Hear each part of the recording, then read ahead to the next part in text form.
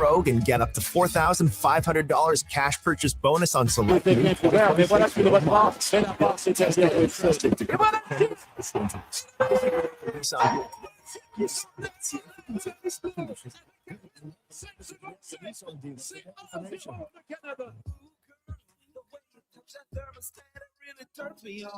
Like a heat exchanger, sensual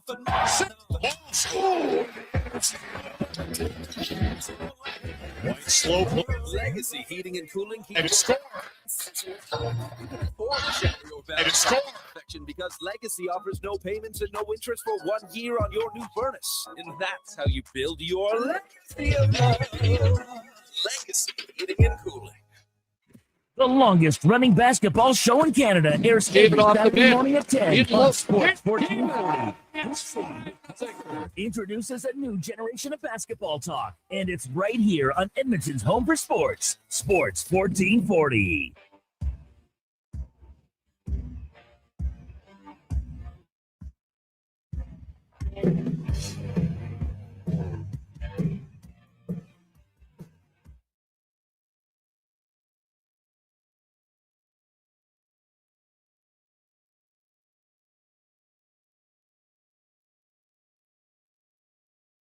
The Jason Gregor Show. White slow plays it. Wall fits up with it. It's inside. It's score. On Sports 1440.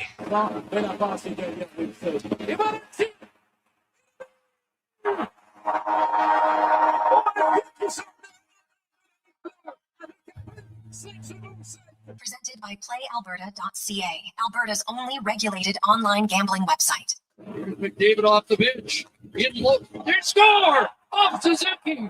On the feed by McDavid. It's 5-0.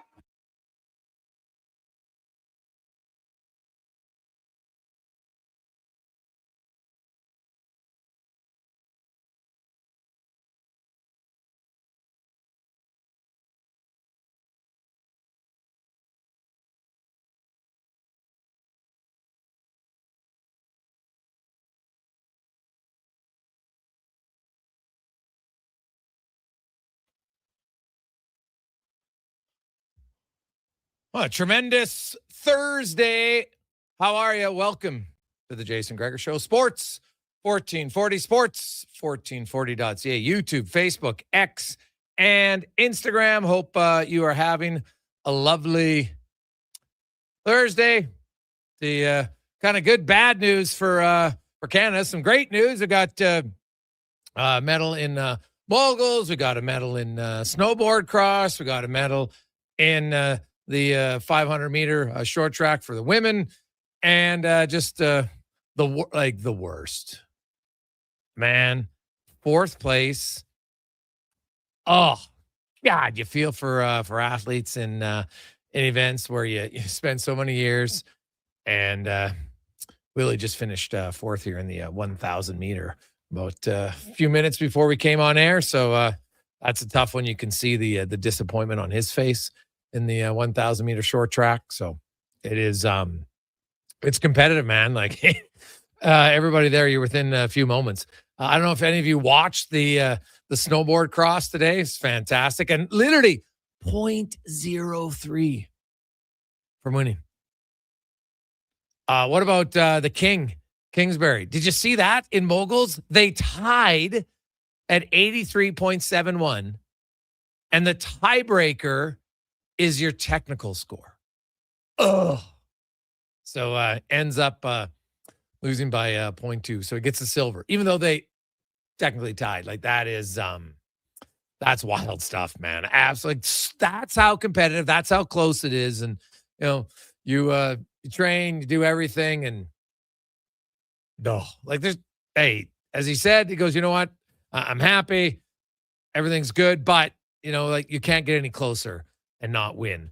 And right now for Canada, it's a little bit of a tough go when it comes to trying to get that elusive gold medal. We have the 9th most medals. We got 7, but can't get a gold yet. So hopefully there's a few coming here. Curling, maybe men's hockey got off to a very good start today. No surprise. Connor McDavid obviously played very well.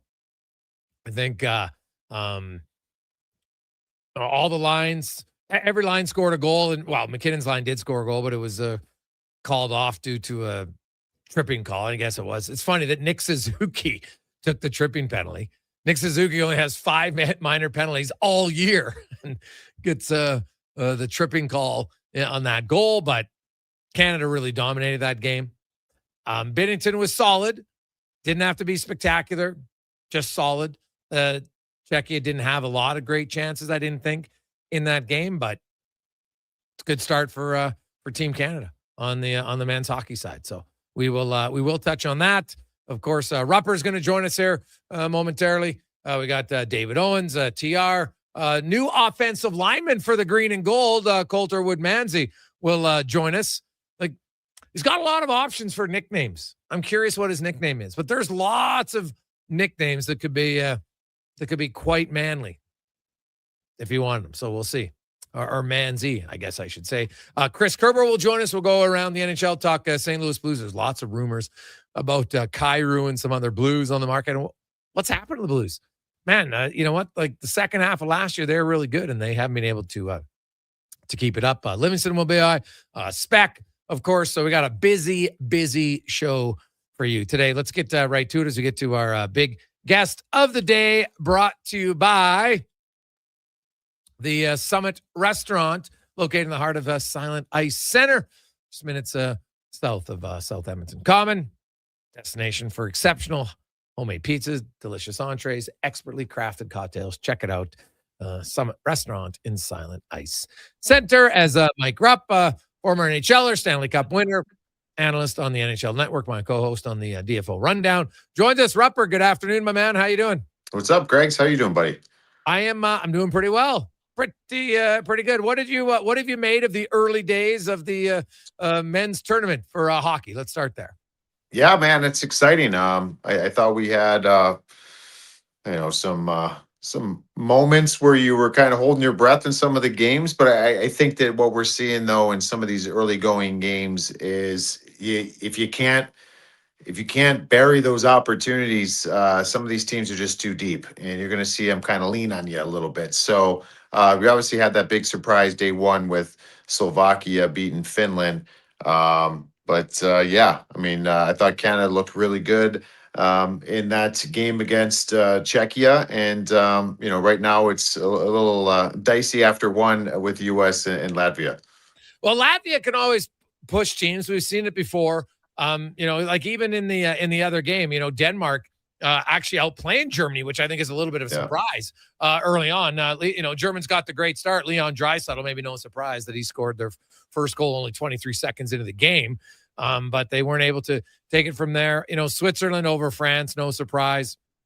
Canada over Czechia, I don't think is much of a surprise. Slovakia, a little bit over Finland, but just because, hey, you got a great goalie performance. And Slavkovsky up front, of course, was great. So I do want to ask you one. When you look at Caulfield and Suzuki and Slavkovsky, Montreal's got 3 young guys right there. They're locked up. You got Hudson on the back end. But when I look at all of them and I still think Slavkovsky's the one who's got the best chance to kind of push him over the top.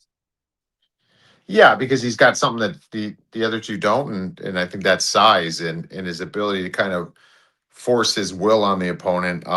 It's funny because, Cole Caulfield's a super smart player, very high level of skill. He's got a great, phenomenal shot. Suzuki's more of that complete player, but Slavkovsky is still coming into his own, and he's having a career year this year for the Montreal Canadiens.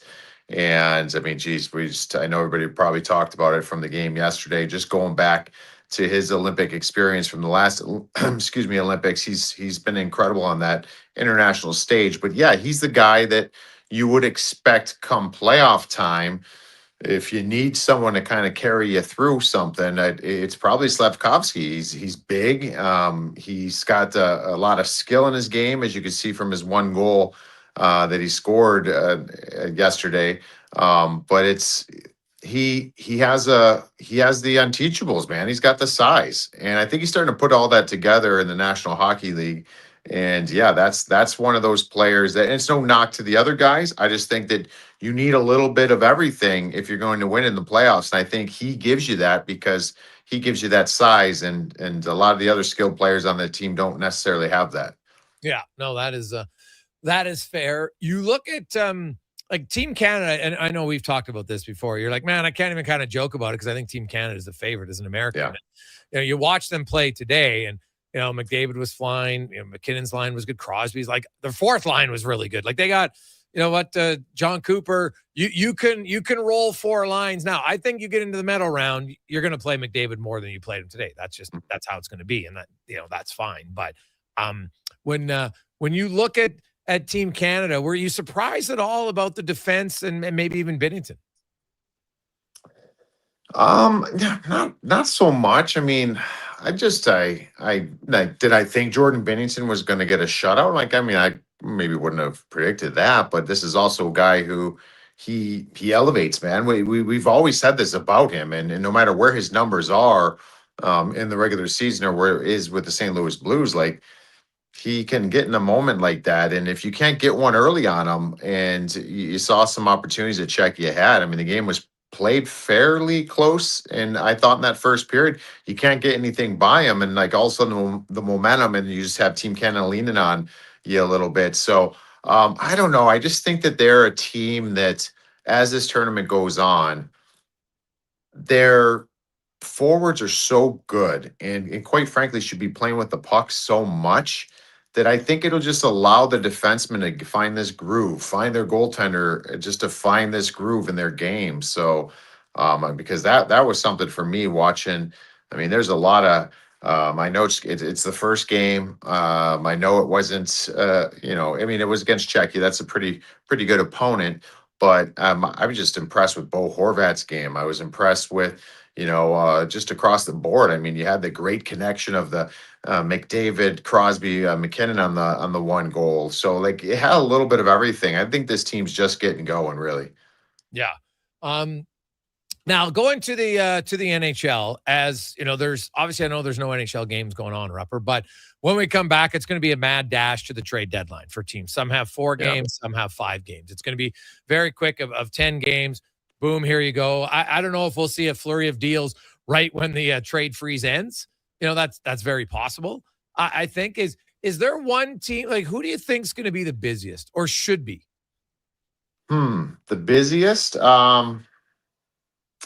I don't know who's going to be the busiest because it just makes us. I think a lot of us believe it's going to be kind of an uneventful deadline because there's been so much that's already happened. I think the one team that I absolutely think is going to make a deal and probably try to make a somewhat significant one, and that's Minnesota. I just think that the Quinn Hughes deal that they got and the fortunes that it's helped this team change and where they are at in the standings, I just think that there's going to be another one. I think they're gonna double down again here, knowing that, quite frankly, without knowing who signed here as far as Quinn Hughes, you can negotiate with him in the summer. Like this, what you know today, this year is the year to go for it. You might have next year, you might have more years to come, but all you know today is this is the year to go for it. And I think they're very happy with where they're at. But I have a feeling that Bill Guerin and company, they want to do more. They want to make sure they kind of double down, like I said. So, I don't know if there's going to be a flurry, a bunch of moves. I just feel like the Minnesota Wild are going to be probably surrounding another big one. Wow, the Minnesota Wild. Do you think they would move their goalie? Yeah, I do. Really? I think it's almost to the level where they have to. They don't really have many other options, I mean, you sit there and you look at this group. I mean, they've got Gustafsson signed through 30-31. Volstad he's the future. He's a goaltender that you took in the first round. Like but you don't really have many other options. So if they share in that sentiment that this is their year to go for it, probably the conversations are around that. And that's a way you can maybe get the deal done that you want. So they're in a good spot in their goaltending department. So I think you got to kind of lean into that a little bit, maybe weaken that in some regards to strengthen other parts of your lineup. If you're the Edmonton Oilers, what do you think's a bigger priority? A second pair right defenseman or a top 6 left winger? Ooh. It's a good one, Greg's. It's a really good one. I don't know. I'm gonna say up front. I just think up front to get that left side, just to get another weapon up there that someone. I mean, this has been a team that they've had things that have worked with the big boys, and it seems like it works for stretches. Then you got to kind of find another thing that works. Like if you can get a little more consistency and just lock one line down and say, hey, this line here is going to be good. We need to kind of fulfill that wing spot in the top 6. I think it can help slot a lot of other guys appropriately, but also give them specific roles and jobs. You know what I mean? Where you're not having. I just think that going down the stretch and into the playoffs, you don't want to have your third line guys, fourth line guys thinking about, man, if I play well, I'll get bumped up here to the second line or bumped up here. No, you have a job to do where you're at, and you might get that. It might just be by chance or just a need for the team. But you understand what I'm saying? When things aren't slotted, I feel like players are chasing higher parts of the lineup instead of doing their job in their current spot. And that's something that I don't think you can have a turnstile door and a revolving door, I should say, in those types of positions. I want to have something stapled down. So I would say left wing. I think I would strongly agree with you. Then Ryan Nugent-Hopkins can be my third line center baseman. And you know what? I think depth down the middle is definitely a great thing to have in the playoffs. Now, you still have, flexibility. If you want to have Draisaitl, McDavid, and Hyman for the last 5 minutes of a game, okay, we still got a pretty good second line guy for a short period of time in Nugent-Hopkins. But I think long term, if he's your 3C, that's a good issue. The St. Louis Blues, there's lots of rumors going around about the St. Louis Blues. And do you think teams, if they see Binnington and he plays well again at the Olympics, even though he sucked in the calendar year between Four Nations and the Olympics, do you think a GM would be like, well, you know what?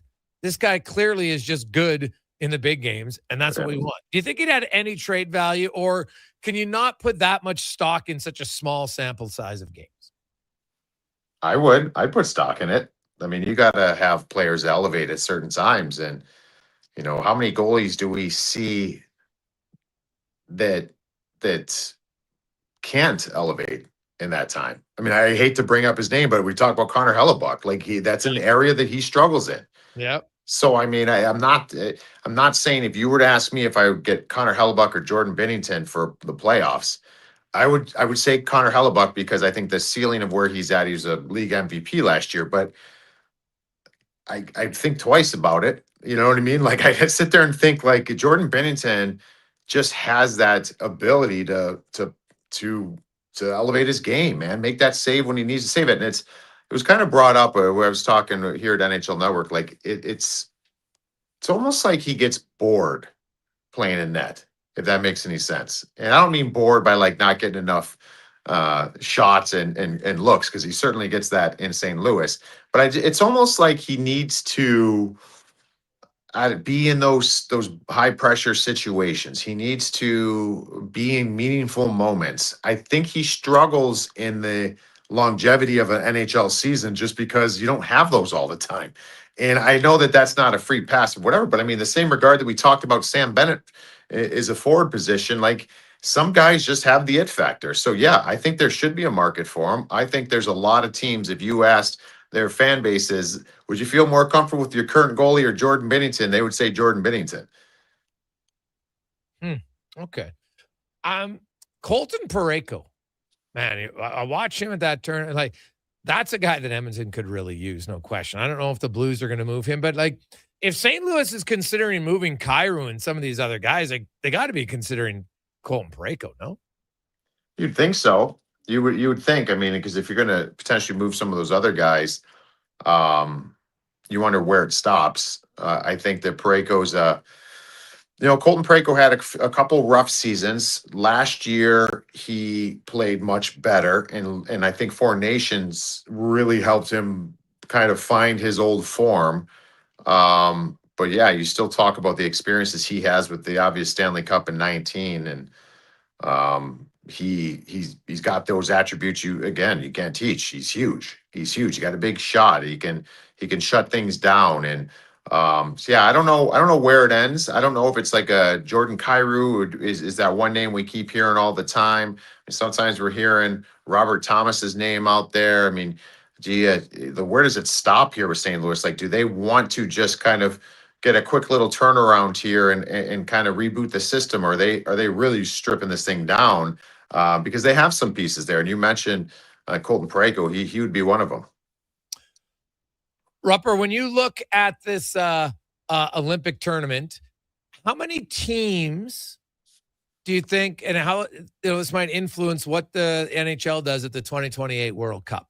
Right, like let's say in a perfect world, and hopefully the war's over, because that means, you know what, there's a little bit more sanity. So then Russia would be part of it. Obviously, Canada, US, Sweden, Finland, those are 4 teams. I think Czechia is 5. Let's pretend that the war's over. So then Russia's 6. Do you get to 8? And if you do, is it Slovakia? Is it Germany? How do you think they're going to decide? Or do you think they might have a Team Europe that has most of, the other NHL players who maybe, because like Germany doesn't have enough NHL players. Denmark doesn't have enough NHL players, right? These other countries don't. Do you think they would go with the Team Europe again? I thought that was really cool when they had that at the World Cup. What was that back in? What year was that? 16, 17? When was that? Back in the World Cup, it was 2016. Yeah, 16. It was that was fun, but I just feel like if you. Yeah, I don't know. I don't know if I like that or not. Just moving forward, I think that you just gotta. I think you named those 6, and if you can go like, Slovakia, and maybe it is a Germany. I don't know if you have some sort of sort of thing set up where soccer has that, where you get kind of relegated and someone else move in. I don't know how you'd set that all up, but it's. I think that would be. I'd like to see the 8. I'd like to see 8 teams in there, and I don't know if that 7 and 8 are going to be a significant drop off from the other 6, but I think the plan is to get as much as you can into this. So I don't know. I think that you're going to have lots of decisions based off of what this tournament looks like as far as the Olympics and where these countries are at, but. I don't know. It'd be tough because, like, if you sat there for a World Cup and you put some sort of Team Europe together, and what if that team really thrived and did pretty well? Then it's kind of, I don't know. It feels like it kind of messed up the whole plan of the tournament to begin with. But I don't know. As long as we have some competitive hockey in these Olympics, I'd like to see it get to 8 teams.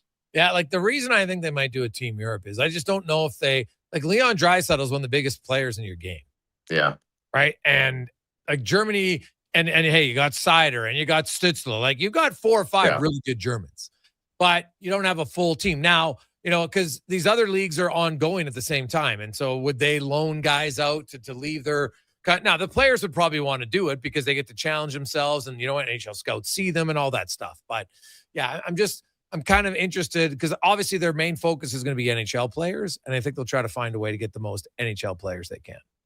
Yeah, I like Team Switzerland too. So I mean, you've got some options as far as what some of these teams can look like. But you bring up a great point. Like it's different because of just not being able to have a full roster of NHL players for some of these countries. So I don't know. It's something that I'm sure they're keeping track of during this.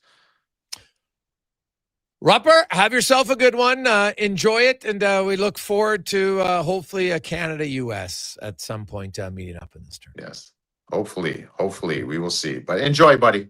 Yeah. Well, are you nervous yet about that? A little nervous. I've already hedged my emotions, and I picked Canada, so it's a win-win for me. It's a win-win. Either I know what I'm talking about, or my soul is absolutely happy. So either way, I win. All right, there you go. Okay. Now, here's a fun one. Do you think there's any player from the NHL who's playing in the Olympics who will be traded? Ooh. Like is Vinny I think Vinny Trocheck is a definitely a good candidate, but do you think he gets moved? Yeah. Yeah, I think Vinny Trocheck would be the one off the top of our heads. Like that would be the big one. I think to get moved. Other than that, yeah, I don't know. I'd have to really think long and hard. But he's the one I think for sure. Yeah, for sure. Okay, I would agree with you on that one. Rupper, we will chat with you next week. Have a good one. Awesome, buddy. Enjoy. There you go. That is Mike Rupp from the NHL Network. And, we got a lot of texts coming in because I put a tweet out earlier and it illustrates some people may don't understand it. So we'll get into that when we return. Update you on the hockey scores. Some more. A good day for Canada. A little bit of a heartbreaking day for Canada. We'll get to that when we return on the Gregor Show presented by PlayAlberta.ca. Sports season is underway. The JPHL offers elite athletic and academic opportunities across multiple AAA divisions. With over 55 teams, the JPHL is redefining the family experience by making elite hockey financially accessible. All games are broadcast live on Silent Ice TV, featuring a showcase-style schedule and competitive matchups. Learn why the JPHL is Western Canada's fastest-growing elite hockey development stream at juniorprospectshockeyleague.com. Ooh, girl, the way you touch that thermostat, it really turns me on. Like a heat exchanger, sensual phenomenon.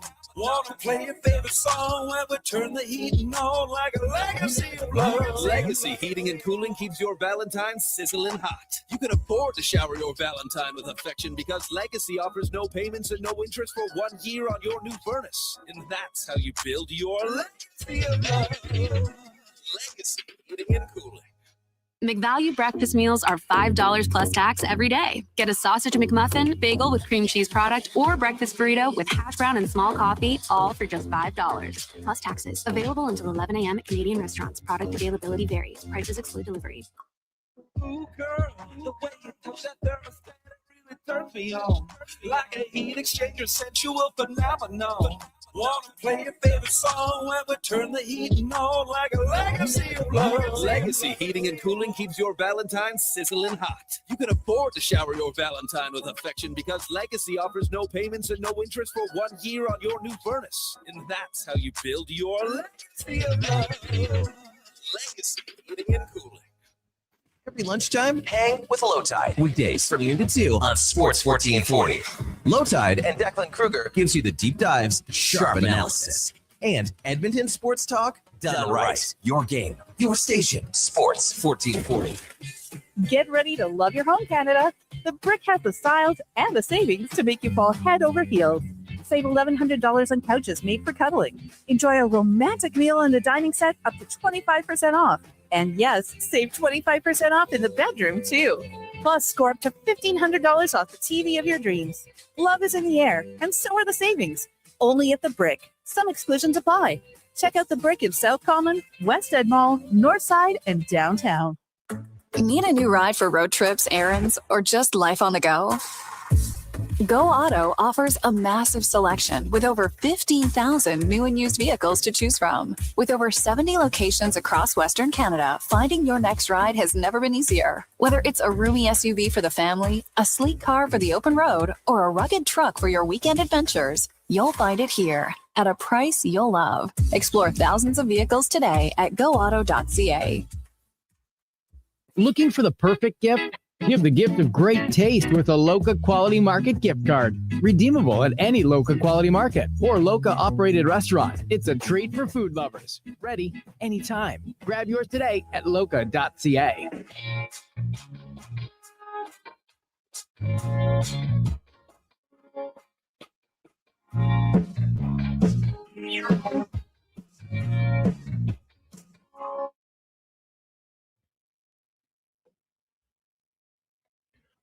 Portions of this hour brought to you by Crystal Glass, your clear choice for residential windows, locally manufactured and installed. Crystal Glass provides a beautiful product and incredible customer services for all of your residential needs. Call 310 Glass or visit crystalglass.ca for a quote. The Jason Gregor Show, the best of Edmonton sports talk and beyond. This is Sports 1440. Presented by PlayAlberta.ca, Alberta's only regulated online gambling website.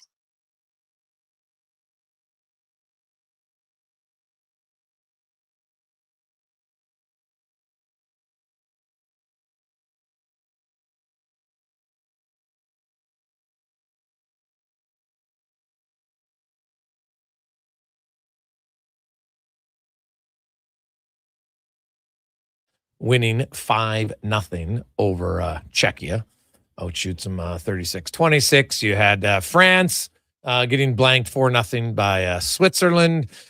Germany is leading Denmark 3-1. Leon Draisaitl has a goal and an assist in that one. And the United States is leading Latvia 2-1 midway through the second. Both those last two games are midway through the second period. Earlier today in women's hockey, Canada, no surprise, I don't think, bounces back and gets a big win over Finland, really kind of in control that entire game, which I don't think anybody was surprised by.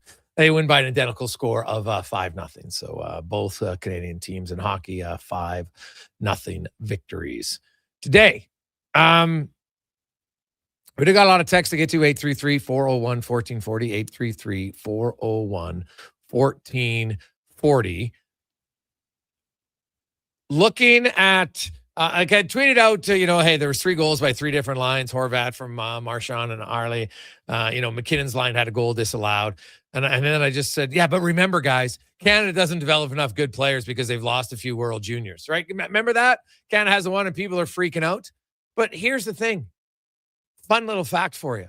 From 2010 to 2017, do you know how many golds Canada won at the World Juniors, Connor Halley? 1. Okay, they won 1. Now, 2010 to 2017, which age group of players is that? Mainly a lot of the guys who are on the Olympic team right now. Obviously not Macklin Celebrini. He's a little bit younger. But most of the other ones. Right? So, yes, Canada hasn't won. They didn't win the gold medal this past year. But you want to know a big reason why? Because many of Canada's best players were in the NHL. Celebrini, Schaefer, Stenicky, Dickinson, Kindle, Catton. Think about that. That would have been your 3 defensemen and guys who could probably all be on your top 6 forwards at the World Juniors. You don't think that would have made Canada better? So that's why, if you want to say, hey, I want Canada to win the World Juniors, 100%, it makes sense. But if you say when Canada loses, oh my God, this means we're not developing players, we're falling behind. How can you say that when you've got 6 players who are eligible, who are in the NHL? No other country even had 1. Like, come on. That's why any suggestion that Canada still isn't the top dog, come on. Now, guess what? In the Olympics, in a 1-gamer, anything can happen. So it's not a guarantee Canada wins. But because development means you have a big pool and you have lots to choose from.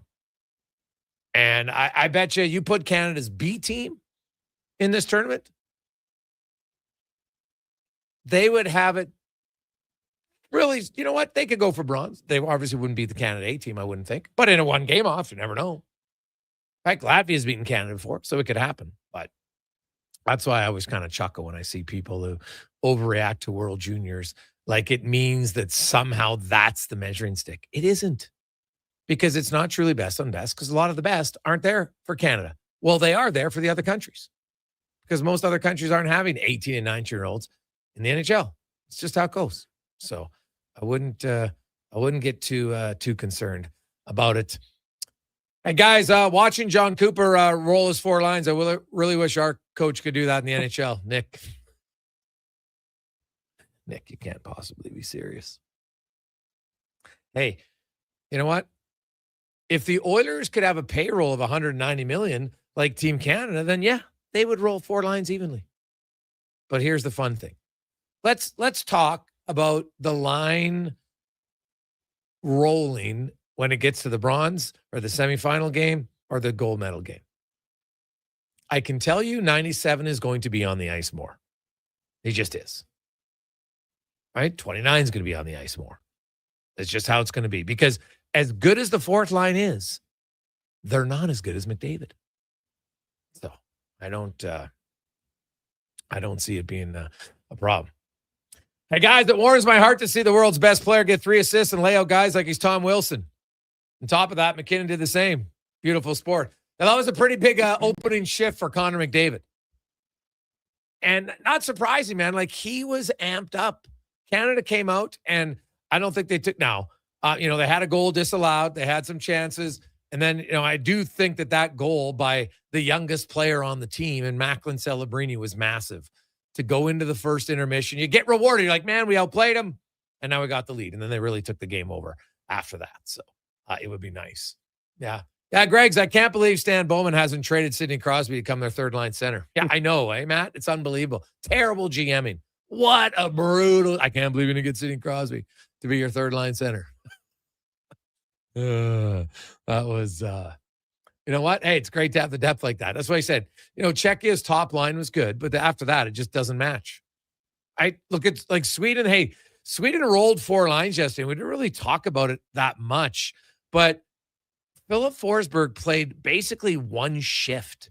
He played 1 minute and 7 seconds. Now, they have 13 forwards, right? And they rolled their 4 lines fairly even in a game, again, over Italy. But Oliver Ekman-Larsson, like, I'm telling you, man, like, that Swedish coach, you're up over Italy 5-2, and you have Oliver Ekman-Larsson literally sit on the bench the entire game. And not even play one shift. Not one. Like, I don't know, man. And oh, by the way, while you say that he rolled the 4 lines, I'm going to give you the numbers.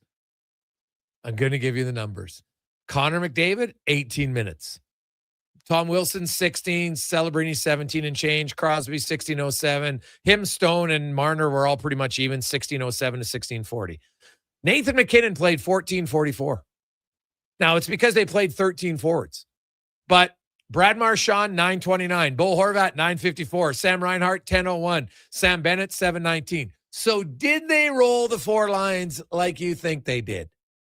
Even with all-stars in their bottom 6, guess what? They didn't play that much. Now, they played 13 forwards. Do I think they're going to do that all the time? I don't know. Now, the other news, and we'll find out, I haven't seen anything, Connor. I don't know if you've seen it on Josh Morrissey, because he left the game. He only played 7 minutes, and they had 7 defensemen dressed. So Shea Theodore ends up playing, 15 minutes in that game. Thomas Harley actually logged the most minutes of any Team Canada defenseman, any player, at 20:35. And next highest was Devon Toews, 19:08. Drew Doughty, 18:59. Cale Makar, 18:51.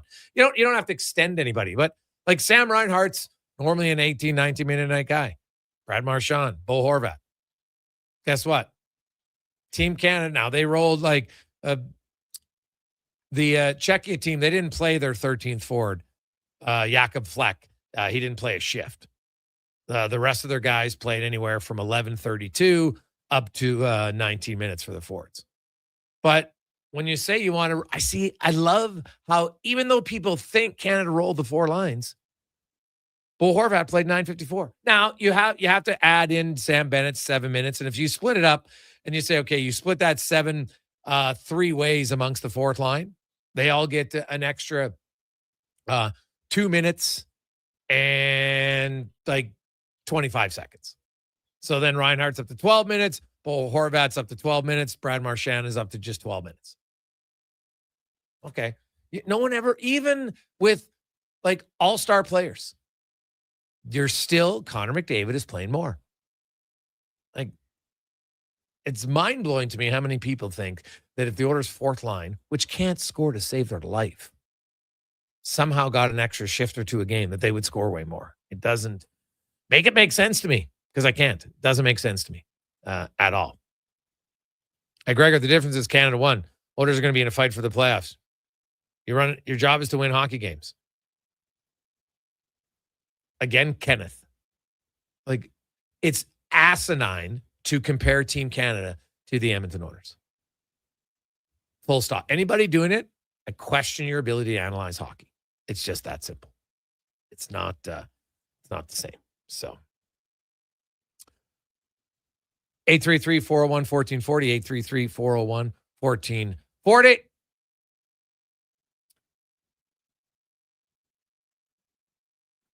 Hey, guys, I wanted to see how Cooper would roll the lines just to see how it would be done with the team of superstars. Yeah, well, he rolled the lines, and he still had a difference between his first line and his 4th line. It's not new. right? You can look at John Cooper in the regular season, right? He's got 11 guys, 11 forwards with over 12 minutes. So do the Edmonton Oilers. Right? Now, when Big Curtis Douglas plays for Tampa Bay, he plays like 7 minutes a night. Right? The lowest forward on the Oilers is Curtis Lazar, and he plays just under 9. Right? And that's how it is for lots of teams. This is not, you can go read the article. And I only did now. Sure, I could go look at all the East teams, but it takes me 2 seconds to look it up. It's not hard. Like, I just think people are looking for excuses. Matthias Janmark's played 12 minutes. He has 1 goal. You want to play him more minutes? Why? Honestly, I could make an argument for him playing fewer, to be honest. Right, Trent Frederick. Trent Frederick started the year, got the chance to play with McDavid. Then he got to play the position he wanted at center, and he scored in his 4th game of the season. Don't tell me the coach didn't help him have confidence.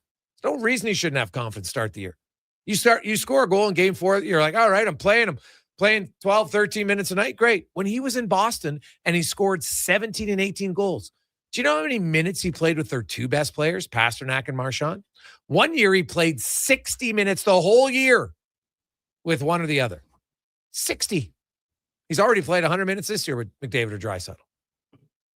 The other year he played 120 minutes. So don't tell me that he needed to play with the best players to be a 17 or 18 goal scorer. No, he played better.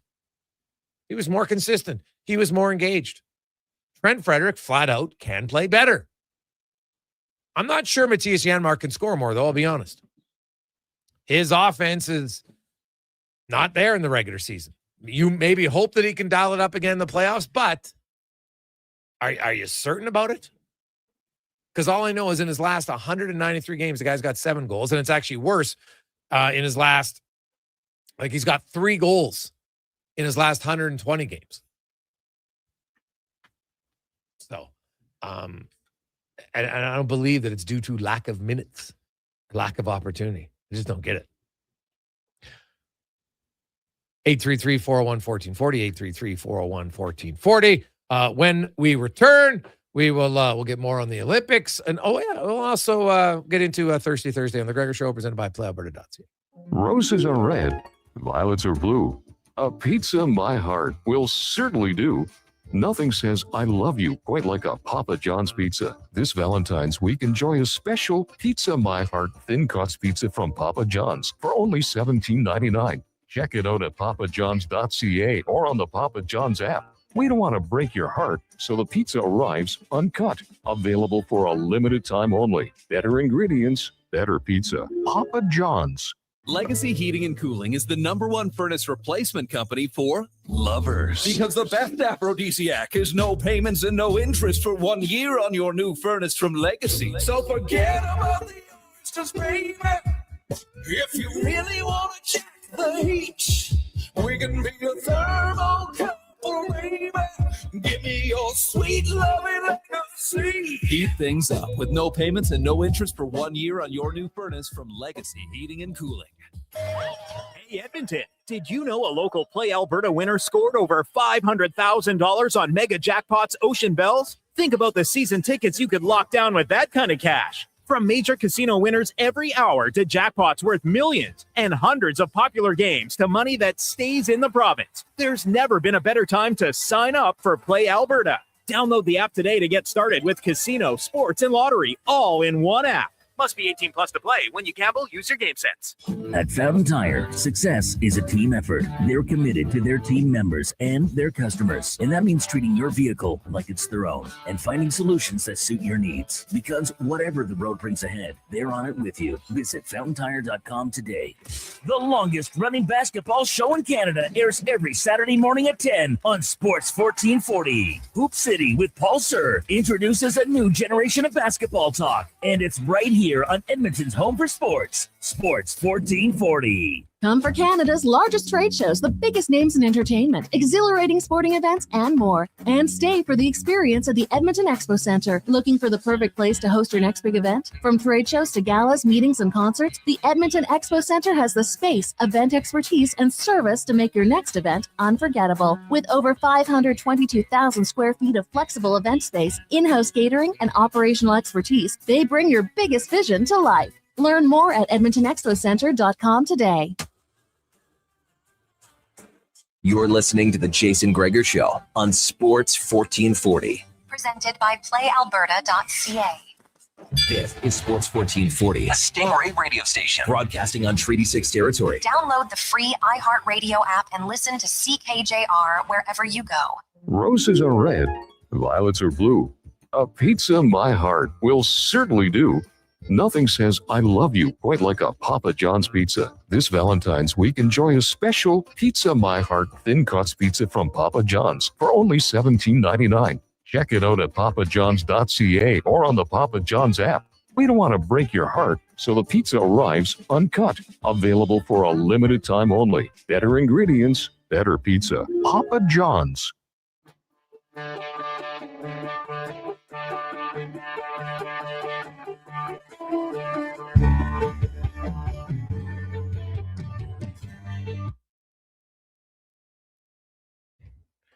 Portions of this hour brought to you by Japa Machinery. Japa is digging deep on their 50-year history of supporting Alberta's construction industry with their line of special edition blackout excavators. Visit japamachinery.com for all the details. This is Sports 1440, where Edmonton talks sports. On YouTube, Facebook, and X. Here's Jason Gregor. Brought to you by playalberta.ca.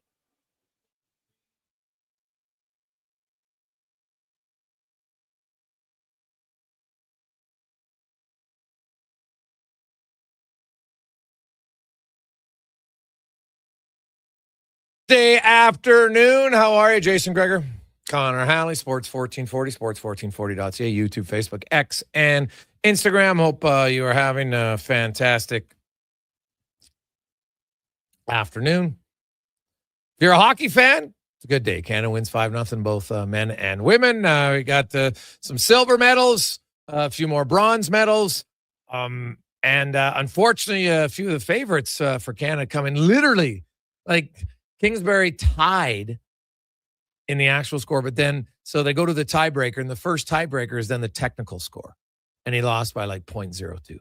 So he goes from because they have ties in other, but not here. So no tie, and he gets the silver. In snowboard cross, Canada very close gets a silver. Like by 0.03 seconds, which is, man, that was a tough one. Now, Elliot Grodin, that was, buddy, like I said it earlier, like I think ski cross and snowboard cross might be my favorite one to watch. Like it's a little bit nerve wracking. Like you watch it, it's almost like those guys they're on the edge of wiping out on every turn. They're going so fast.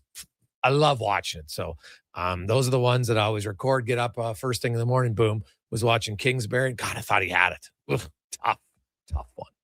Let's get to Thirsty Thursday now, brought to you by Brook Liquor. 2 locations, Southeast on 50th Street, 92nd Avenue, and the original location, 118th Ave and St. Albert Trail. If you're looking for beer, cocktails, wine, or anything non-alcoholic, they have all the selection and the best anywhere in the country, anywhere in the world, really. If you're looking for different beers, different cocktails, different wines, they'll bring it all in at Sherbrooke Liquor. David Owens joins us once again. David, how you doing, man? I'm doing fantastic, man. How you doing today? Good. Are you an early riser? I typically am pretty decent, but I was up a little bit earlier, so I caught most of the women's game today and caught all the men's work from home this morning. So. Laptop in front, TV up in front of that, and it was great to get some hockey in the morning. Good. Now, do you watch other sports? I do. I just haven't had a chance to today on that kind of stuff, so I'll catch up on all the highlights and stuff later on. I'll watch all the yeah, totally, and then I'm stoked. Like the ski cross, the snowboard cross is amazing. All the speed skating is anything where you got those two people. or competing out there at the same time is insane, I think. So well, the new one really with the kind of the duel that Kingsbury is going to do, where you could, like, you're racing side by side like that. Yeah. Anytime it's I get that there's time. Obviously you can't have everybody go downhill at one time. That would be kamikaze suicide, of course. But there is just something a little bit more exciting when it's like, oh my God, everybody's together. And like, we're just watching short track speed skating. Like it is, you talk a centimeter difference here or there, you hit a blade. And I was watching, there was some epic white boats in the snowboard cross today. So it was a lot of fun. So what are we trying today? So this is I'm really excited about today. There's some great stuff here. So Olympics are on, right? Yeah. Hockey is now well underway. We're excited about that. And so Team Canada, we like to get going. And what a better opportunity with Team Canada playing to support your Canadian Brewers. Yeah. So we're doing that today, but we're here in Edmonton. Mm-hmm. And of course, some of us might be secretly cheering for Leon and the Germans, particularly when they play the Americans, I think, and so forth. So we've got all Canadian beers, but based with German roots. So these are all German style beers. German beers made here in Canada. So you can be drinking Canadian beers, but secretly giving a thumbs up to Leon and Team Germany for their stuff. Okay. So we're starting, and all these are pretty the never-ending German Pilsner. Small Gods Brewing. These guys are in Sydney, British Columbia. This is like almost clear. Almost clear. Like I almost see through that. And so German Pils, these are all about lean, snappy, dry, bitter in a clean, elegant way, right? So these are 100% Barkey heritage malt from northern Germany in this beer, and it's just clean malt, matters, super clean, crisp, biscuity. Oh man, that's the beer that you want when it's a really hot day, right? Like that is really cold too. Are they? Is this one better cold? Yeah. Okay. I drink these ones cold for sure. These are but that's what's beautiful about these like really fantastic German beers is they're so clean. I mean, they've got it's very clean. No aftertaste, nothing. They've perfected the malting. They've been practicing for hundreds of years, right? This is so great. So Small Gods out in Sydney, they've been really coming along, and they're making some high quality, amazing beers in all their styles along the way. So great brew to take a look out for sure. I like that one. That for anybody, if you're like a lager, you like a light, just crisp beer. Yeah. Like I don't know if Stretty could handle that because it probably tastes better than what he drinks. Better than his. Very good. Yeah, very good. So now, just for the name, I'm intrigued. The name of the beer is Wolf Blood.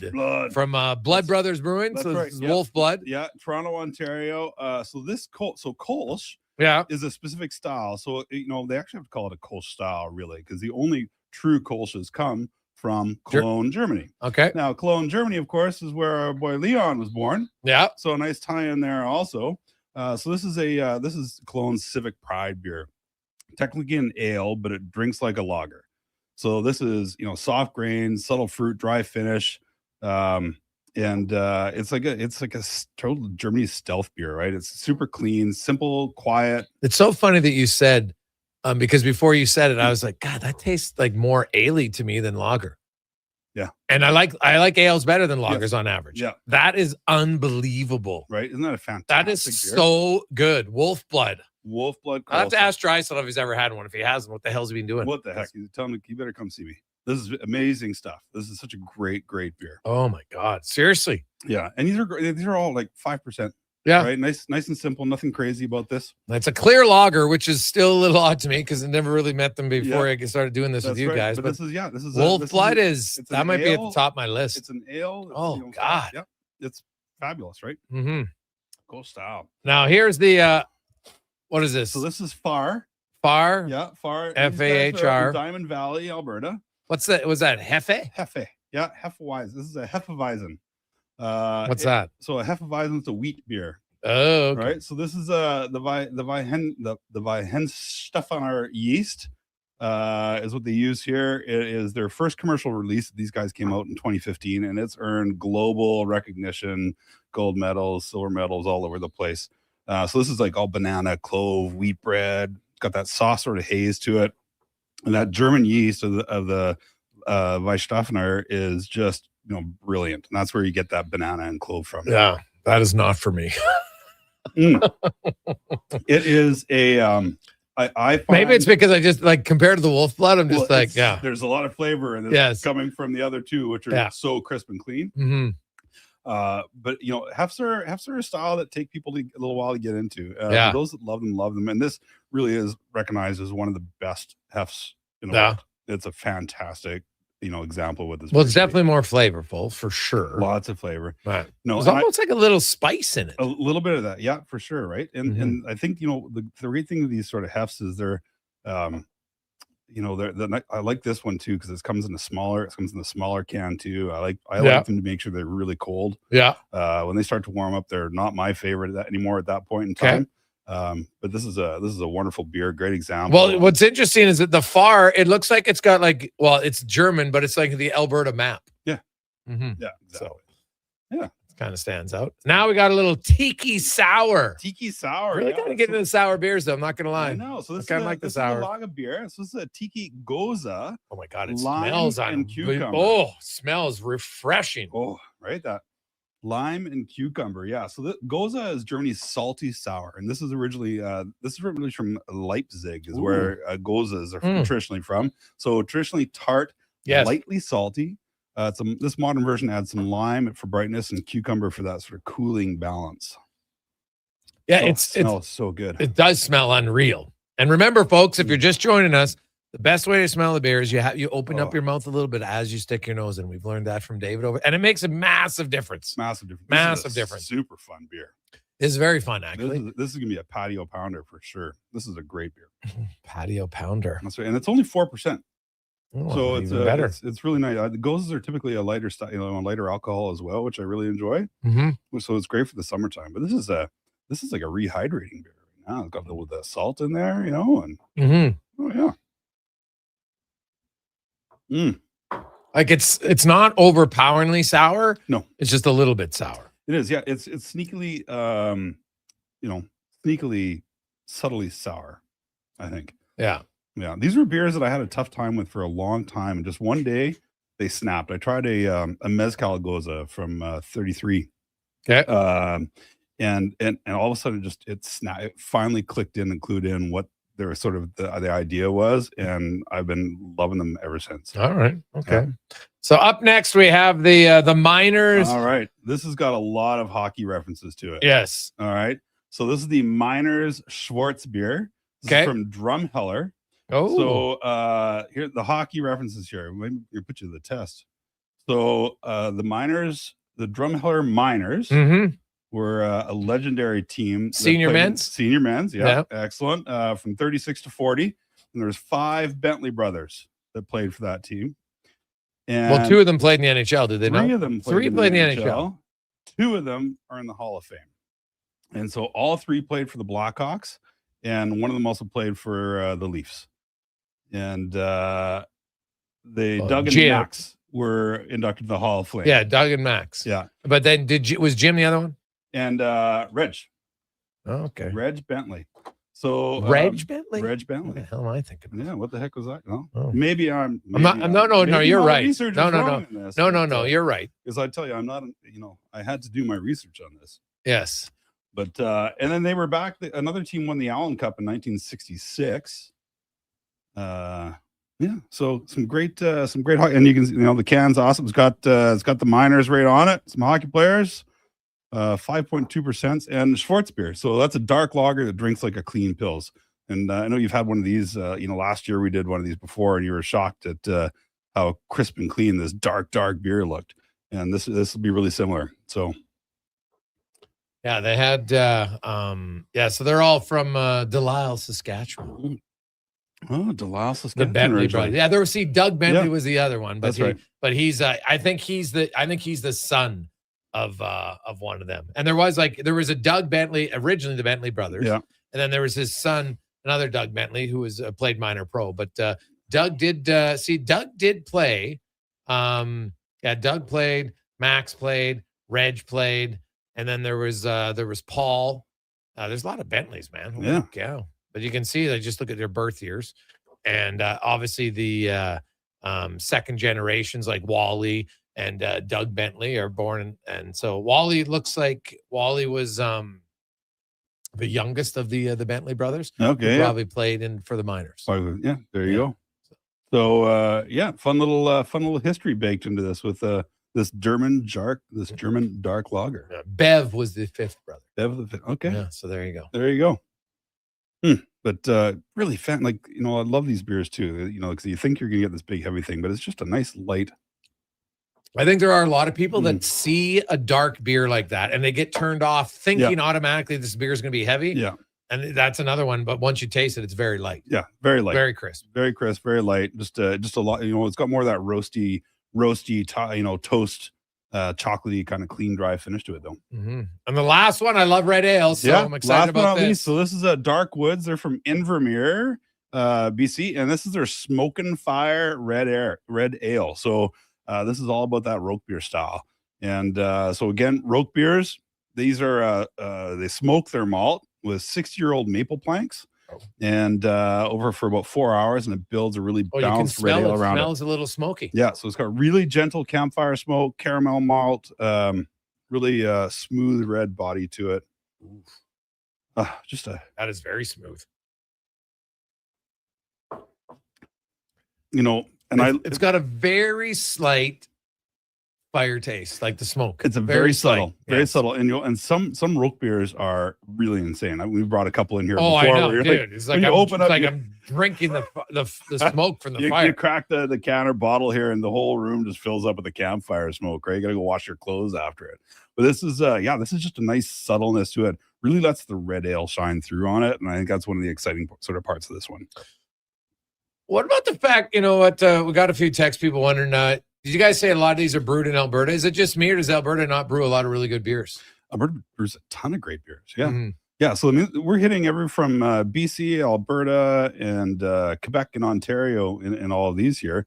But Alberta's got a ton of fantastic beers. And some of these breweries that are doing some of the best beers are actually from some of the small communities and just killing it out there. So get into it. We've got when you come into our stores, there's a whole just Alberta section in both locations where you can just explore all Alberta beers, really support the local, economy and the local brewers here right now. And, it's a tough market and lots of competition in it, obviously. So, anytime we can support the local guys, we sure want to. Well, I like it. And the Smokin' Fire beer is very good, but Wolf Blood, I'm telling you, the clear lager today, that's the big winner for me. There you go. That's beer is unreal. I love the can too, but Wolf Blood Coles from Blood Brothers. Yeah, you can get it at both locations. Both locations. Yeah, everything should be at both stores, ready to go right now. I recommend that. Well, the sour one was very good too. Obviously, the Far, as you mentioned.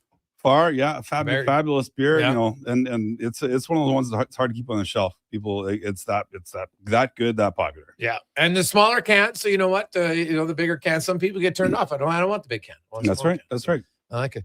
Well, Dave, enjoy the week. Next week we'll probably be playoffs in the men's hockey program, so it should be a lot of fun. Yeah, I'll call in. I'm gonna be out in the island, so I think we'll do some island flavor tasting maybe next week. We'll see how it goes. Oh, okay. Yeah. All right. There you go. Let's get to Connor Halley and a sports 1440 update brought to you by Legacy Heating and Cooling, where the rates never change. No overtime charges. That's how you build a legacy at legacyheating.ca. The Sports 1440 update. Decent little day for Canada. The Winter Games in Italy. They added 3 more medals to their haul on day 6. 2 silvers on the hill and a bronze on the short track oval. In Milan, snowboarder Elliot Grondin finished second in the snowboard cross. Mikhail Kingsbury picked up a silver in moguls on the short track oval. Courtney Sorrow finished third, picking up the bronze in the women's 500 meter. For the hockey programs, great day. The men beating the Czechs 5-0 that night. They now turn their attention to the Swiss tomorrow at 1:10. The women get past Finland 5-0. They'll take on the Germans on Saturday. In the association, just 3 games tonight. Bucks, Thunder, Jazz, host the Blazers, and the Mavericks in Los Angeles to take on the Lakers. The Hamilton Tiger captains signed veteran receivers Curly Gittins Jr. and Shamar Bridges, both for this weekend free agents on Tuesday. Gittins Jr. spending the last 2 seasons in Edmonton. And in the AJ, Canmore hosting Calgary at 7. Coming up in hour 2 of the Jason Gregor Show, we'll be joined by our co-host, former NHL'er Terry Ryan, new Elks offensive lineman Colter Woodmansey, and we'll speed things up in the Cantor Racing Report with Colin Livingston. I'm Connor Halley. This has been a Sports 1440 update. It's Sports 1440, a Stingray radio station broadcasting on Treaty 6 territory. Download the free iHeartRadio app and listen to CKJR wherever you go. Ooh, girl, the way you touch that thermostat, it really turns me on. Like a heat exchanger, sensual phenomenon.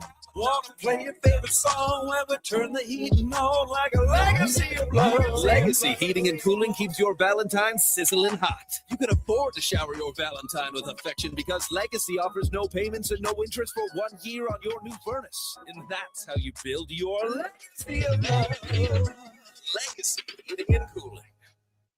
And that's another goal. You know what would be even better than winning gold? Okay, I'll bite. Winning a gold medal made of Wilhock beef jerky. Athletes do get hungry, and they could use a snack on the podium. I think I'll start a petition. Really? No. Now pass the Wilhock and turn up the games. For a truly Canadian snack to cheer on our truly Canadian athletes, you need Wilhock beef jerky, made with Alberta pride right here in Leduc. Zoinks! It's like a totally Great Dane Family Day Oil Kings game. Monday afternoon, Edmonton looks to foil the schemes of the Lethbridge Hurricanes because it's Scooby-Doo Family Day at Rogers Place. Your Oil Kings suit up in specialty jerseys right out of the mystery machine. They'll be auctioned and raffled off in support of the Edmonton Oil Kings Education Association. And Calmont Kids food combos are just $10 or less. Jinkies, that's better value than a box of Scooby snacks. Oil Kings Scooby-Doo Family Day game, Monday at 2. Great seats at Rogers Place start at only $20 Let's at see how it goes. allkings.ca. All right. Well, get ready for a silly hockey fans. Your partner in power just skated onto the ice. EWEL.ca, the new e-commerce website for electrical wholesalers Edmonton, is ready for the Power Play 24/7 365. UL skates to where the puck will be in 5 years. Now that's forward thinking. Killer selection, slamming products from the best brands, and legendary service. Don't sit on the bench. Get your account today at ewell.ca and win that project. Plug into your partner in power. Get an EWEL.ca account today. Debt can take over your life. The stress, the constant worry, it can feel like you're drowning. When people come to see me, they're often anxious and feeling hopeless. But when I explain how I can help them get out of debt, those feelings melt away. I'm Parveen Middleton, licensed insolvency trustee at BDO here in Edmonton. I will create a personalized debt relief plan so you can move forward with confidence. Call 1-833-BDO-TALK or visit bdodebt.ca to discover your debt-free future. Whoa, I gotta put some money on the game tonight. We hit our monthly budget. Whoa, how did you get in here? I'm you, the responsible you. We're right.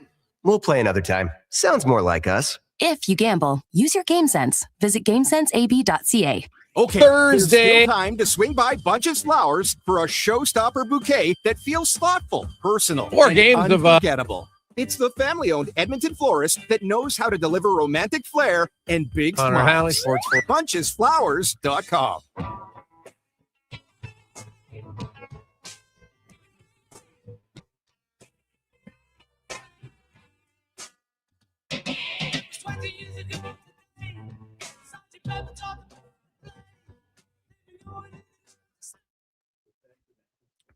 Portions of this hour brought to you by Leading Edge Physio. We treat pain and injuries head to toe and some other issues that might surprise you, like incontinence, vertigo, neuropathy, and cognitive issues. We invest in the technology, techniques, skills, and people that know how and what to fix. Life shouldn't hurt. LeadingEdgePhysio.com.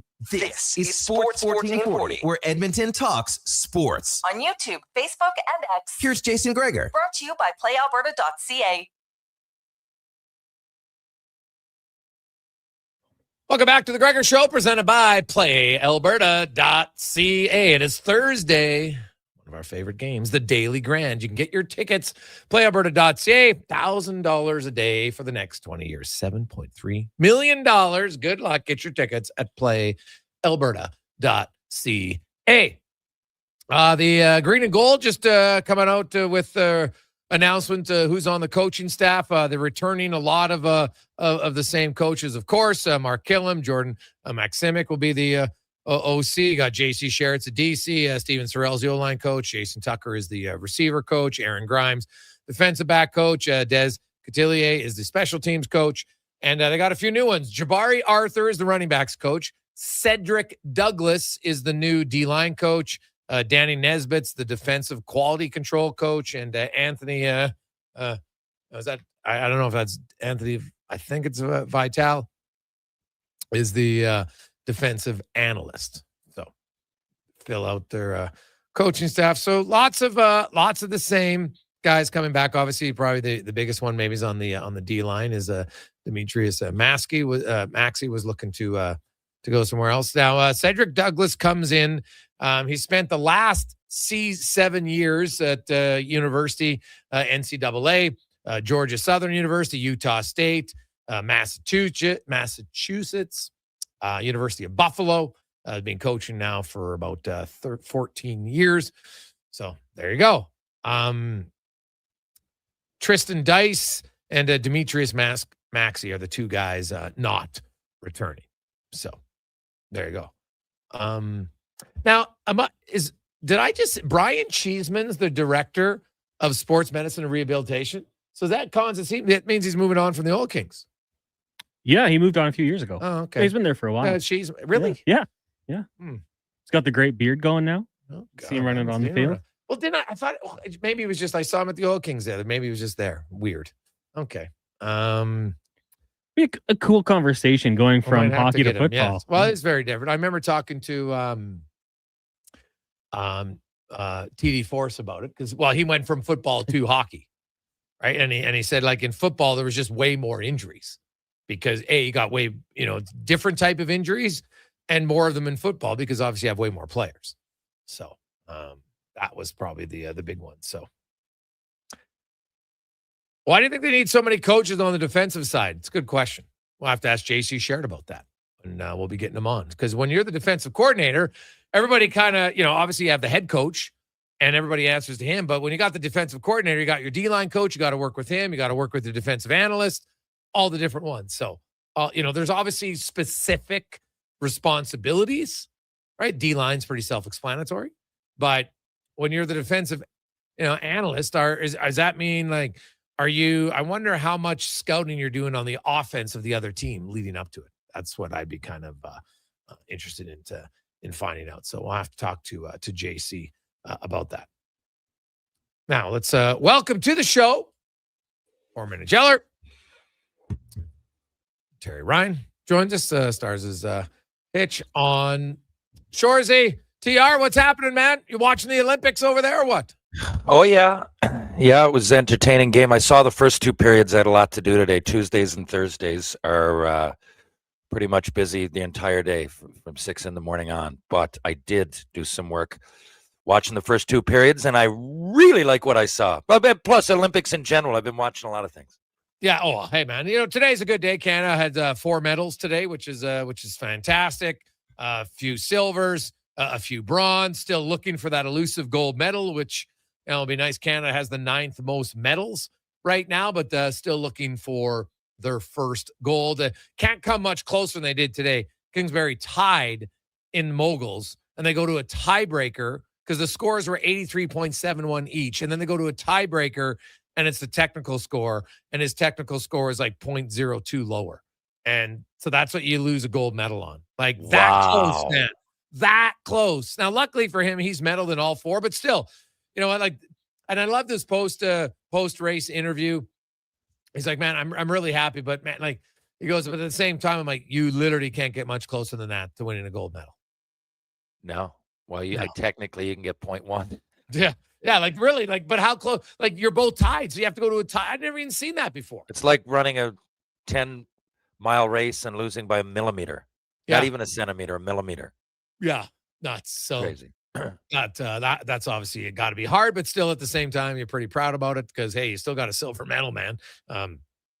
Second best in your discipline in the entire planet. So that's a pretty good thing. What did you make of Canada today? And I thought Binnington was solid. Like if David Camp had any hands, he might have scored there. Oh my goodness. But other than that, Canada didn't really give up a ton of grade A chances. Binnington was just solid. I didn't think he was spectacular. First of all, I get a question. I don't know the dimensions. They said a bit smaller. It looked a lot smaller to me. Am I wrong? How the arena? No, it's only a few feet shorter. A few feet. Okay. It looks like it's behind the net. the difference was because the rinks are smaller, the camera's closer. And I felt that they zoomed in a little bit more on the ice. That makes sense. There was something a little off. And then when I'd look at big picture, I'm like, no one else is talking about it. And this kind of looks like the zone, but when it pull back, maybe that's it. And I'm used to seeing international hockey on the huge rink.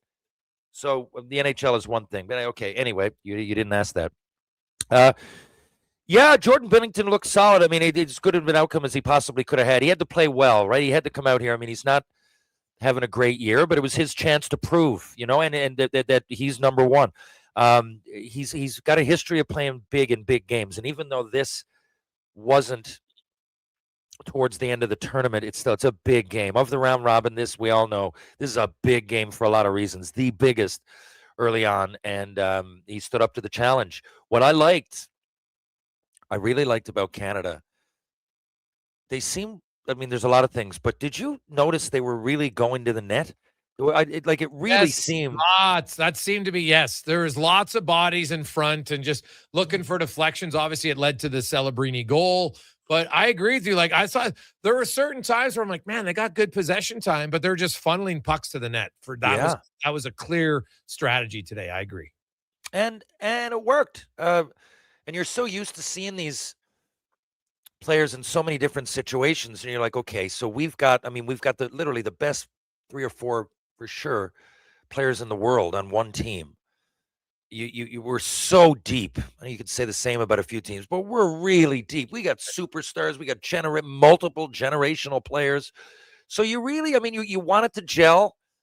The rink being, even though it's just a few feet, a little bit shorter. So you time and space would be a little bit limited, but given all that, I'm glad that they decided, and even guys that aren't known for it. Marner really was, made a really nice play, but he was going to the net hard there. Mm-hmm. And Celebrini was just standing there. You know what I mean? He was. Now I know that's instinct as well, but a lot of times, like you notice the shots coming through and someone's already there, not just Tom Wilson, right? A lot of people were doing that, and it makes sense. It makes sense because we're talented, but we also, we've got great players that can go in front. It's not just being a fool in front of the goalie and trying to mask him out and just being a big Gronk. It's knowing when and where to shoot the puck. It's knowing when to get the rebounds. It's knowing when to pull back and stay open. And they did that a lot. They had a lot of 2-on-1s down low because the first shot came. Whereas, even if you want to break it down to say McDavid, I thought was shooting first a lot of the time. And we've seen him second guess himself for the last couple of years. But when he shoots, man, he's a force. I know he got 3 assists, but I looked at him, man, you could tell that he had fire in his eyes and he was going to shoot the biscuit if he was on the fence at all. There was a lot of great things I noticed about Canada today. Well, the one thing that stood out, Celebrini can really shoot the puck. That's the one thing that, I was like, God, this guy's got a real good release, and he's only 19. It's crazy to think Celebrini is that good right now. And that's why I chuckle when people, Canada lost the World Juniors. Celebrini was eligible to play for the World Juniors. Schaefer's eligible to play for the World Juniors. Yeah. Ben Kindle, Berkeley Catton, Seneke in Anaheim, Dickinson, and trust me, there's lots of good guys. And as I was watching today, because people love to overreact, and you're talking about going to the net, TR, look at Canada, look at McDavid's first shift. It was was that Tom McDavid? Yeah. First hit of the game. Yeah, McKinnon's out there, your skill guys. Anybody who suggested that the Canada style of play has gone away, all they had to do was watch Four Nations and watch today, and it's still live and very well. Very much so. And speaking of those two guys, you know what I really noticed as well? There's not a lot of time and space, but their sticks were really active in defending. Not even just in the defensive zone, but on the way, really active. And Celebrini and Wilson. Tom Wilson, it's obvious he's going to create some space because of the physical presence. But did you notice Celebrini a lot? He's very aware that he's playing with McDavid, and he'll get the line and try to create whatever space. And then if it's a 3-on-2, he'll make sure to get the line, take and give it to McDavid for a few short chances. It's all going to be quick plays, but Celebrini really is good at creating open ice when there's not much there. Wilson, it's obvious. And I think he'll only get better as the tournament goes on. And what I loved is that he made some hits. One was questionable. The guy was reaching up for the puck, and it was coming down, and Wilson came almost from behind. But He got the puck, even though it was in the air at the same time. The ref let it go. Hats off to the referees. Now, I only saw the first 2 periods and then the highlights in the third, but I thought they let some stuff go that were physical, like physical international plays that also that get called sometimes. People are freaking out about the Suzuki thing. Whatever you could call. That's a I don't know if I would have called it. I mean, it was whatever. It's a trip. Whatever. I thought overall they did a great job. Yeah, no, I don't know how you can really argue that one a ton. Like, to me, that's a penalty. Like, your guy has a great shooting lane, and did he do it on purpose? No, but his stick clearly was between his legs. Like, to me, that's a penalty all day long. I didn't have much issue with that call at all. I agree. Hey, the games were physical, and I think Tom Wilson had a few hits as the game went on, and guys, like, I was kind of, oh geez, it's the double IH. The rules aren't that much different anymore. No. She read an article that was outlining the difference in the rules, and they're not nearly that much different anymore. The one difference, and we saw it more in the U.S. game, is like there is no contact in the goalie, like none. And if you watch the goals that got disallowed in the U.S. game, it's clear. It's like, hey, it's kind of the old rule where, trust me, if you contact the goalie in the crease, it doesn't, like, TR, I could blow on you. But if I physically touch you, it's not a goal. And that's the double H is a lot more strict on that. If it's me, I'm just really aware of as a physical presence, I'd be really aware of that, and the elbows up. Like, you can hit somebody in your hand. It might not even do anything, but if this is up and there's any head contact, it's going to be called, more so than in the North American game. And I thought we were all right at that. Even the call or the play I just said about Wilson, I mean, he got down low on his knees and came up. I mean, at some point, right, if you do it right and you don't overdo it, I mean, they're not going to call it. And I'm really surprised might be the wrong word, but I'm glad where we've started. Now, you're right. If you hit the goalie, something's going to happen. Obviously, I was kind of surprised that there were so many skirmishes early on in the other games, but the refs are going to miss some things. People are also, I don't know if you saw the Pedersen was coming around the net. He nearly had that empty net against Italy. Yeah. Like, obviously that's a penalty. And I don't think as a rule that they want to let that go. I think it was just a bad call by that ref, and that happens. But we're looking at it from Canada's point of view. We just went out there, and in my mind, it's easy to be an underdog sometimes. And when you come in with all this hype on all the best players on Canada as well, from Binnington out. And so I'm glad that McDavid came out. I mean, the best player in the world came out and threw a hit. If you're wondering about Canada, if you're wondering that we got upset in the World Juniors by Czechia, if you're wondering about our game being gone, about that physical presence being gone, no. Guys like Marner are going to the net hard like Wilson. Guys like McDavid are going in and making hits. We win 5-0, I think it was, right?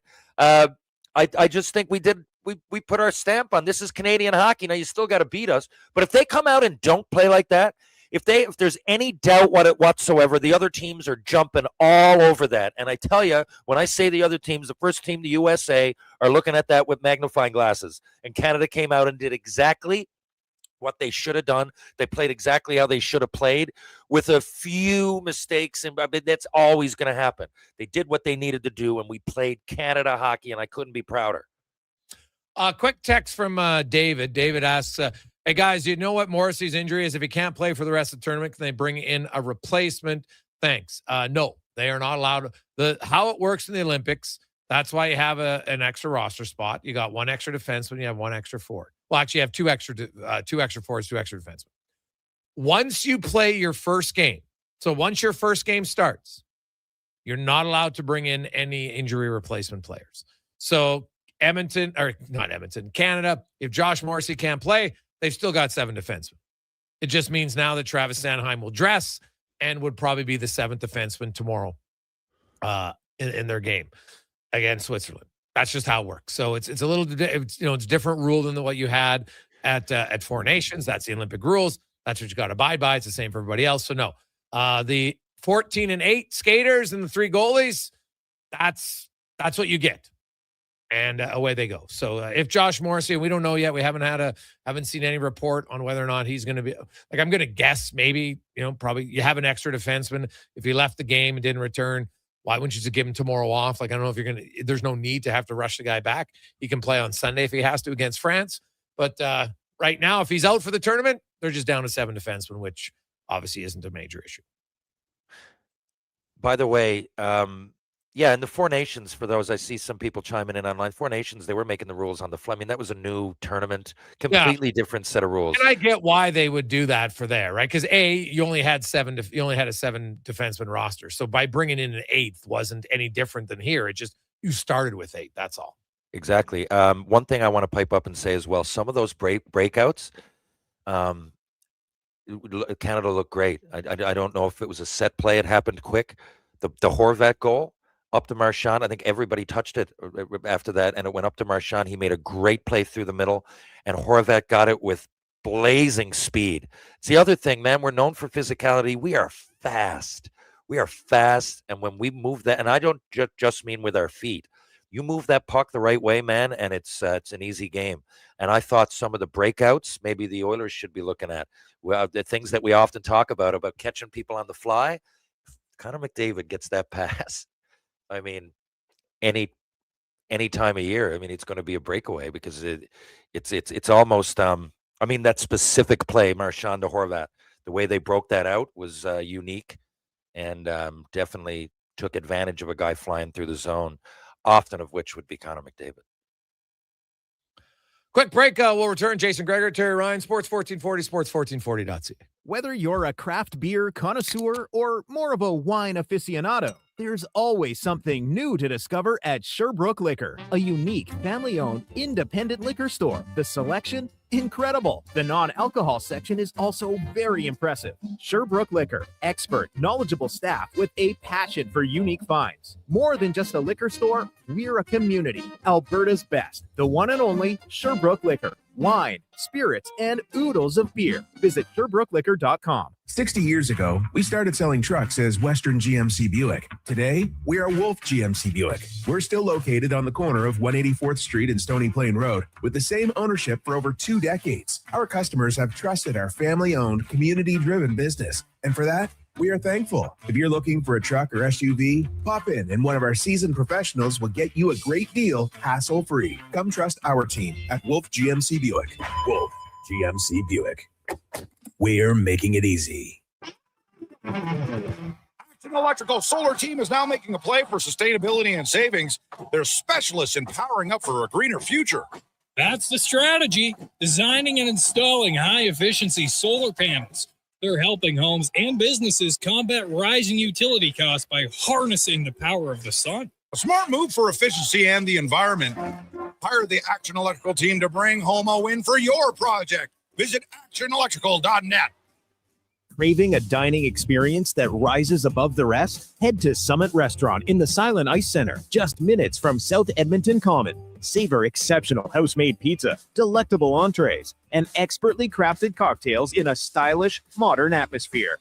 Perfect for a casual meal or a special night out. Summit offers a refined experience where every bite and sip reflects our dedication to quality. Elevate your dining experience. Make Summit Restaurant your destination tonight. Shoulder pain. It can make even the simplest things like reaching up, lifting a bag, brushing your teeth, or sleeping frustrating. Rotator cuff strains, impingement, arthritis, they're some of the most common issues we treat every day. I'm Grant Fedoruk, and at Leading Edge Physio, our team brings postgraduate training, evidence-based technology, and just the right amount of humor and humility to help you feel better. Because we never forget the most important part, the gratitude we feel for every patient who allows us the opportunity to care for them. Because life shouldn't hurt. When it does, leadingedgephysio.com. You're listening to The Jason Gregor Show on Sports 1440. Presented by PlayAlberta.ca.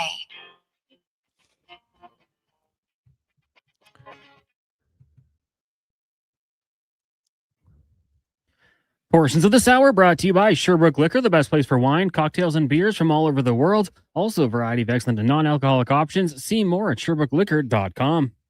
The Jason Gregor Show, the best of Edmonton sports talk and beyond. This is Sports 1440. Presented by PlayAlberta.ca, Alberta's only regulated online gambling website.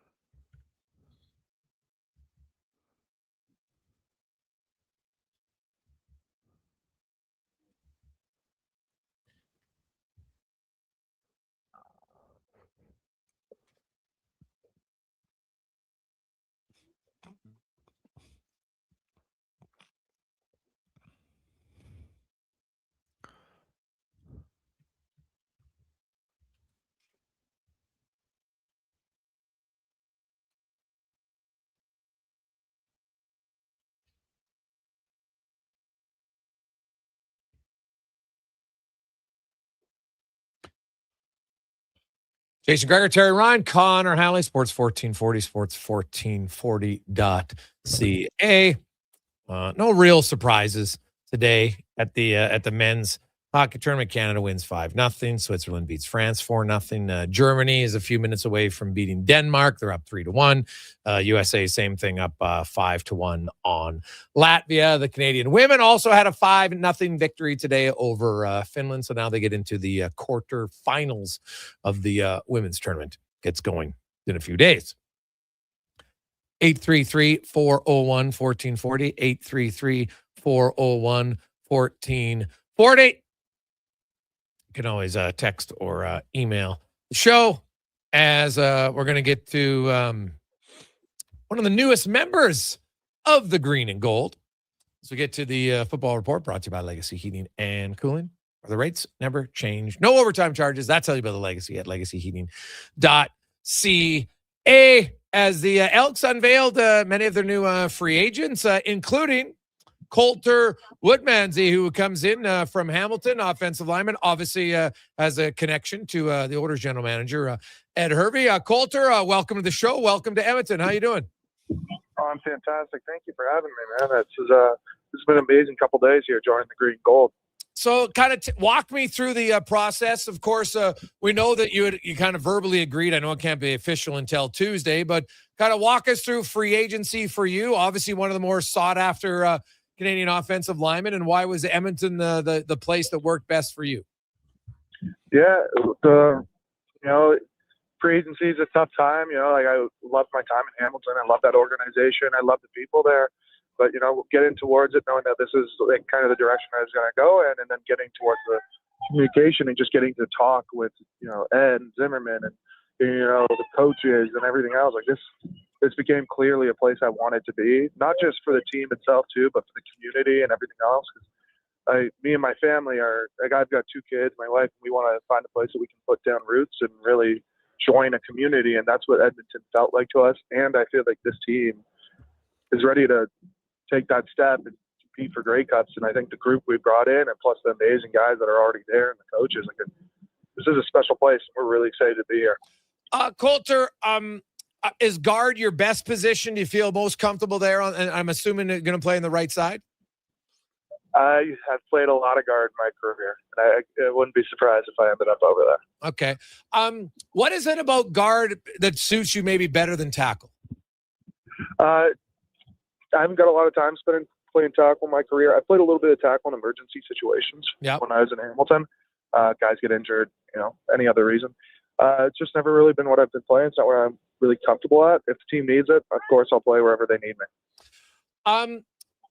And comfortable, obviously, that's what matters the most for any player. You want to go somewhere where you're comfortable. And you brought a few fellow offensive linemen from Hamilton. You guys get together talking about, hey, let's all go as a package. How'd that work out? Man, it is so exciting. I look at the group we got, Jordan, BB, and David, too, because he's a Ticat O-line a couple of years ago. Yep. That was 4 of the 5 offensive linemen from that 2024 Ticat O-line. We had a very solid group, and I'm excited to bring that here. And plus the guys that are already in that room, you know, Carter and Mark and, you know, amazing group of guys across the board. Like this is going to be a very, very good offensive line. And we're going to take a lot of pride in helping us win games and, you know, dominating the line of scrimmage. I've talked to many old linemen over the years, and they always talk about like the best offensive lines. You know, usually you have one or two guys that are just dicks on the field, and I mean that in a positive way. They're just very aggressive, and then it kind of kind of brings up everybody a little bit more. Everybody has it a bit, but I've heard like, you know, Bordner is one of those guys, and obviously I know in Edmonton, you know, Carter O'Donnell's a guy who plays that way. Where do you come in? Are you more of the jerk? Or are you the guy who just kind of likes to, you know, kind of elevate when someone else is maybe more of the physical or verbal jerk on the O-line? I like to let my game talk for myself. You know, you can watch your own film, have your own opinions, but yeah, I'm not afraid to mix it up. I want to be physical. It's always been my game. I want to play hard and play, you know, whistle to whistle and take pride in that. Joining other guys that have that in them is it's exciting. I've played with Carter a little bit. We played together at the East-West Bowl. He has it too. And obviously Bordner as well. And the other guys in that room, they're no slouches either. TR? Coulter, do you prefer run blocking or pass blocking, and why?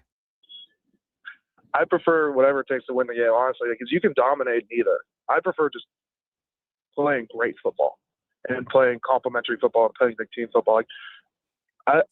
Physicality is what I enjoy. You can do that in pass protection.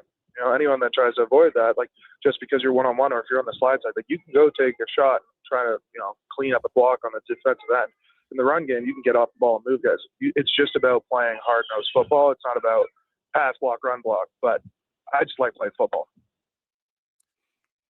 How about the getting to know, you know, your running back's tendencies, Coulter? Like obviously, you know, you have certain plays where a guy's going to be running up the A gap or the B gap, and so obviously you know that as an offensive lineman. But then there are other times where you just say, hey, if I know I can get that block for that split second, you know, Rankin's got big play capabilities. Does there take any sort of time to know the tendencies as your running back, and does that help you at all as an O-lineman?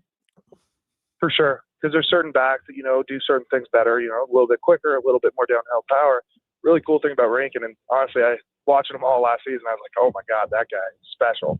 Is like, it really doesn't matter. Like, he does everything well. He is fast enough to break something open and strong enough to go downhill and run guys over.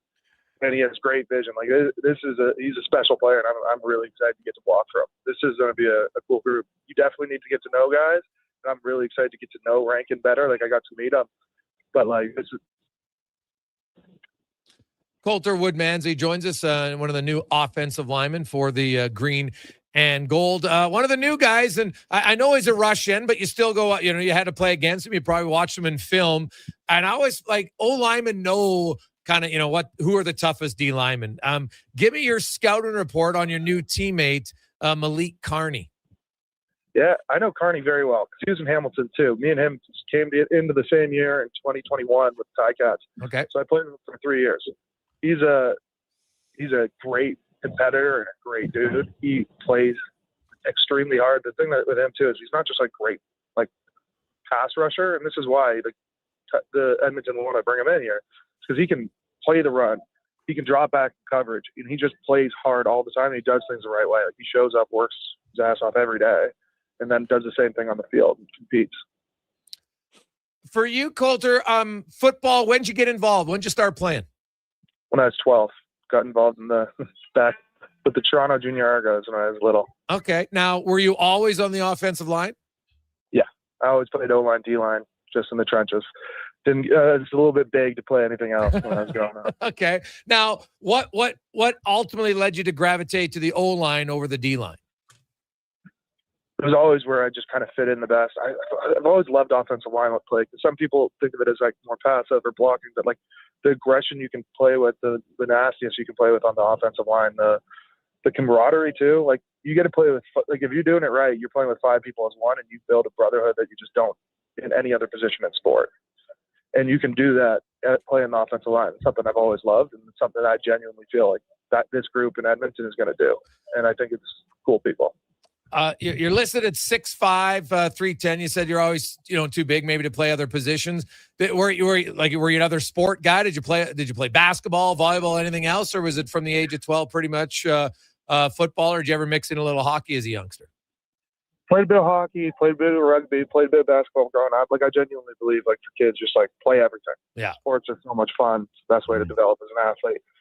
Once I got older towards the end of high school and college, I zeroed in and played a lot of football and focused on my training a lot. But that, all the way up through high school and everything, I was playing as much sports as I could. Rugby, how did rugby kind of complement or help you at all in football? It was just really fun. I don't know. I found all the enjoyment with sports. Like, that's what I think the biggest thing was. Like, if you focus in on the techniques when you're younger, like, you kind of can get a little bit of straight because everything's so hard and so technical. Like, if you find the love and passion to, like, want to compete and want to work at something, the rest will fill in because there's great people everywhere and great coaches you can learn from and all this information. It's the passion, it's the drive to show up every day and work that's going to set you apart, in my mind. TR? Is there a specific play design you like the most? I love the QB sneaks, just getting that fire off the ball. I know they're not everyone's not the most flashy play, but the contact's pretty cool. And when you get underneath a guy and pop him, it's not the worst feeling. Now, what about your hands? I know you're not a tackle, but have you ever, if you had to, and you were eligible receiver, would you come down with the ball? Yes, always yes. My fingers don't look the best though. They might be a little twisted up. Some of the knuckles might be permanently swollen. So, like, I don't think I'm the first guy you're betting on, but Okay. I will go get that ball. Okay. Now, if you had to pick who would be the best O-lineman to catch the ball, like you said, okay, this is one of our teammates right now. If we're lining up and we're going to have a little bit of a razzle-dazzle play, this is the O-line we need to be throwing to. Jordan Murray's 6'9". I don't know if anyone can defend him. The guy puts his arms up. He's 10 feet tall. Yeah. I don't know how you could defend that. Okay, that's a good call. Now, what about I know O-linemen, obviously you talked about camaraderie. Lots of O-lineman group at times, like, they have a lot of fun games that they kind of little competitions, away from football, whether it's basketball or, I've seen them play hot ball many times just amongst the group. Do you have any specific games that you like playing, you feel kind of build a fun camaraderie and chirping amongst your O-line group? Funny enough, the O-line in Hamilton, like, we went swimming together like every day during training camp and would play stupid games in the pool and, just like floating around trying to decompress the joints after all the like pounding. And that, I love that stuff. Oh. Just getting in the pool, messing around, doing like cannonball contests, just like fun little things like that. Okay. The Winter Olympics are currently ongoing. Any sports that you find interesting? The hockey's amazing, but like all the athletes are crazy. And then my teammate from last year, Keaton Brewing's about to do bobsled. I am extremely excited to see that. Oh, okay. Yeah, well, it is funny. We were actually talking about that on the show the other day. Like, if you look at summer sports compared to the winter sports are like where all the kamikazes are. You're going downhill at 100 miles an hour on a sled or skeleton or, snowboarding. And, like, it's wild. It's the summer sports are a little bit tamer for sure. Yeah, I don't know who thought up all these things of just getting on a sled and going down this massive ice chute, but it's crazy. And moguls and everything else, like it's pretty cool. We're doing these massive jumps on snowboards and skis and doing the craziest flips. It's one of a kind sports. Coulter Woodmansey joins us, O-lineman for the L. You got a nickname, Coulter? Most of the guys call me Woody. Woody, okay. So pretty straightforward. All right. Woodmansey, I thought you had a lot of options in there, so I like it. Your O-line coach, Steven Sorrell, how important is it, and what do you need to do as a new player with a new O-line coach? Do you find that works well so he can help you, but you could also maybe understand what his motto is going to be as a coach? Yeah, he's been amazing. I've already connected with him a good bit. Coach Sorrell, he's had like a great history of success, and his O-lines have been really good. And for me, what I want to do is just come in here and get coached. Whatever he thinks we should implement, like, just go for it. Trust him, like, completely. Best thing I can do is show up and implement his system, learn from him, and get a good relationship with him. Because, if we play 5 as one under the same umbrella, like, that's how you're successful. And I want to be a team player and everything. So he's been amazing, though, from the hop. Well, Coulter, congratulations on the new contract and coming to Edmonton. Best of luck. Appreciate it, man. Thank you so much for having me. There you go. That's Coulter Woodmansey, new O-lineman for the Green and Gold. You think of those guys. Well, it is true because there was a video of Declan because he went down to the presser yesterday, DR, and was interviewing guys. And the first thing they're like, who the hell were you standing beside? Because, Dec's not a small guy, but when I remember, when you had Matt O'Donnell and he was 6'10", like, dude, you feel rather tiny. And the Elks got the new O-lineman there, Murray, 6'9". Like, that is a big dude. A huge dude. Yeah. Even, I'm curious. I think Coulter, I think he's 6'5", 310. I could be wrong there. I looked earlier. What would be an average size of an NFL offensive lineman? I've never entertained it. You're looking on TV, it's all relative. They all look, fairly big. Dude, they're all 300 plus. Must be, right? Yeah, like just the nature of the position. Just to be good, you've got to be so. Well, I think most of that's the one of the things CFL I guys, underestimate. Right? Like you look at Brett Boyko's 6'7", 305, Brendan Bodner 6'5", 305, David Beard 6'5", 320, Mark Evans 6'4", 295, Ivy 6'4", 305, Carter O'Donnell 6'4", 290, Domenico Piazza 6'2", 298. Like the smallest guy is Mark Corte at 6'1", but he's 290. Right, like that. Yeah, you got to be a big dude to play the O-line. There's just a lot to unpack. You got to be big, and then I think about, smaller. I just saw Doug Flutie was at the Super Bowl. Like, he's before I started watching much, but I know he's a legend in Canada. Went to the NFL, like had a really successful career in college. Didn't he have that Hail Mary? Like that guy's tiny. Like like that's what really gets me. Or who was just the MVP of the Super Bowl? Williams III, is that what his name is? Yeah. I mean, Walker the third, not Walker. I mean, look at him bopping around out there. There's a lot of that's one intriguing thing about football. Depending on where you play, obviously, size difference. It's just size, like from the smallest guy to the biggest. I don't know. It's almost amazing when you think about it that they're on the same field at the same time, because some of those guys, man, they crush you. And of course, speed's one thing. And it's just, it's almost when you're watching a game of football, the only thing I compare it to a hockey is that old game Blades of Steel. Remember, you had the small guy, the medium guy, and the large guy, because they're all out there representing. And it's, I think that part I underestimate as a guy who got into it late in life, at least as a fan. And I think I hear people talk about being at the game, being up close, and like hearing them when they hit each other. And I mean, these guys are huge. I mean, obviously there's big hockey players. We can make a list, but on average, what you just told me is like 6'5", 300 pounds. Which is, I mean, just think about that, right? We think of all the sports that you know and love and have played and have tried. And now think about having to play against that kind of offensive line. Well, yeah. Well, you look at the D linemen, man. A lot of them are the D linemen is the same thing. They're pretty much similar. Yeah, they're I'm looking at the Elks D line right now, and every Brinkman's 6'1", but he's 290, so he's kind of he plays on the insides a little bit shorter, but you got a lot of 6'4" guys. Now some of them are a little bit like Noah Taylor's 6'4", he's only 240, but Williams is 6'5", 285, and Johnson 6'4", 283, and Tamari Fox is 6'2", 288, and Noah Curtis is 6'5", 302. The inside guys are definitely a little bit thicker. Some of your rush ends, like Malik Carney's 6'3", 230, but he's super fast and athletic. But yeah, you have to, there's size there. And then you go to the DBs though, and it's a total different element. 5'9", 5'10", buck 75, buck 85. Yes. But you got to be quick. You're out in space. So it's totally different. So now the NHL does have lots of Cole Caulfields, and then you had Zdeno Chara. So, there was that, but Chara is obviously the exception. But you do have a lot of, you look at Colton Parayko. Colton Parayko is a huge man. Yeah. And you're you look at some of he goes out there against a lot of top six forwards, and there's lots of top six forwards that are 6 feet, 5'11", right? Yeah.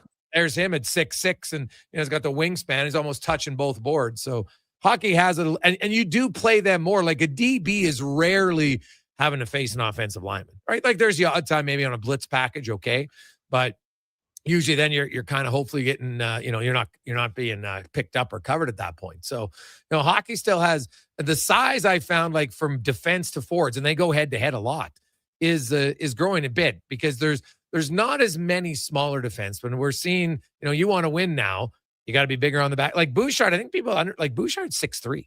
Yeah.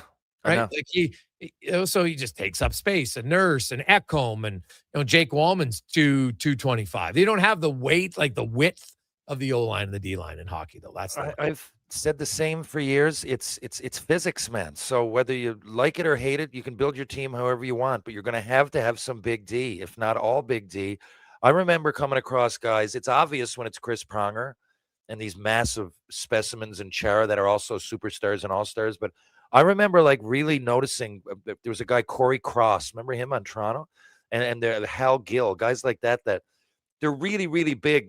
And they're not like sensational offensively, but when you're on the ice with them, it's just you feel like there's nowhere to go, right? There's nowhere to go. In hockey, you got the boards. You can't run out of bounds. And it's real tough. And if life...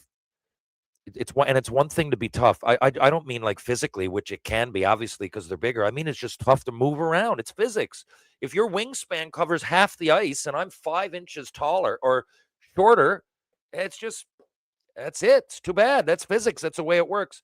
And you're over the course of the year, you're first to so many more pucks, right? Or the D would be to get. I remember in junior, Surrey and Brewer played together, and the next year Chara went there to Prince George.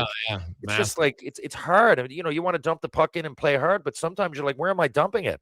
I'm going to throw it in there and be one-on-one with Sheldon Surrey. I don't mind doing it, but he's going to come out with the puck half the time, or more than half the time, right? Yeah. So that's true. You got to really think about it. Yeah, very true. Awesome stuff. We'll take a quick break. We'll return. Jason Gregor, Terry Ryan, Sports 1440, sports1440.ca, YouTube, Facebook, X, and Instagram. And now Action Electrical's testing team is on defense duty. They're the guardians of safety and compliance, a critical part of any lineup. Precisely. They perform rigorous safety and code compliance testing for commercial operations. Think of them as the referees, ensuring everything is up to standard before disaster strikes. Their preventative plays are legendary, spotting faults early. Hire the Action Electrical team to bring home a win for your project. Visit actionelectrical.net. Saturday, it's the Valentine's Day celebration of the footwear with its own loyal fandom. Don't miss the Edmonton Oil Kings Rogers Place Crop Party. Slide into your most romantic winter crocs and watch your Oil Kings take a bite out of the Calgary Hitman. Catch Oil Kings gibbets, giveaways, and an endless parade of the shoe that everyone agrees on. And take a bite out of Calmont Kids food combos for $10 or less. The value is alligator sized. The Edmonton Oil Kings Crop Party and the Battle of Alberta, WHL style, 7 p.m. Saturday. Great seats at Rogers Place start at only $20 at oilkings.ca. Exciting news from St. Albert Dodge. The all-new 2026 Jeep Gladiator Sport packages have arrived. They have a great selection and a bunch of colors to choose from. And if you've checked out the Sport, you know it comes in some fun colors. Rugged capability, practical off-road features, and you can get behind the wheel for as low as $49,900. That's right. Put yourself in a brand new Jeep Gladiator Sport for less than $50,000. What more can you ask for? Time to head up the trail and see how easy it is to do business at St. Albert Dodge. Expand your brand with Fusion Promo Marketing. Fusion is your trusted partner for all things branded merch and apparel. Thousands of products perfect for businesses, sports teams, and corporate events. Fusion with a Z. Promomarketing.ca. Do you sit around at work listening to sports radio all day? That's right, my friend. There's no shame in it. It's the good life. And we're not here to snitch. Hey, if your company advertised on Sports 1440, you could be the one listening for your company's ad every day. Now you've got an excuse to listen to Sports 1440 all day. It's part of the job. Sounds like someone's getting a promotion. Email Gregor at sports1440.ca and let's get to work for you. There's a lot of great seasons in Alberta. Hockey season, harvest season, the winter season, and the even more winter season. But GS Construction is already preparing for our next great season because while the city slows down, we plan ahead. Projects, people, and pipelines. Everything starts taking shape for another strong year underground. We're also getting ready for our next hiring season in March. We want new people who want to build something that lasts. For more on us and to apply, visit gsconstruction.ca. Jason Gregor isn't just a sports guy. He's a community builder. with over 2 million raised for local charities. And his Gregor Foundation, he's making a difference on and off the air. Check out Gregor weekday afternoons on Sports 1440. McValue breakfast meals are $5 plus tax every day. Get a sausage McMuffin, bagel with cream cheese product, or breakfast burrito with hash brown and small coffee, all for just $5 plus taxes. Available until 11 a.m. at Canadian restaurants. Product availability varies. Prices exclude delivery. Need a new ride for road trips, errands, or just life on the go? Go Auto offers a massive selection with over 15,000 new and used vehicles to choose from. With over 70 locations across Western Canada, finding your next ride has never been easier. Whether it's a roomy SUV for the family, a sleek car for the open road, or a rugged truck for your weekend adventures, you'll find it here at a price you'll love. Explore thousands of vehicles today at goauto.ca.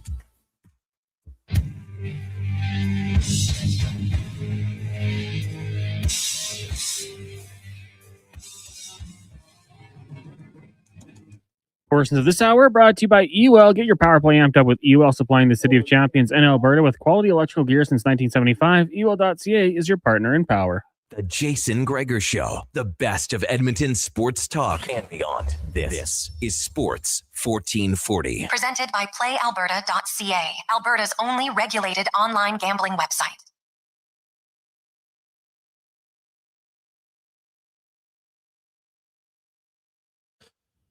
We continue on Sports 1440, sports1440.ca, YouTube, Facebook, X, and Instagram. Jason Gregor, Connor Halley, with you as we get to the racing report brought to you by Can Torque, where now sometimes, you know what, they like to talk about repairing torque wrenches, stud tensioners, flange maintenance equipment.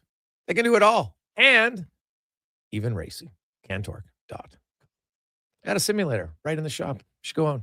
Maybe if you're nice, when you stop in, you could go for a test drive. I don't know if I'm speaking out of turn by saying that, but Livingston will let me know. Do you ever offer test drives in the simulator? Well, first of all, we have 2 simulators in the shop, not just one.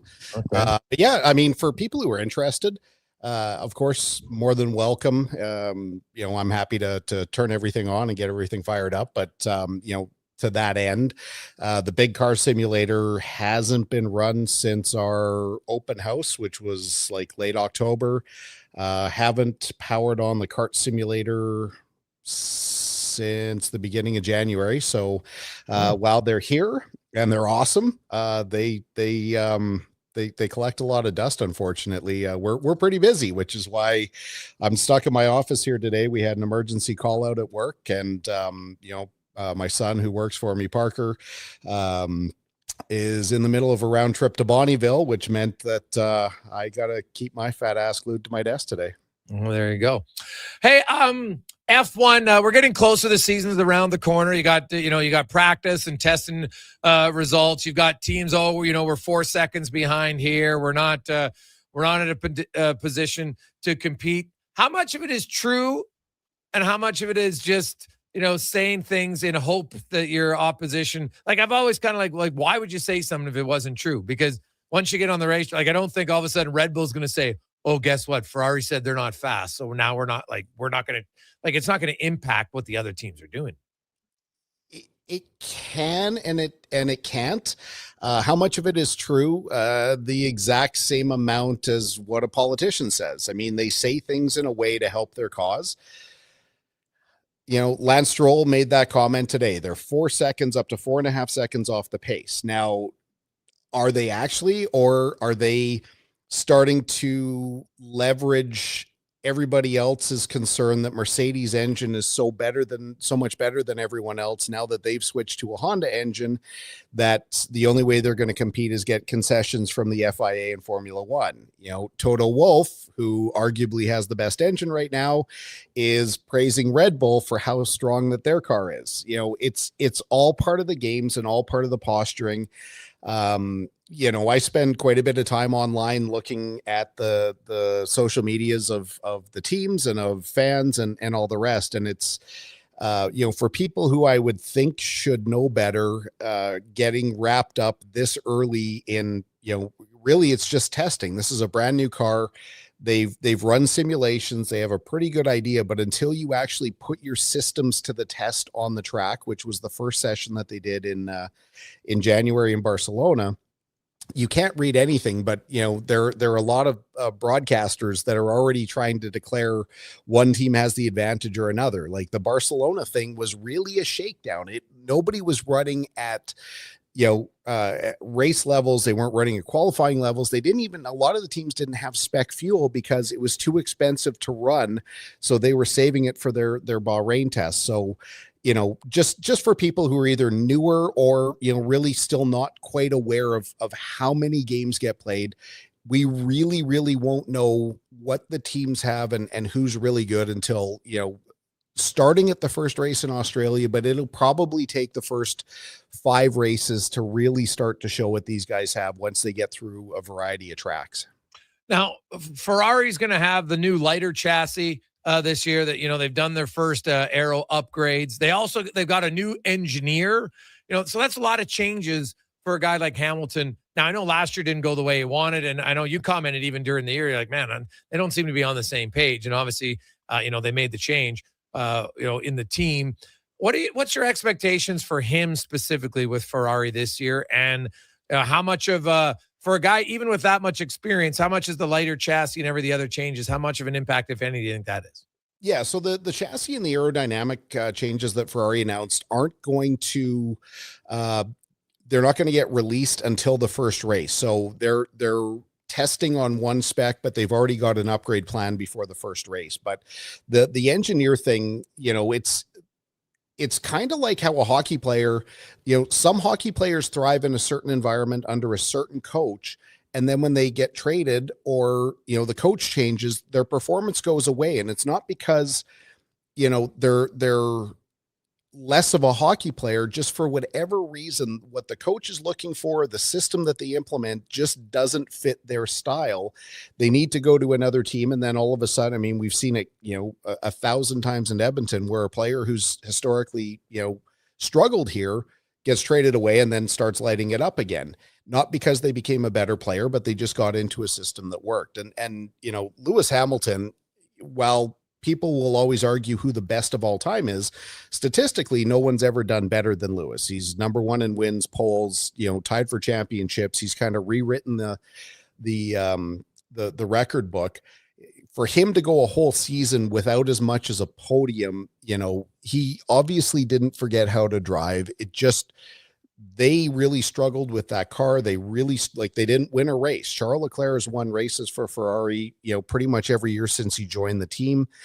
He didn't manage to get a single win. He struggled to get on the podium. So their overall package wasn't great, but the communication and what Lewis was looking for out of his engineer just wasn't there. So what they're going to be doing is they've got a temporary engineer that's been running through the test sessions and will likely run, I think, the first 3 or 4 races with Ferrari before the permanent engineer, it's rumored, it still hasn't been announced, before he's formally available. He's a former McLaren staffer, so he's got a certain gardening leave that he has to finish out before he can jump on the box. But it'll be interesting to see, first of all, how Lewis responds to this current guy, without the pressure of racing, to see if there's maybe something there. But he cannot really cannot have a worse season. For the first times in his career, Lewis didn't get out of Q3, and it was hard to see. You never, all these drivers kind of have ebbs and flows. Fernando Alonso, still one of the greatest drivers on the grid, but made a bunch of career decisions that kept him in lesser cars. He hasn't forgotten how to drive, and watching him struggle is tough as well. So it happens to everyone. Michael Schumacher went through that at the end of his career as well. So hopefully this is more of a rebound season. Colin Levinson joins us in the Can Torque Racing Report. In IndyCar, Honda and Chevy have committed to stay with the series until at least 2028. There were some rumblings that Honda maybe had wanted to leave, but they didn't. If they did leave, would there be a big line? Would it be easy to find a replacement? I don't think there are a lot of people knocking on the door. if there were manufacturers interested, there's no reason why IndyCar couldn't run 3-engine manufacturers. It actually takes pressure off the existing teams or the existing engine manufacturers to supply all the teams. It introduces new technology. It becomes a net gain. Honda, it really seemed like they were on their way out. I'm not sure what concessions the league made or what kind of understanding they came to address Honda's concerns. It almost sounded like they were going to spin off that business into one of their sub businesses and kind of run it privately. So it's good that they're going to be sticking around. I mean, it's great for, some of the big teams like Ganassi and Meyer Shank. And it even sounds like Honda and Chevy each get what's called a charter starting in 2028. So they actually have the option of fielding their own single car team, or they could take that charter and kind of divide the guaranteed entry or, give that guaranteed entry to one of their established teams and then kind of work on a prize money sharing thing. So it's going to make things interesting for sure. Yeah, well, I was just kind of curious to, when I see that, I'm like, well, geez, what if Honda did decide to leave? What the hell would they do? So that would be a little bit interesting for me. Going back quickly to F1, and I don't know how much you're paying attention to it, Colin, or not, but obviously the Epstein files are a big thing, and there's quite a few names in F1 that have some connection to it. Now, how deep? We'd have to see, because when you got 3 million of them, obviously, every day something new comes up. Bernie Ecclestone, Lance Stroll's father, is connected to this. Now, how deep again? We don't know yet, but some of the early reports suggesting not necessarily the best. Do you think, like, let's say, something comes out and it's proven truthful, like, would F1 be in a position, could they ever force, like a guy like Stroll out? Oh, 100%. There are ethics and moral guidelines within the Formula One framework. Obviously, what's going on down there is it's indescribable and it's horrific, and it gets worse every single day. I can't defend, anyone's name, but I think we also have to be really clear. I haven't seen what you're talking about with Lawrence Stroll, but being mentioned in the files is not the same as actually committing a crime. Yes. There are a number of people whose name gets thrown around in an email. That doesn't mean that they were there or did anything. But yes, if somebody committed the atrocities that are being mentioned down there, without question. Part of the problem is another name that's getting thrown around is the brother of the guy that runs the FIA right now. So there's also, as we've seen with Christian Horner, there's a lot of opportunity for the series to cover things up and to sweep things under the rug that either they don't find appealing or, when they try and protect someone of something where they should face the consequences of their actions. Yeah. So, well, we'll see where it goes. Yeah. The one just had him, had Lawrence Stroll allegedly attending some of the dinners and such. So we'll see where it goes from there. But it's one that if they ever actually do anything about it, it could have lasting impacts across lots of different platforms. And I just so they force him out, but would they have anybody who could replace him? Like, do they just have to, do you think there'd be a long list of somebody who could just purchase the team? I don't even know how it would work. Yeah, there's no shortage of people who want a piece of F1. So, liquidating a team or, divesting or transferring the assets, that's not really all that hard. And it's happened. I mean, it's ongoing with one of the F2 teams right now. So yeah, I mean, it's 100% plausible.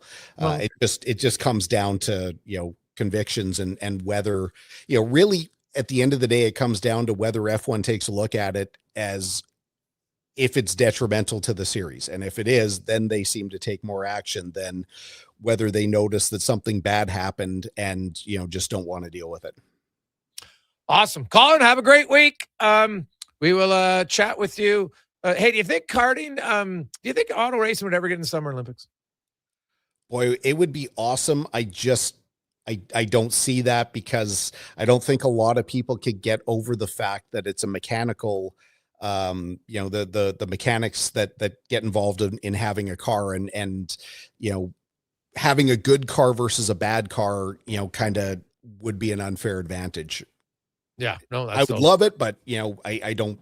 Everybody in the exact same car now, that would be good. So that used to be called the IROC series. Yeah, that's true. And they it was great until they only ran on ovals to appease NASCAR. But they used to have ideally prepared cars that would go on road courses, that would go on ovals, that would get F1 drivers, IndyCar drivers, dirt drivers, drag racers, and they got to kind of play that game of who got to be the best on any given day.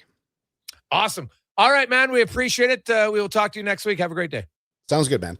There you go. It's Colin Livingston in the Race Report, brought to you by Can Torque. A little bit late, so let's get to the comment to a Sports 1440 update, brought to you by Fountain Tire. From oil changes, car repairs, tires, wheels, one-stop shop. They do it all. FountainTire.com. The Sports 1440 update. Good day for Canada at the Olympics. Canada adding 3 more medals to their haul on day 6. 2 silvers on the hill, 1 bronze on the short track. Snowboarder Elliott Grande picking up silver, as did Mikhail Kingsbury on the short track oval. Courtney Soro capturing bronze in the women's 500 meter. For the hockey teams, both teams winning 5-0 to men over the Czechs. They now turn their attention to Switzerland tomorrow at 1:10. Women getting past Finland. They'll play Germany on Sunday. Elsewhere for the men, the U.S. gets past Latvia 5-1. Leon Draisaitl will goal for the Germans as they beat the team Denmark 3-1, and it was the Swiss over France 4-0 in the association night. 3 games on the schedule. Thunder host the Bucks, Trailblazers up against the Jazz, and the Lakers host the Mavericks. Hamilton Tiger Cats signing veteran wideouts Curly Gittins Jr. and Shamar Bridges. Both players became free agents on Tuesday. Gittins Jr. spending the last 2 seasons here in Edmonton. And in the AJ, Camrose hosting Calgary. Puck drop at 7.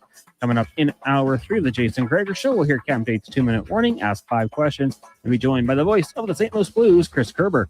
I'm Connor Halley. This has been a Sports 1440 update.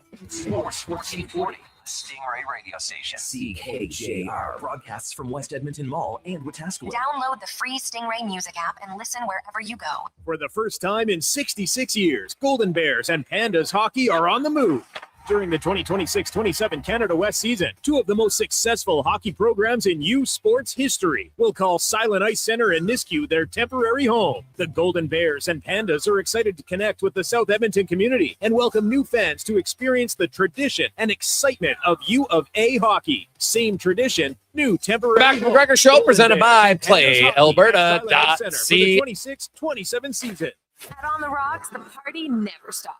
Check it out. Mondays, bingo tunes. Tuesdays, tacos and tequila. Wednesdays, it's wings and Quick break, we'll Shake what your mama gave ya with salsa lessons on Thursdays and the best Latin DJs. Plus live music every Friday, Saturday, and Sunday, along with DJ Kenny K. Hold on, let's not forget $5 happy hour. 7 Jason days Gregor, a week. Your bar, your party. You're Facebook app. On the Rocks. On the Rocks. Jeff 40.8. Brown, 118th. I'm Rick Showers from No Bull RV. This is the time of year people make their New Year's resolutions. If they're lucky, they'll keep that up till February. So I propose another resolution. This year, resolve to be camp ready. Now, what do I mean by that? At No Bull RV, camp ready means never wondering if your RV will be ready for May long weekend. You know it'll be ready because you made the decision back in the winter. You know, now.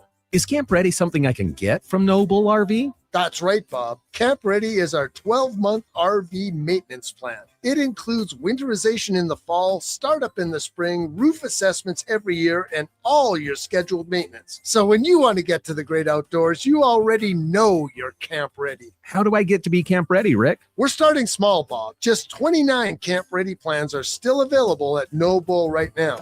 And that's No Bull. NobleRV.ca. Invest for today and tomorrow.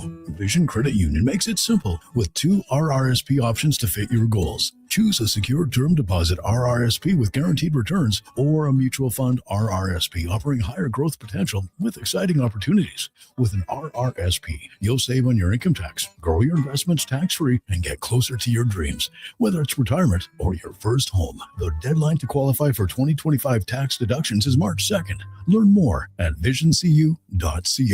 If you manage or lead a team, join your peers April 14th to 17th at the Banff Management Course. PA Douglas Training invites you to 3 days of immersive leadership development in beautiful Banff, Alberta. Learn how to manage conflict, motivate and influence others, strengthen teamwork, and improve productivity. Proudly Canadian, PA Douglas has trained over 150,000 professionals. Registration includes 3 nights at the Banff Springs Hotel. Sounds good, man. Select meals, refreshments, and course materials. Register now at padouglas.ca.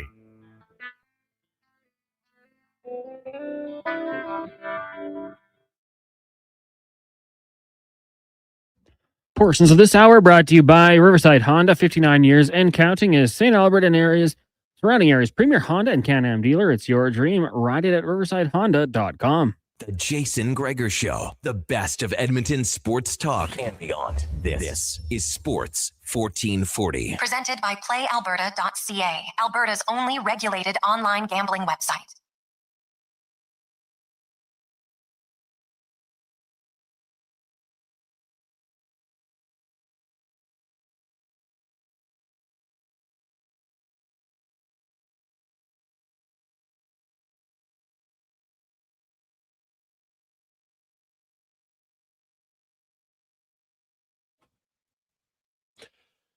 We continue on Thursday afternoon. How are you, Jason Gregor, Connor Halley, Sports 1440, sports1440.ca, YouTube, Facebook, X, Instagram. Thanks for listening. Thanks for watching. It was a busy day today for Canadians as Mikhail Kingsbury gets a silver in men's moguls. He actually tied. They had the 83.71 points each. Then they had to go to a tiebreaker, and the tiebreaker is the technical part, and he lost out by like 0.02. So that was brutal. On the mixed, we got Courtney Saroux got a bronze in the women's 500 meter in short track speed skating. Also a silver, Elliot Godin in snowboard cross. He lost by like 0.03, like super tight in that one. So tough one. So now up to 3 silvers and 4 bronze. Canada currently is tied with Switzerland for total medals at 9, which would be that would put them in I guess, well, they're tied for 9th most medals with 7, but because Canada doesn't have a gold, then technically they are listed at 8th. So they're still chasing that elusive gold medal. Italy has the most total medals at 17, and Norway leads with 7 golds. They have 7 golds and 14. So Canada tomorrow, a few more opportunities for some medals on the weekend. Some favorites in different events in short track speed skating, and a few of the alpine events in ski cross and moguls and others. And then obviously the curling and the hockey teams are set up. So Canada, not off to a bad start, but it's just waiting for that gold medal. The other games today, both the men and the women winning 5-0. Women 5-0 over Finland. Canada 5-0 over Czechia. Jordan Binnington was solid. Didn't have to be spectacular. Wasn't really, it's kind of like I'm not going to say non-factor, but he wasn't like the main star of a 5-0 game. He was just good, which is what you want from your goalie. And you know what? If he plays like that, they'll have a good chance to win. I'll be curious now. They are going back-to-back because they play tomorrow. And you don't see NHL goalies play back-to-back very often in the regular season. You got 3 goalies here. I got to think Thompson's starting tomorrow. Don't you think, Connor Halley? I got to think that we're going to see Logan Thompson get the start tomorrow. Yeah, I would love to see him get a look because he would have been my guy to get the first game. And I'll eat a little bit of crow. Binnington I thought was solid. I thought there was some chaos, but maybe it was controlled chaos from his side. How do you critique a 26 save shutout? He did very well, but I'm with you. I think you got to give another guy a look here. Now, Oiler fans, the other news is this: the Gregor Show presented by PlayAlberta.ca. Of course, Connor McDavid had 3 points. Leon Draisaitl had a goal and assist. But how about Josh Szymanski? I got the ice time. So Josh Szymanski was playing left wing today with Leon Draisaitl and Draisaitl's childhood friend, Freddie Tiffels. Like, that's like one of his best buddies growing up. And Draisaitl was so pumped to play with him. Then they had Stützle and Peterka on the second line, was Stashowiak. And then they had McMichaels and Reichel and Dominic Cahoon, Nico Sturm, former Oiler Tobias Reeder, and Alexander L. on the fourth line. But Szymanski played 21 minutes and 23 seconds. Draisaitl played 21:46. Like, Szymanski played a ton today for Germany. That, like, what a great opportunity for him. And I'm telling you, Szymanski's a player. Like, you look at the Edmonton Oilers, I know that he's been sent down. In case you missed it, they did send him down at the end. But Szymanski continues, and he plays well in the Olympics. You're playing up against best and best. You cannot tell me that there's not an opportunity maybe to slide him up into the roster at some point. They at least got to consider it. Now, the Szymanski's, he is at 1.4 because he has some bonuses in his contract. So it's not just his cap hit is a little bit higher than it looks. If you go to Puckpedia, you have to include his bonuses because he wasn't on the opening day roster. That's how the salary cap works. If you're on the opening day roster and you're an entry level player, guess what? Your bonuses don't count towards your cap hit. But Szymanski, his would. So, because he's a $975,000 cap hit, but he has his bonus, which I think puts him up. His bonuses are around, what are they like? I think it's like close to $500K, give or take. So that obviously will add into it a little bit, but he's a guy to watch. That Szymanski, I know there's lots of talk about Howard and lots of talk about Hudson. Do not sleep on Josh Szymanski potentially being a guy who could help the Oilers sooner than later, for sure.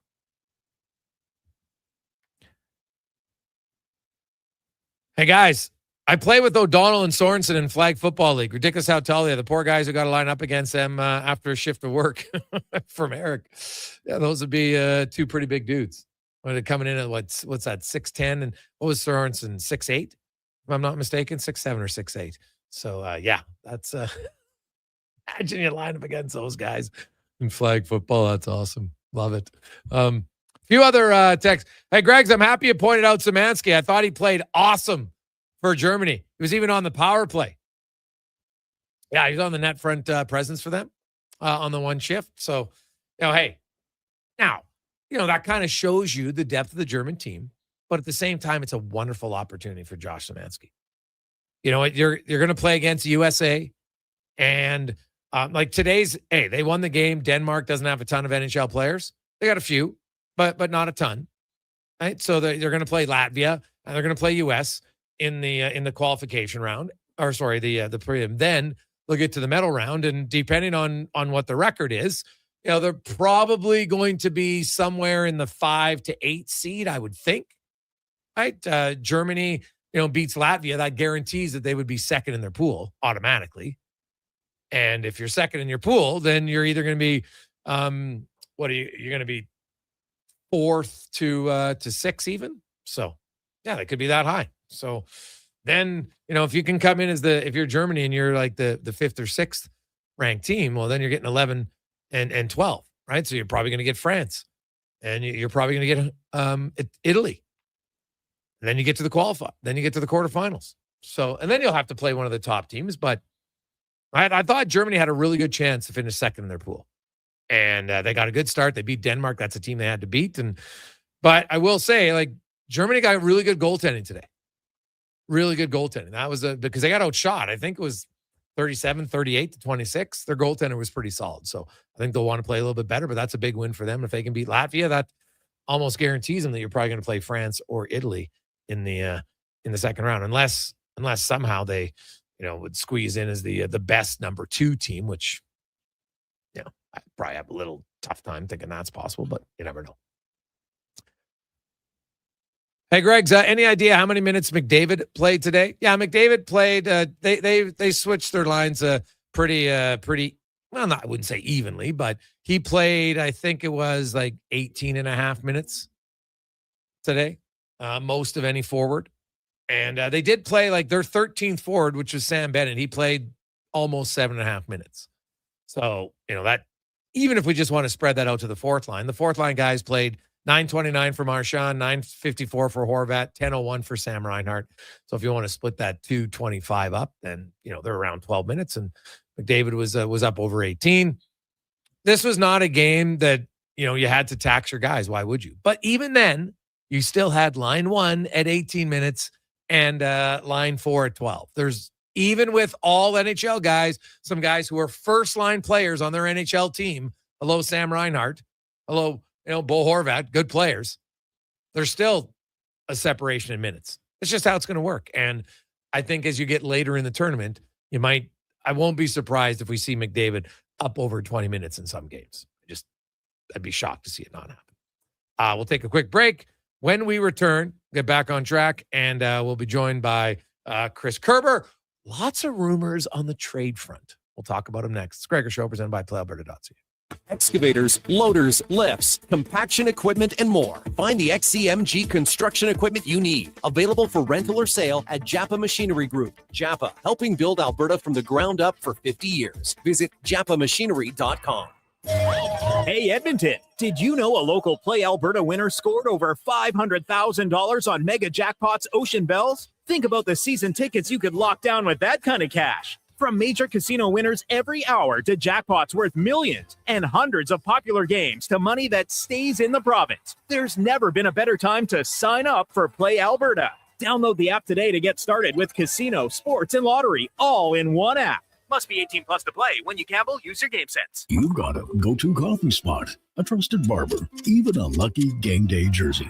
But when it's about looking your absolute best, there's only one name you need: Mr. Dirk. Family run since 1939, we're experts in crafting impeccable tailor-made suits and offering a wide variety of everyday styles. Pair that with personalized one-on-one fittings and the convenience of on-site tailoring. Mr. Dirk elevates your style game. Visit our Edmonton store or explore MrDirk.com. Score big on style with Mr. Dirk. Day or night, tasting just so right.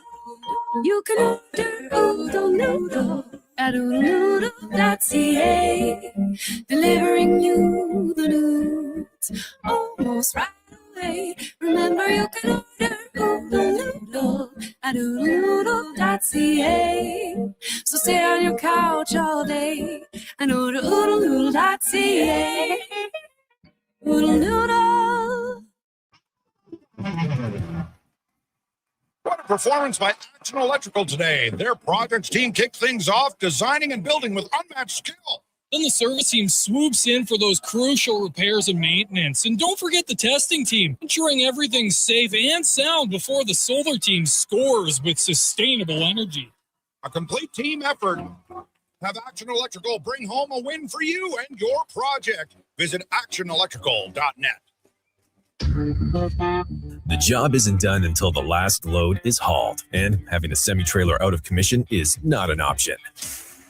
Whether replacing or adding to your convoy, Edmonton Trailer has a huge inventory of new and used semi-trailers, trusted by the gravel, logging, oil field, fluids, and freight industries. Find a trailer right for you online or at one of their 3 locations.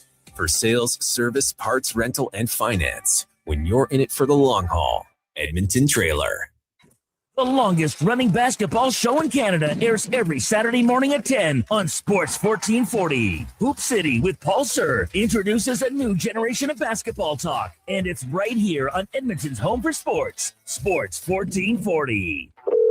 Hello. You're never going to believe this. Booster Juice called your name today. You can get a free smoothie or acai bowl. No way. Heading there now. Oh my gosh, you and my brother have the same name. Okay, I'm calling him next. I'm hanging up. Booster Juice Names of the Day is back. 2 names are selected each day, and if your name matches, you can get a free smoothie or an acai bowl. Watch for your name on the Booster Rewards app and social media. Must be an app member to qualify. Booster Juice. Canadian born, blending since 1999. Actions speak louder than words. Japa Machinery Group puts your construction plan into action with XCMG construction machinery you need. Available for rental or sale. Learn more at japamachinery.com.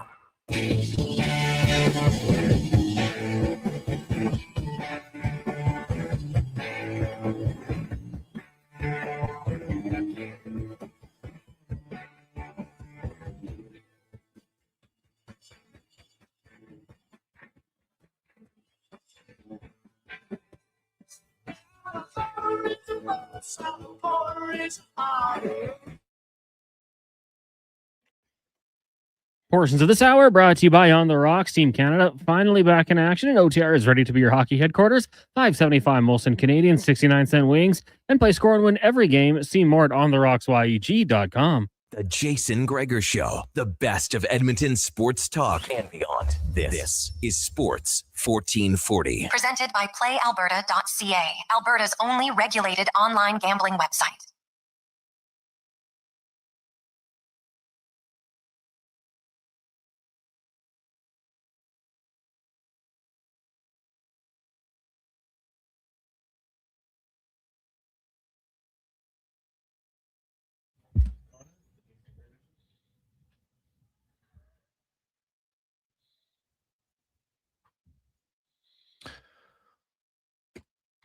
$427. Welcome back, Jason Gregor, Connor Halley, Sports 1440, sports1440.ca, YouTube, Facebook, X, and Instagram as we roll through. Of course, Olympics, the day is done, but when you get home, you get to watch all of the events. A good day for Canada. It's, man, some thrilling finishes in moguls and snowboard cross, as well as short track. Like, it's wild, man. Like, those sports are all highly, highly entertaining. I love watching them. They're fantastic. So you definitely won't be disappointed. And obviously, if you're a hockey fan, Canada wins both their games. No surprise. The women should have been Finland. The men should be Czechia. U.S. men, everybody expected them to win. They did. So no real surprises today at the Olympics for hockey. But tomorrow, four more games as we rock and roll right into the tournament. Canada taking on Switzerland tomorrow. That should be another game they should win. We'll see. It's too bad that Canada and U.S. probably at most, well, they're only going to play once. And now maybe be in the final, but I kind of like the fact that if there would have been a way somehow they'd be in the same pool, then they get to play each other twice. I don't know, just be a little bit better. But it's probably maybe me asking for too much. We'll see. Let's go around the NHL now. Brought to you by McDonald's and Frank's Red Hot, combining with some of the McDonald's classics. The McChicken and Frank's Red Hot. Very good. Try it now for a limited time only at McDonald's. And we're joined by, we're going to get to Chris Kerber momentarily. He was having some technical difficulties, so we'll sort that out, and he'll be with us in a second because, man, there are lots and lots of rumors about the St. Louis Blues. And I look at the Blues, and I'm like, well, and so we'll ask Chris about this, but I know, we hear a lot of rumors every year and 90% of them never come to fruition. But I look at the Blues and you got Kyrou and Thomas and Buchnevich. They're all $8 million players. And they're all signed up until 2031, right? You got Braden Shen for 2 more years. On the back end, you have Colton Parayko up until 2030. You got Philip Broberg. He starts next year, $8 million deal, goes till 2032. Cam Fowler's locked in. He's got another 3 years after this at 6.1. Torrey Krug, obviously, unfortunately, his career is over. Justin Falk has 1 year left at 6.5. You got Jordan Binnington. He has 1 more year after this at $6 million. And so you got a core there, but I don't know how good it is, right? And so, but if you just trade one of them, what would that do? I'm not really sure. So, and not only, Doug Armstrong, they're kind of in a transition period, right? Because Steen is going to take over. He's going to be the GM next season. So I have to think he's going to be working hand in hand with Doug Armstrong right now. But I'm very interested. Like, are they looking?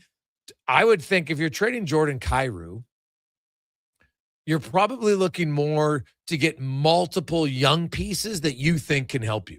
A 1-for-1 trade for Jordan Kyrou doesn't really help you, right? And unless you think you're going to get a player way better. Well, why would you get a player way better, right? So it's probably going to have to be trade Jordan Kyrou, get a few pieces we think can help us fill out a few other holes.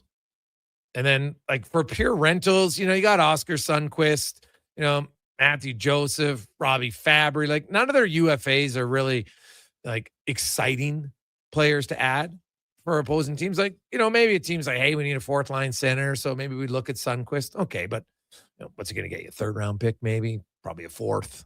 So now Braden Shen, that's a different conversation. but he's a $6.5 million player. How much would they potentially retain? Right? Like their best young guy, Jimmy Snuggerud. I think, Dvorsky's got some young potential for sure. Dylan Holloway's not having the season that he's wanted. Right? Like he wishes he had the season he had last year, this year, because he's an RFA. And timing's everything, man. If Dylan Holloway had the season he had last year, right now, 63 points, probably be a $7 million player. But now he has 17 points in 34 games. So on a full season, that's like a 41-point player. It's very different. And he's missed some games. So timing for a lot of players, man, like he'll still get a good contract. But how good? We'll find out. Chris is now is gonna probably join us here in a sec. So all right. Okay, yeah. We got him now, Cons? I think we do. All right. Perfect. Let's go to Chris now. Chris, welcome back to the show, man. How you doing? Good, Jason. How are you? Sorry for the delay there. Oh, no problem. No problem at all. The St. Louis Blues, it's interesting. There's lots of rumbling. Now, rumors and rumblings, lots of them don't come to fruition. But the Blues, I think it's fair to say, they thought they were going to kind of take another step after last year. They were literally 1 second away from winning. We all know that, from winning a playoff round. And then who knows what happens after that. And this year, for injuries and a variety of other reasons, some guys have taken a little bit of a step back. Holloway's production obviously isn't at the level that it was last year. But like if they are going to move a guy like a Jordan Kyrou, would they be more so looking to get a few pieces and say, okay, we'll sacrifice Kyrou, but we think we're going to get two young guys to fill two spots? Because I don't think a 1-for-1 trade is necessarily what they're looking for. Like, what do you kind of think the plan is for the Blues? Jason, stop me if this connection, you started to get a little garbled there. So if we're poorly connected, we could try again here. You know what? The Blues are in an interesting spot because, yes, at the beginning of the year, Doug Armstrong felt that, in the normal situation, this third year of the retool that he started a few years ago would be the toughest. But he was encouraged with the second half success of last season, what Jim Montgomery did, what you saw from Holloway and Robert Thomas and these other players. And for whatever reason, this season, they just never got any traction. And so with 25 games to go, they find themselves sitting 14 points out of a playoff spot. And they find themselves, actually sitting right now with what the season ended with what would be the second overall pick. So I don't know what moves the Blues are going to make. I do believe they will make some. And I do believe that at this point in time, they are taking it and listening to offers on just about everybody. Now, whether that's a Thomas, a Kyrou, a Shen, a Falk, a young player, an old player, a Parayko, a Bennington, that I don't have any knowledge of. But what I can tell you is I don't believe that, except for parts of a deal where the Blues, I don't see the Blues in the market, say, for future assets. And what I mean by that is they don't have a second-round pick in this summer's draft. I could see them saying somewhere in one of these deals, they got to get that to round out their draft this year, right? Yeah. But depending on the team, look, draft picks are also capital to be used for trades and things like that. But the reality of it is depending on the caliber of player, if it's a player like a Thomas, a Kyrou, a Shen that has, term left on their deal, Justin Falk has a year left on his contract, a Bennington the same, right? I think that they're looking at those are the kind of caliber of players that could be missing links to help teams get over the hump. And that's going to cost you typically one of the top prospects in your organization. No different, honestly, than when Ryan O'Reilly cost the Blues Tage Thompson. No different, honestly, and I'm not completely comparing apples to apples here, but no different than when the Dallas Stars acquired Joe Nieuwendyk for a Jerome McGinley. I'm not saying we're trading a Hall of Famer like Joe Nieuwendyk, but you understand kind of the concept where there's going to have to be, like if you're the Blues and you're going to make a trade of one of those guys, you've got to make sure that the prospect you're coming back is going to be a good one. There's got to be little to no doubt in your mind. And to me, that's the key to a deal. Yes, 100%. And now that's hard, right? Because you're going to have to trust a little bit of your amateur scouts and your pro scouts. Okay, we've seen this guy. We're pretty confident that he's going to become the player. Now, hey, they went out and they offer sheeted Broberg and Holloway, and you know what? I think that both of them has panned out. Holloway this year hasn't been as good as last season. Last year's was a great year for him. Maybe everything that went perfect for him. Injuries played a little bit of a factor. He's missed, I think, 20 games for the Blues this year. But when he was playing, he's a half a point player, which is way lower than last year. What did you see from Holloway? Was it just bad luck, or was there something different maybe in his game this year to last year?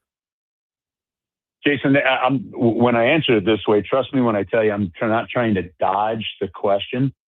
But the thing of it is, there's two things. First off, with Dylan Holloway, the one statement that Doug Armstrong has made, obviously he's extended Philip Broberg. He has not yet extended Dylan Holloway. Yeah. He's not at all concerned. The cap space is there. Somebody wants to try and sign him. The Blues will make the value judgment at that point in time. He's not at all worried about that.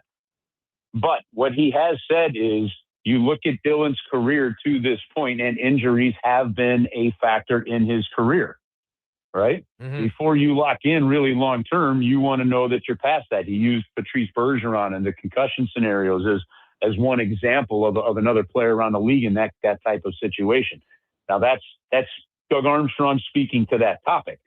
When it comes to this season of Dylan Holloway, this is the part where I'm not trying to dodge the question. Honestly, even as a broadcaster or analyst looking at the game, whatever, I don't have a great answer for you, because it's not just him. It's Robert Thomas. It's Jordan Kyrou. It's Braden Shen. It's Pavel Buchnevich. It's Colton Parayko. It's Cam Fowler. It's Jordan Binnington. In some respects, it's Joel Hofer, who's had a much better kind of middle third of this season than the first third. And it goes on kind of on and on there. So the one thing that I really do believe that this is a caveat that the Blues have to be careful on.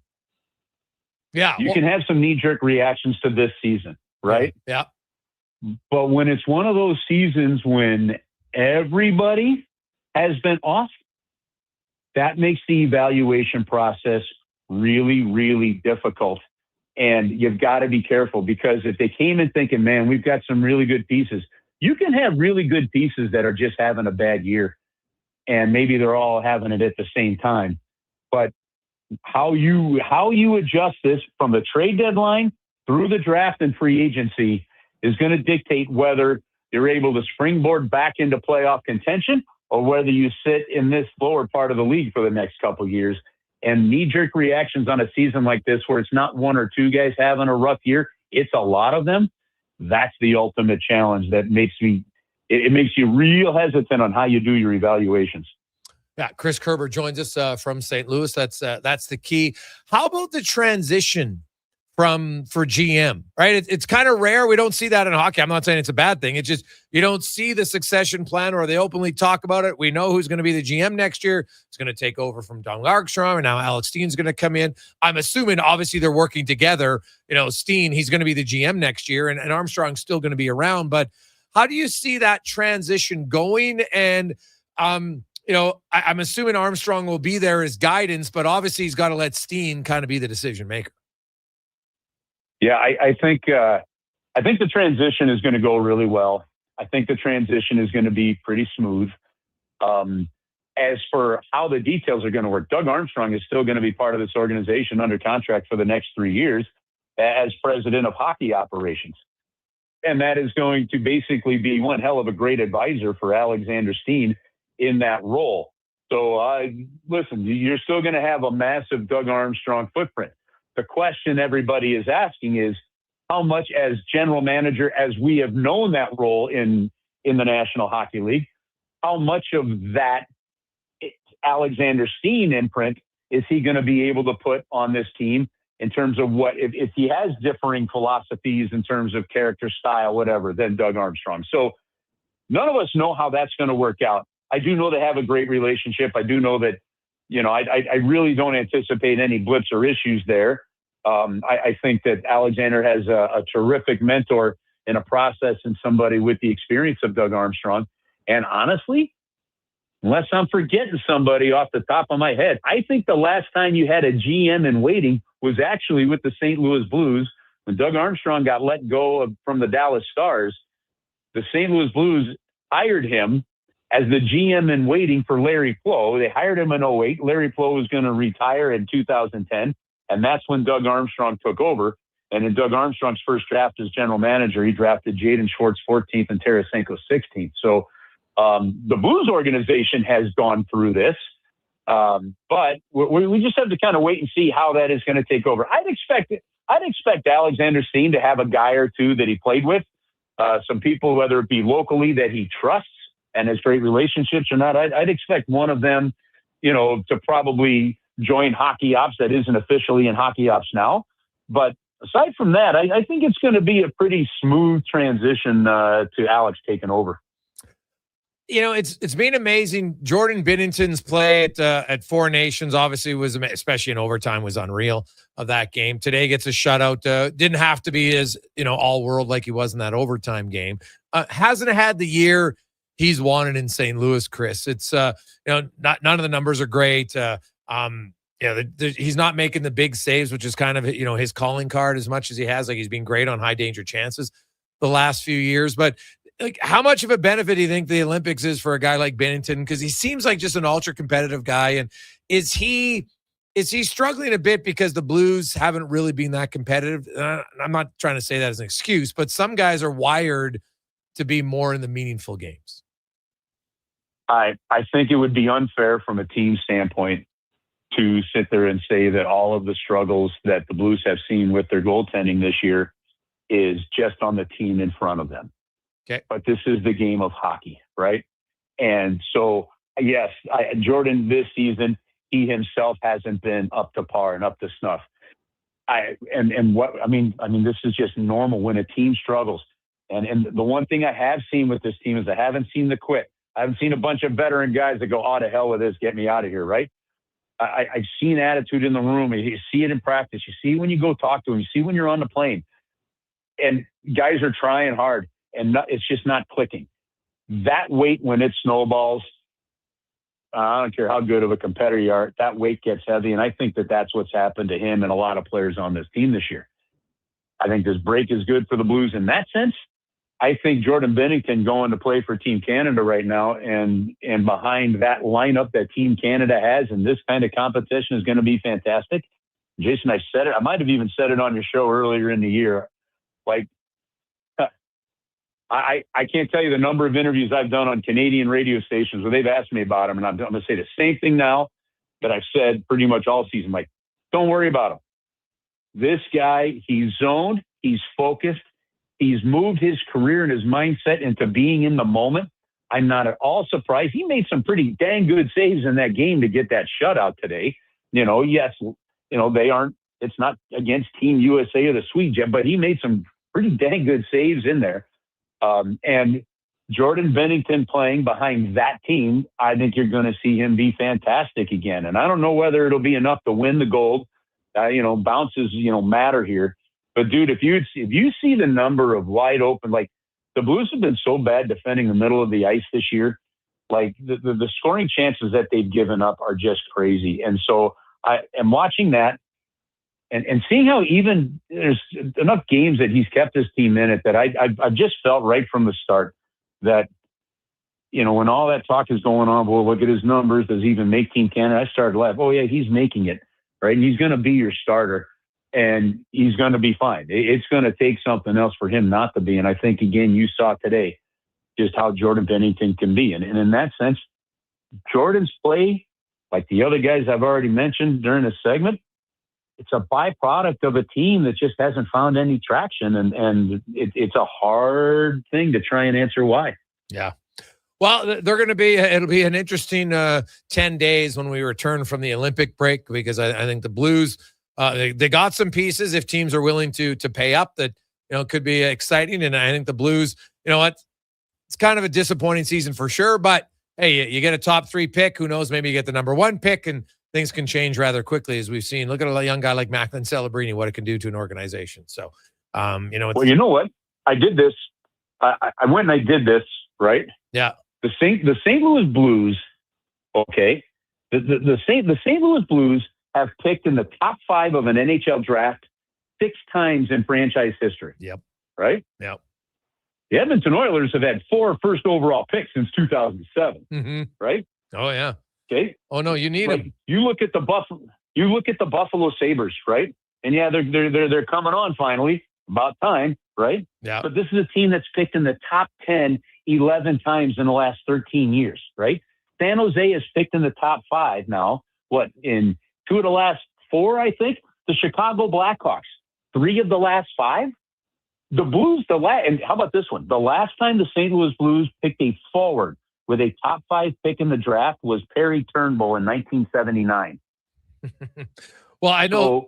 So if you're gonna have a bad year, and you're gonna slip on that banana peel, this is a pretty deep top 5. This might be the year to do it. You didn't expect it. You didn't want it. It's not been great. But if you get a franchise impacting player, it makes the pain or the gain worth the pain without a doubt. And I've said for a long time the Blues need something like that to just keep up with the arms race when you look at how all these other teams have somehow managed to get some of those high picks. Yeah, well, the Blues definitely. You look at franchises like the Blues, for years there, they were a team, always made the playoffs. I think it was 30 years in a row or something. But, 25. Yeah, you mentioned all those top 5 picks, but only 2 of them have come since 1980, right? Eric Johnson was first overall in 2006, and Alex Pietrangelo 4th overall in 2008. That's it. Like, they haven't beat a team that's had a lot of high draft picks that remain competitive. And I know it's painful sometimes for fans to think about it, but the truth of the matter is if you want an elite offensive forward, you need to have probably a few top 3 picks in the hopes to get one. That's just, you look at all the, there's no doubt about it. They took Jason Robertson. That's the Dallas Stars.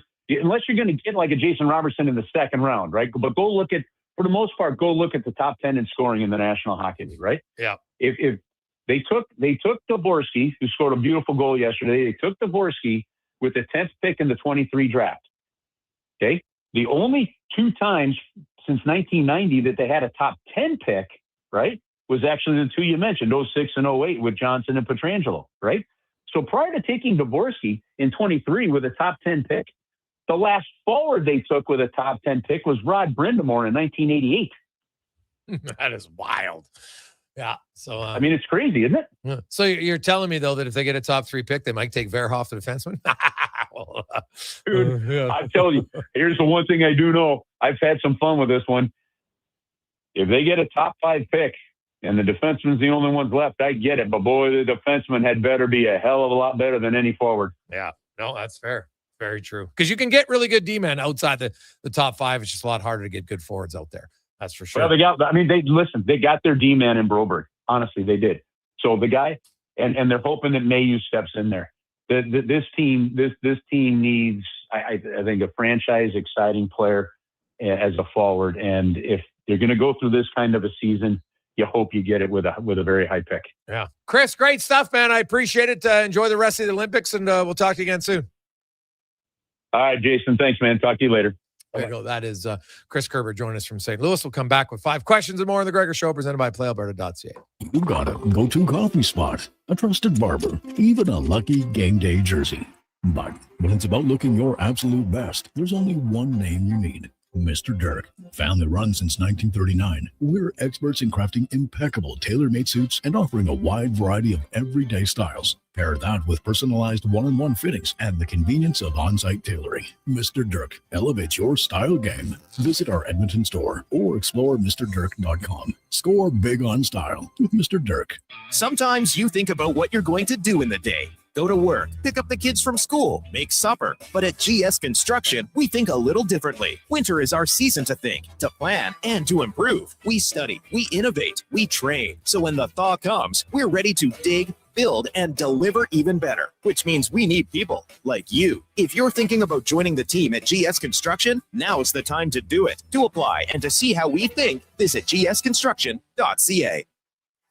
You wanted local sports on weekends. Saturday mornings at 9, check out the Saturday Sports Setup, where we'll tee up what's happening on the weekend sports scene. Tune in Saturday morning at 9 on Sports 1440. Hi, Mike here from Northgate Chevrolet Buick GMC. Free trips, free iPads, a barbecue, a wood stove, the #1 dealer in the world. What? Who cares? How about no pressure? A great deal. Finance rates as low as 0%. Trade values you can be happy with. And an indoor showroom. And we're pretty good people. Stop in and see us today. 13215 97th Street. Or visit us online at northgategm.com. At On the Rocks, the party never stops. Check it out. Mondays, bingo tunes. Tuesdays, tacos and tequila. Wednesdays, it's wings and karaoke. Shake what your mama gave ya with salsa lessons on Thursdays and the best Latin DJs. Plus, live music every Friday, Saturday, and Sunday, along with DJ Kenny K. Hold on, let's not forget $5 happy hour, 7 days a week. Your bar, your party. You're On the Rocks. On the Rocks. Jasper Ave and 118th.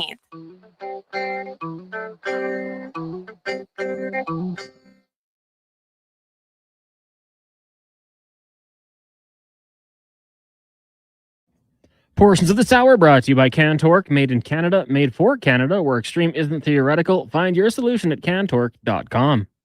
This is Sports 1440, where Edmonton talks sports. On YouTube, Facebook, and X. Here's Jason Gregor. Brought to you by playalberta.ca.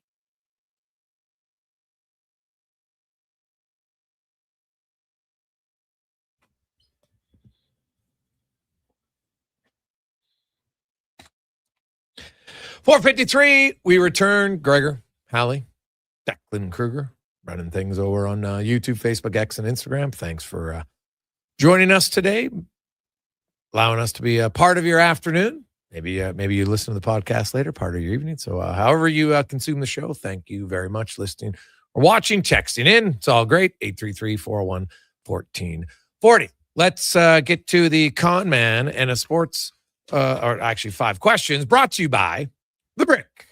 You can love your home right now. You get some fantastic deals. Do you need a TV? How about $1,500 off big screen TVs? Get $1,000 off 2 or more select major appliances and 25% off furniture right now at The Brick and thebrick.com. It's time for 5 questions on the Jason Gregor Show. All right, Jason, question number 1. What was the biggest takeaway for you in the Canada-Czech game earlier today? Well, honestly, I didn't know Celebrini shot the puck that well. So that might have been my biggest takeaway. Like, I expected Canada to win the game, and, they came out flying. McDavid had a big hit. I thought to kind of set the tone, everybody's here, and away we go. It was, it was really solid game for Canada. 3 lines scored. Technically, McKinnon's line scored, but the goal was disallowed due to the trip. So you can't ask for much more than that. Your goaltender's solid. Defense, you don't give up a ton. Get a shutout. So I guess my biggest takeaway is Celebrini's shot. Yeah, I mean, I would say kind of that physicality right off the hop. Obviously, you're expecting it from Wilson, but McDavid, big hit. I heard after the game, Brad Marchand thought that was Tom Wilson. He had to correct him, say, no, that was McDavid. Yeah. So I would say that, the physicality and then just capitalizing on their opportunities, some nice goals. And yeah, it was a really fun game to watch. Now, with that being said, what would be your prediction as Canada takes on Switzerland tomorrow, who knocked off France 4-0 today? That was good for Switzerland. France might be the 11th seed. I don't know. We'll see. They're probably slightly ahead of Italy. It's too bad those teams don't get to play each other because at least that'd be a competitive game. I will say Canada wins by 3. Yeah, I think that's probably a good pick. I think Canada just continues to build off the momentum that they had here. I'm going to say 5-1. I'll say the Swiss find a way to get 1 and the Oilers or Canada gets the job done.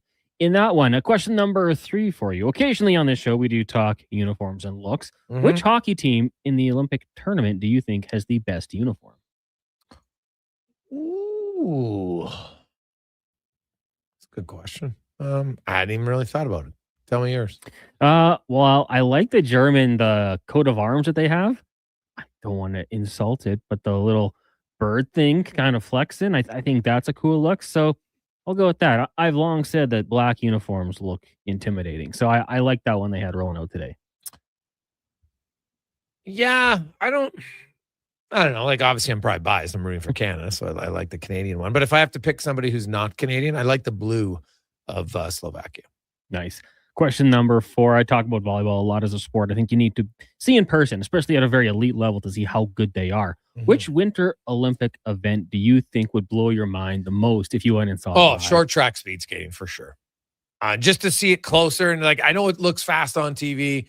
I just think it'd be even faster close. So I would take that. Now, if I could get a good viewpoint of ski cross, I'd love it. The problem is it's hard to see all the turns, right? It's because the hills obviously are so big. So that'd be my only challenge. Like if you could get on a turn where you know there's contact, okay, great. But I'd probably still want to go a short track speed skate. Yeah, for similar reasons, I would say, skeleton going 120 to 130 kilometers per hour, I think in person would be unbelievable, but maybe you don't get a chance to see it quite as good as you'd like to. So I'm going to say ski jump just to see how far they are flying in the air. I think in person, that would be awesome. Final question for you today. Josh Brolin celebrates his birthday. I think he's had some really good roles in general, but especially as villains like Thanos or even an American Gangster, Detective Trugo. I hated that guy. So when you think of villains and the actors, actresses that portray them, who do you think does it best? Go ahead. To me, I got to go with Jack Nicholson. Obviously The Shining, and he was Joker in Batman a long time ago, which is kind of a goofier one. But Frank Costello in The Departed, and how he's talked about it. I think it was Matt Damon said, like, this is what you do. And you add these little lines to make a sick scene. I mean, like, killing someone and make it even worse. And you just casually put it in there. I don't know if anyone else has seen that on YouTube or Instagram pop up, but I thought it was just like, yeah, that's how you do it. So got to give a lot of credit to Jack. He really does it well. That's a good one. I got a few. I'm going to go with Michael Madsen. He is, when he was in Reservoir Dogs, he was Mr. Blonde. He was Sonny Black and Donnie Brasco. I thought he was awesome at. Even when he was Bud in Kill Bill, that was a good one. And the other guy who I think Alan Rickman is awesome, right? In Harry Potter, he was fantastic. Hans Gruber in Die Hard. What about even when he was the sheriff of Nottingham in Robin Hood, Prince of Thieves? So, yeah, those two are close, but I might even have Rickman as my top one. I just think he can play just like he gets into you. Just like, God, I can't stand this guy. Like, it's awesome, right? Like he's not like the intimidating villain. He's just like God, I want to punch his face in villain. And that makes him awesome. Like when he was in, when he was the sheriff of Nottingham, God, he was awesome. Like you just couldn't stand him. He's such a good villain. Christoph Waltz as well. Oh, yeah. Inglourious Bastards. Like, just a good actor. Yeah. In one role, Javier Bardem, right? Yeah. No Country for Old Men. Like, God, he was intimidating as hell. You're just like he played like just a psycho. And you made it like this guy, like you could meet someone like him in real life and you would not like it. And that's a good way to tie it into Josh Brolin, who was also in No Country for Old Men. Yeah. For one role, remember when in American History X, Ed Norton when he was, I don't know the guy, I just remember his first name, Derek. I don't know what his last name was as a character, but like when he curb stomped that guy, you're just like, oh my God. Eek. That was a tough one. So now there's a few, like some guys are just better at playing the villain. I wonder if they like it. Like we hear wrestlers say they like being the heel. Oh, for sure. There's got to be some actors that just are like, yeah, I kind of thrive in that role. Because I think deep down, all of us at some, like you wish you could just be a jerk and an ass some days. Right? Some people are, but I think some days you just kind of be like, this would be awesome. Awesome. So let's get to a sports 1440 update brought to you by Northgate Chevrolet Buick GMC. It's February. Remember Valentine's Day in a few days. But if maybe you want to fall in love, well, start. How about $259 bi-weekly payments? No money down, and that includes GST. You can get that right now at Northgate Chevrolet Buick GMC or northgategm.com. This is the Sports 1440 update. solid day for Canada at the Winter Games in Italy, adding 3 more medals, 2 silvers on the hill and a bronze on the short track oval. Snowboarder Elliot Grondin in snowboard cross, and Michaela Kingsbury picking up silver in moguls. On the short track, it was Courtney Searle capturing bronze in the women's 500 meter. On the hockey side of things, the men beat the Czechs 5-0. They turn their attention to Switzerland tomorrow afternoon, 1-10. And the women got past Finland 5-0. They'll take on Germany on Saturday.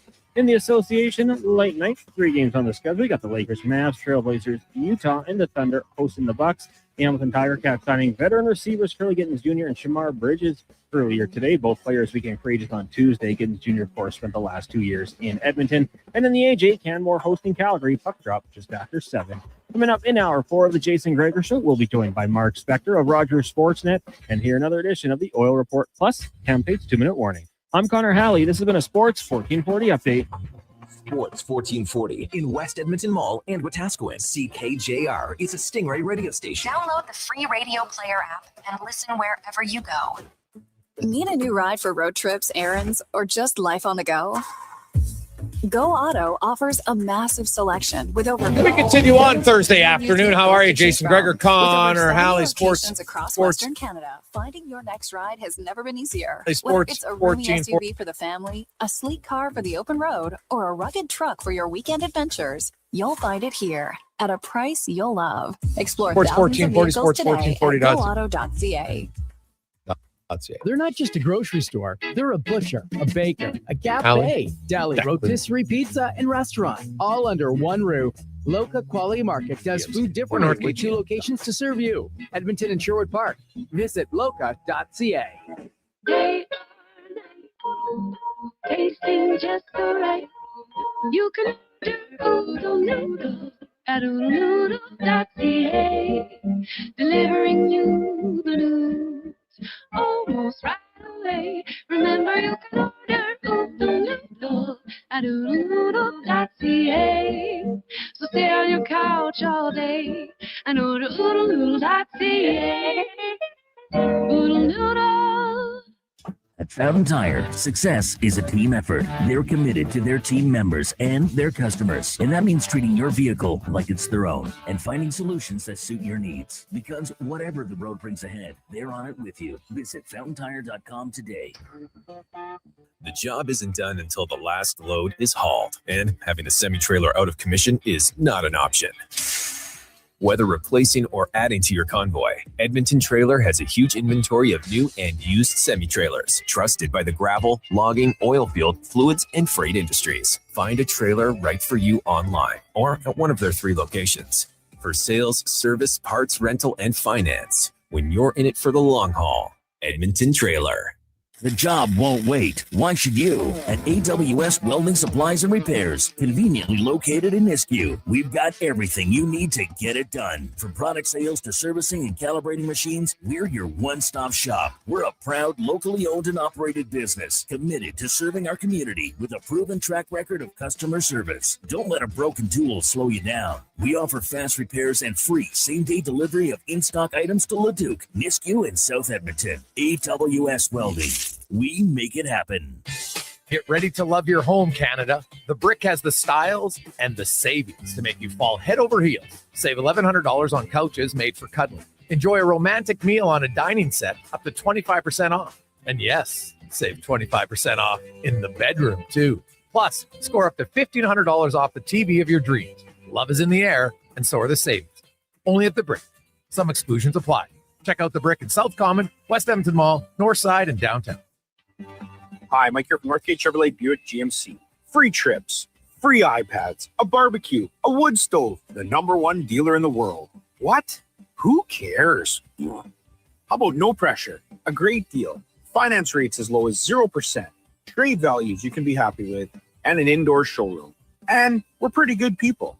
Stop in and see us today, 13215 97th Street, or visit us online at northgategm.com.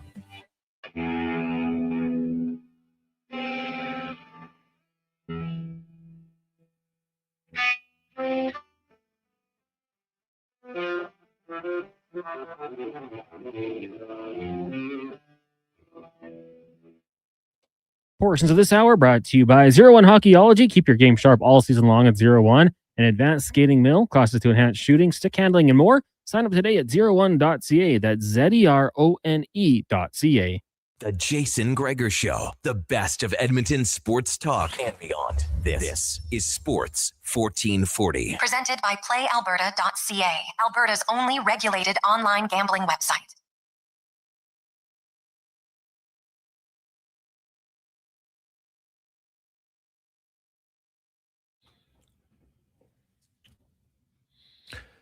Just after 5 o'clock, how are you? Hope you're having a lovely day. Jason Gregor, Connor Halley. It's the Gregor Show, as always, printed by our title sponsor, PlayAlberta.ca, where you can get in the game. While you're there, check out the Jason Gregor Show. Got some, obviously, odds boosts on different games. Of course, focusing on a little Olympic hockey for tomorrow, because it's on before we start. So you can check that out, PlayAlberta.ca. And remember, the daily grand, $1,000 a day for the next 20 years. $7.3 million. PlayAlberta.ca. I got to get this one. Furballs asked, hey guys, can someone explain why Italy wears blue in international competitions when their flag is red, white, and green? Well, the con man did some quick looking up, and they did it. They wear blue to honor the royal dynasty, the House Savoy, Savoy, that unified Italy in 1861. So, in case you're wondering, there you go. That's why they wear the blue. And the Dutch is similar. They wear orange to honor a royal family too, correct, Cons? Yeah, per my research, it was the House of Orange-Nassau. So the royal family. Okay. They led the 16th century revolt against Spain, in fact. Ooh, there you have it. That was a good question from Furballs, though, because that was something I just accepted at a young age and never even questioned. Yeah.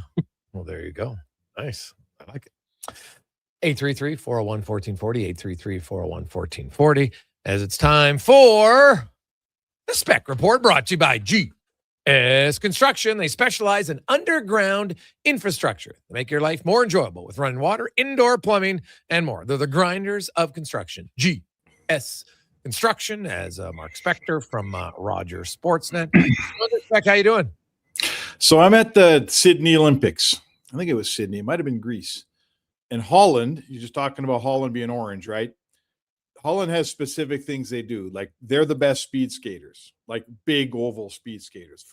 I guess it's because they had all those, I don't even think they freeze anymore. What do they call them? Fjords? Or they used to skate like crazy all over. They used to skate to work in Holland. I think climate change or whatever has changed that. But anyhow, they're really good at skating. And the other thing they're really good at is field hockey, right? The Dutch love field hockey. So we're in, I guess it was maybe it was Sydney.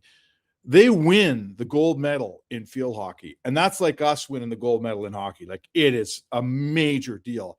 So I end up going to this. They have what they call Heineken House at the Summer Olympics. Yeah. And it's this massive tent, like, just the hugest tent ever, sponsored by Heineken.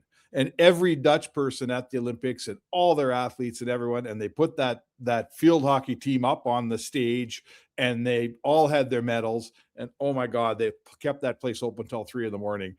I think I still have a small bit of a hangover from that night, like in 2020, whenever that was, 2000.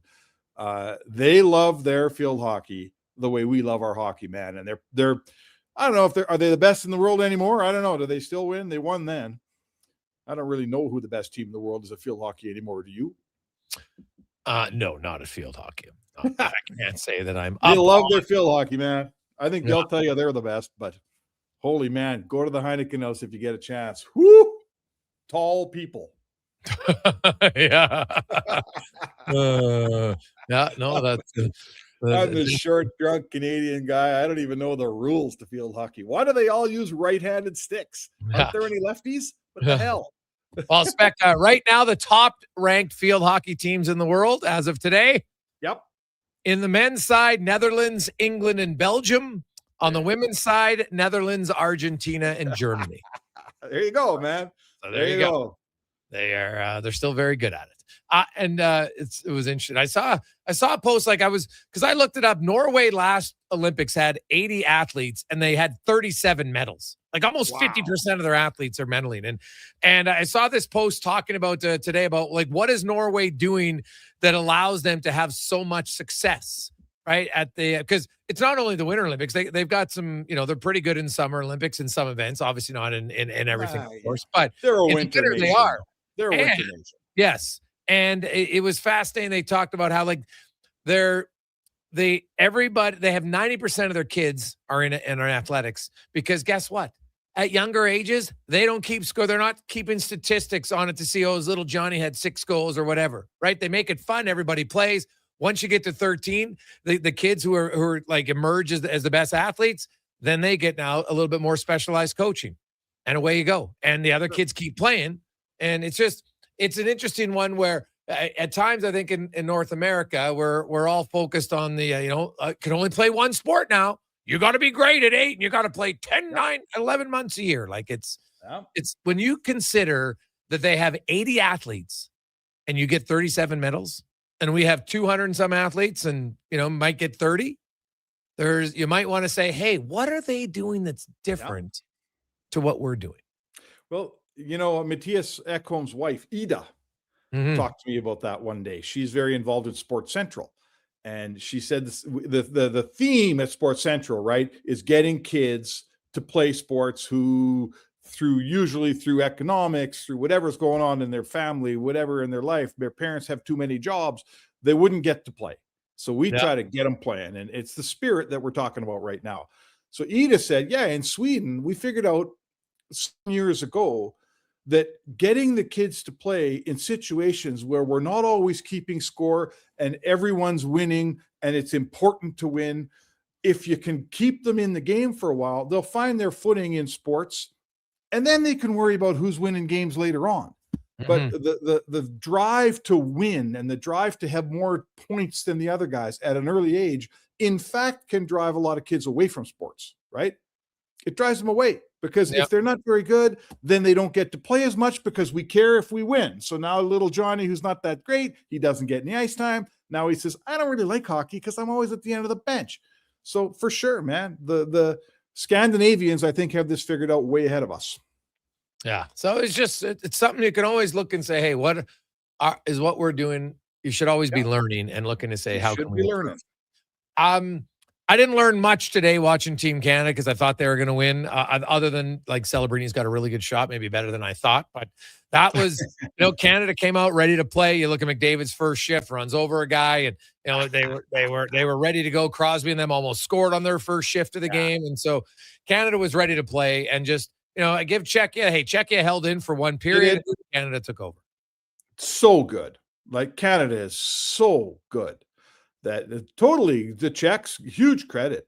Like I thought they would get. I was saying to Kevin this morning, I thought it would be like the Ilya Brizgalov syndrome, where you let the gorilla out of the cage and it'd be 3-0 10 minutes in, and it wasn't. I think it was 1-0, and Canada scored at the 19-minute mark, right? Something like that. So good for Czechs. Okay, good for Czechs, but Canada's so good. Connor McDavid was the best player on the ice. I mean, he set up, I saw a stat where he set up 14 scoring chances. I think Dom Lucian was tweeting that out. 14 in a game. Plus he got 3 assists.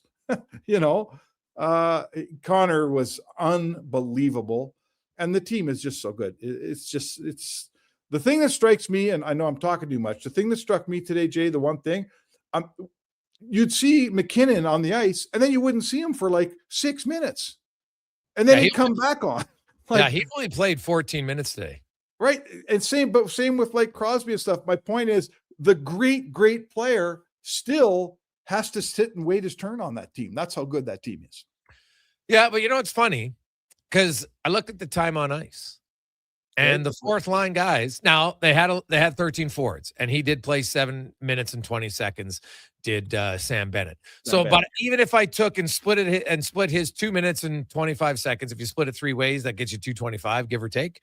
Sure. And I gave that to Brad Marchand, and I gave it to the other guys on that fourth line. They're all 12 minutes. Right?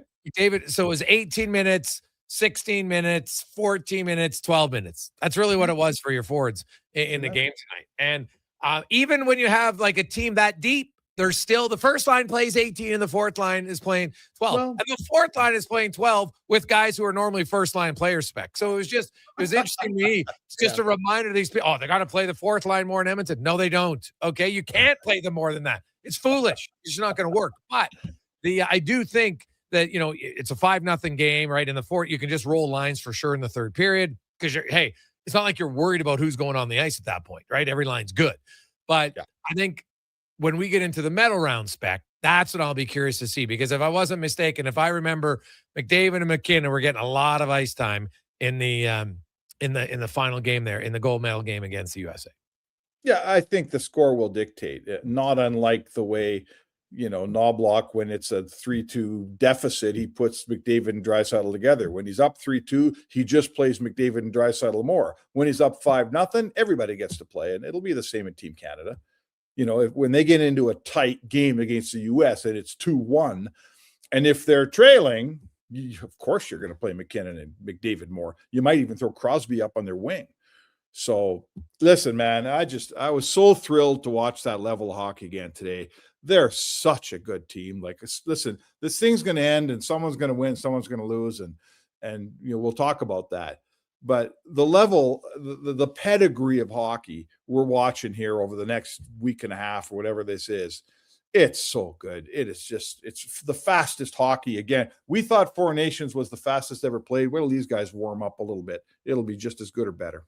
Yeah, I loved it. Did you see McKinnon's quote after the game when he talked? His quote was, "I thought it was a tough first period.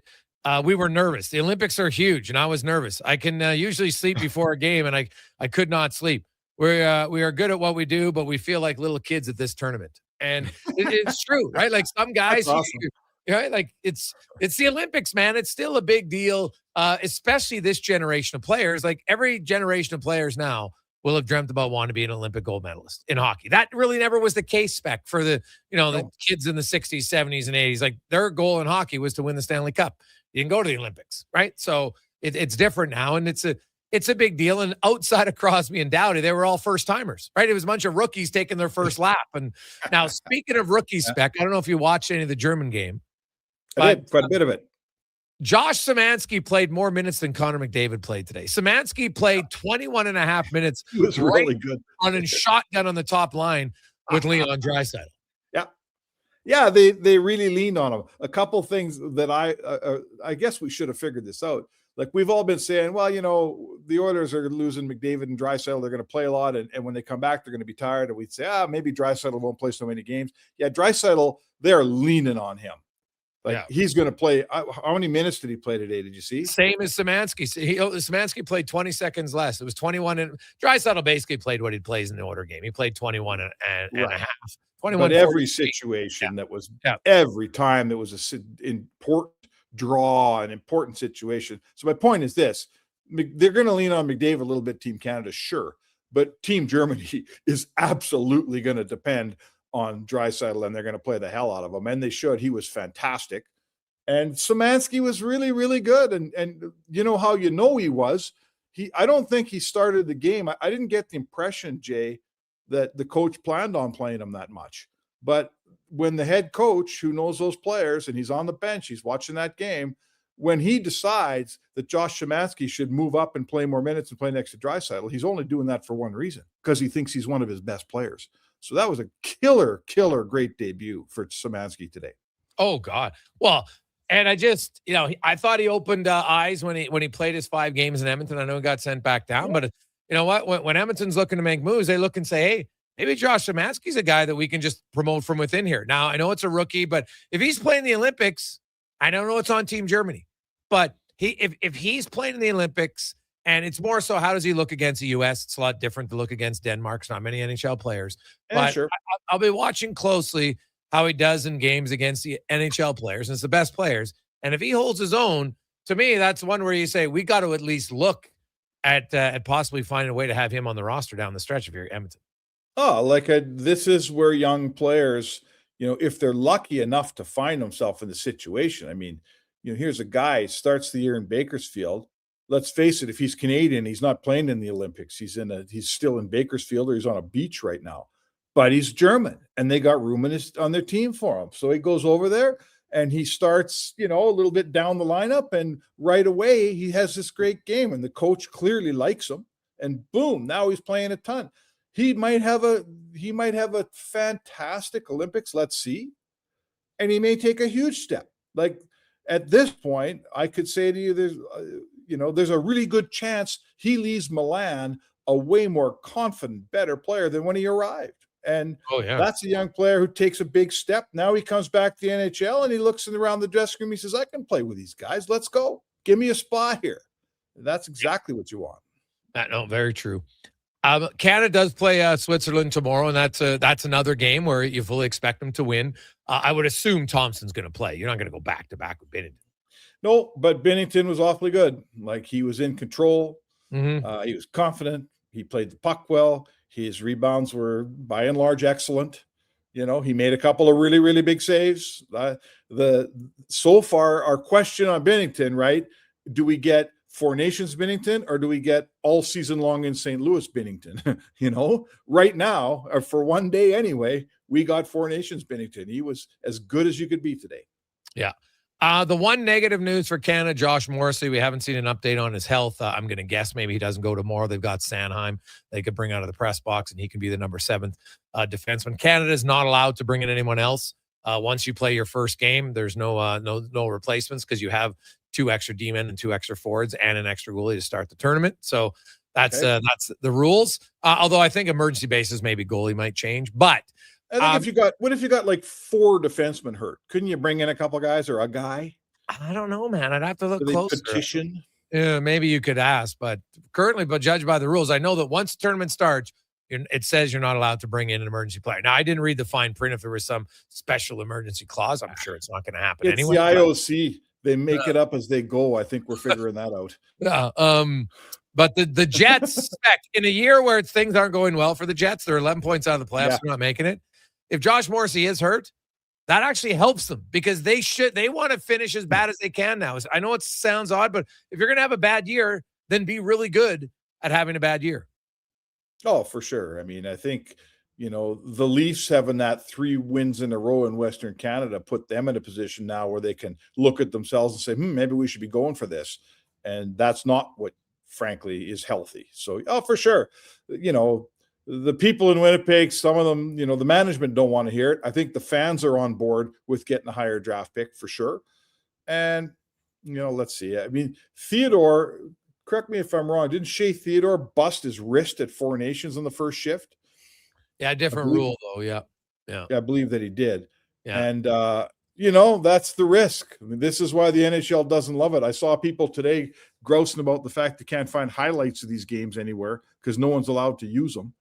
Meanwhile, the NHL owners risk their guys, right? The people in Winnipeg might have lost Morrissey for a while. So, hey, that's what you do when you agree to go to the Olympics. The IOC's in charge, and they make the calls.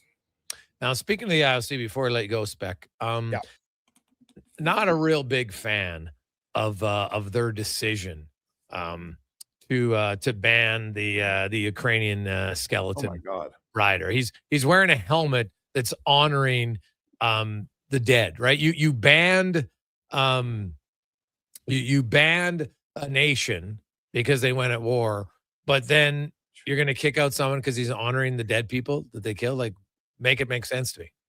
Oh my God. Vladislav Haraskevich, skeleton guy. Yeah.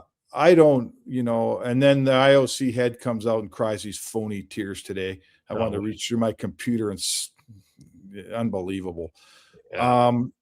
I don't, having been to a few Olympics and covered some international sports and stuff, there's the Russian culture in sports, right? The sporting culture is to cheat. The sporting culture is to do steroids. It goes back to 76 in Olympics when the, East German swimmers, right? All those women, you've seen the documentary. Yeah. Half of them are dead now, and the other half are trying not to look like men. They did so many steroids.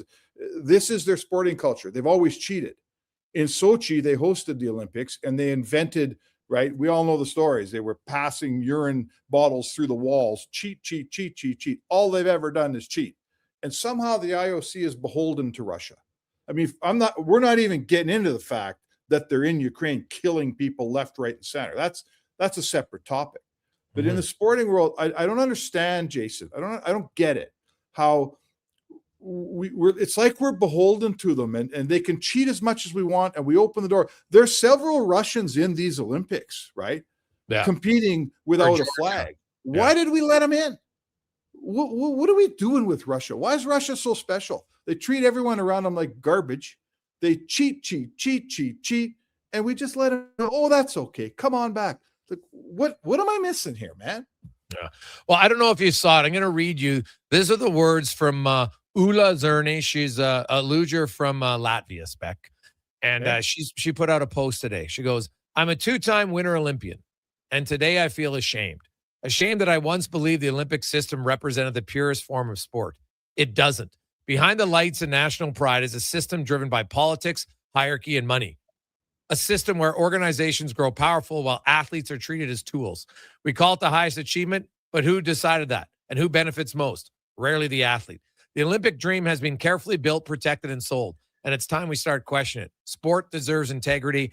Athletes deserve respect. And she was talking in regard to the basically that was her response to it. Yeah. So, like I thought it was, I'm not surprised. Like I don't blame the athletes because they train all year in a lot of these countries and they do it well. But the Olympics is one of the most corrupt places going.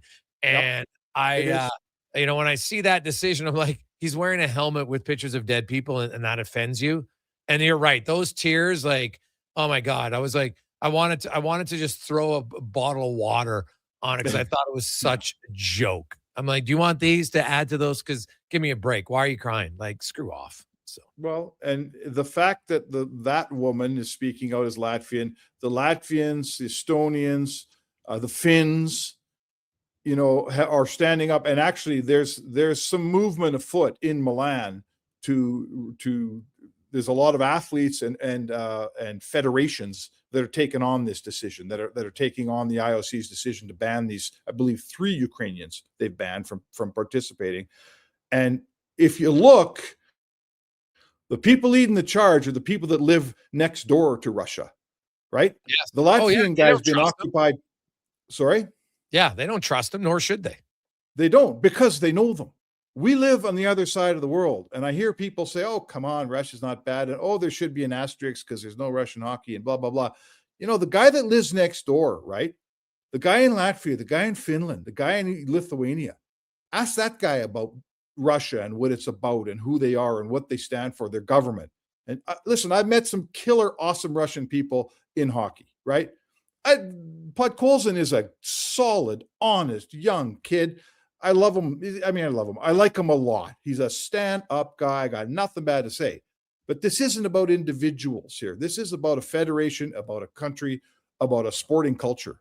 And the people that know that culture, the people that live next door, they don't trust it one iota. Why should we?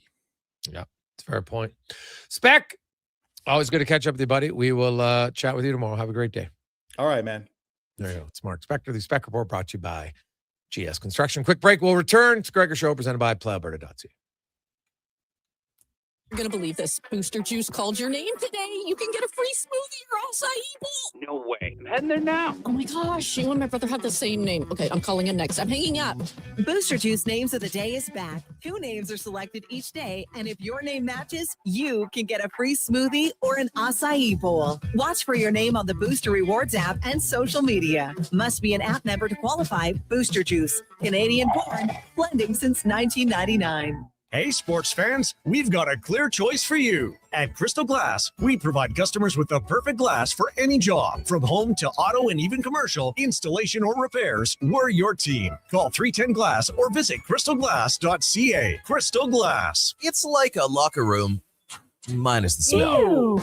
Kevin Carius brings the banter, the buzz, and the bold sports talk. Weekday mornings from 7 to 11 on Sports 1440, Edmonton's home for sports.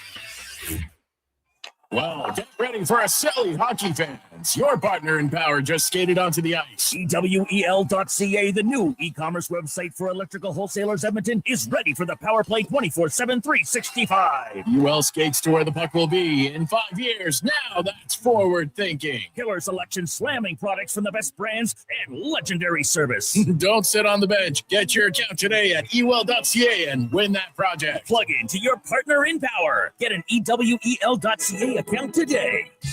Get ready to love your home, Canada. The Brick has the styles and the savings to make you fall head over heels. Save $1,100 on couches made for cuddling. Enjoy a romantic meal in the dining set up to 25% off. And yes, save 25% off in the bedroom, too. Plus, score up to $1,500 off the TV of your dreams. Love is in the air, and so are the savings. Only at the Brick. Some exclusions apply. Check out the Brick in South Common, West Ed Mall, Northside, and downtown. Are you overwhelmed by debt and getting nonstop calls from creditors? It can feel like there's no escape. Debt doesn't have to be a life sentence. A single call can turn things around. My name is Parveen Middleton. I'm a licensed insolvency trustee at BDO right here in Edmonton. I can help you become debt-free with a solution just for you. Let's put an end to those calls from creditors together. Call 1-833-BDO-TALK or visit bdodebt.ca to discover your debt-free future.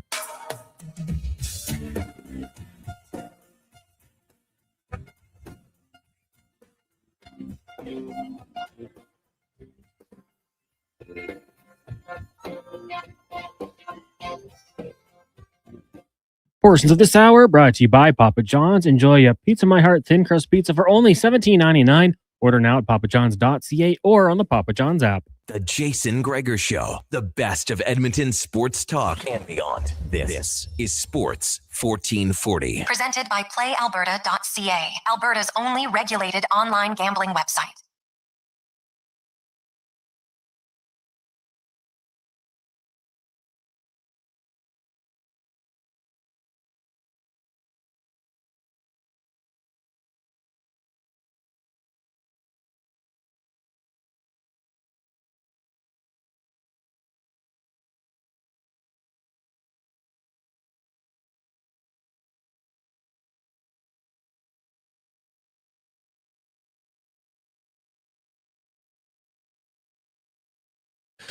.530.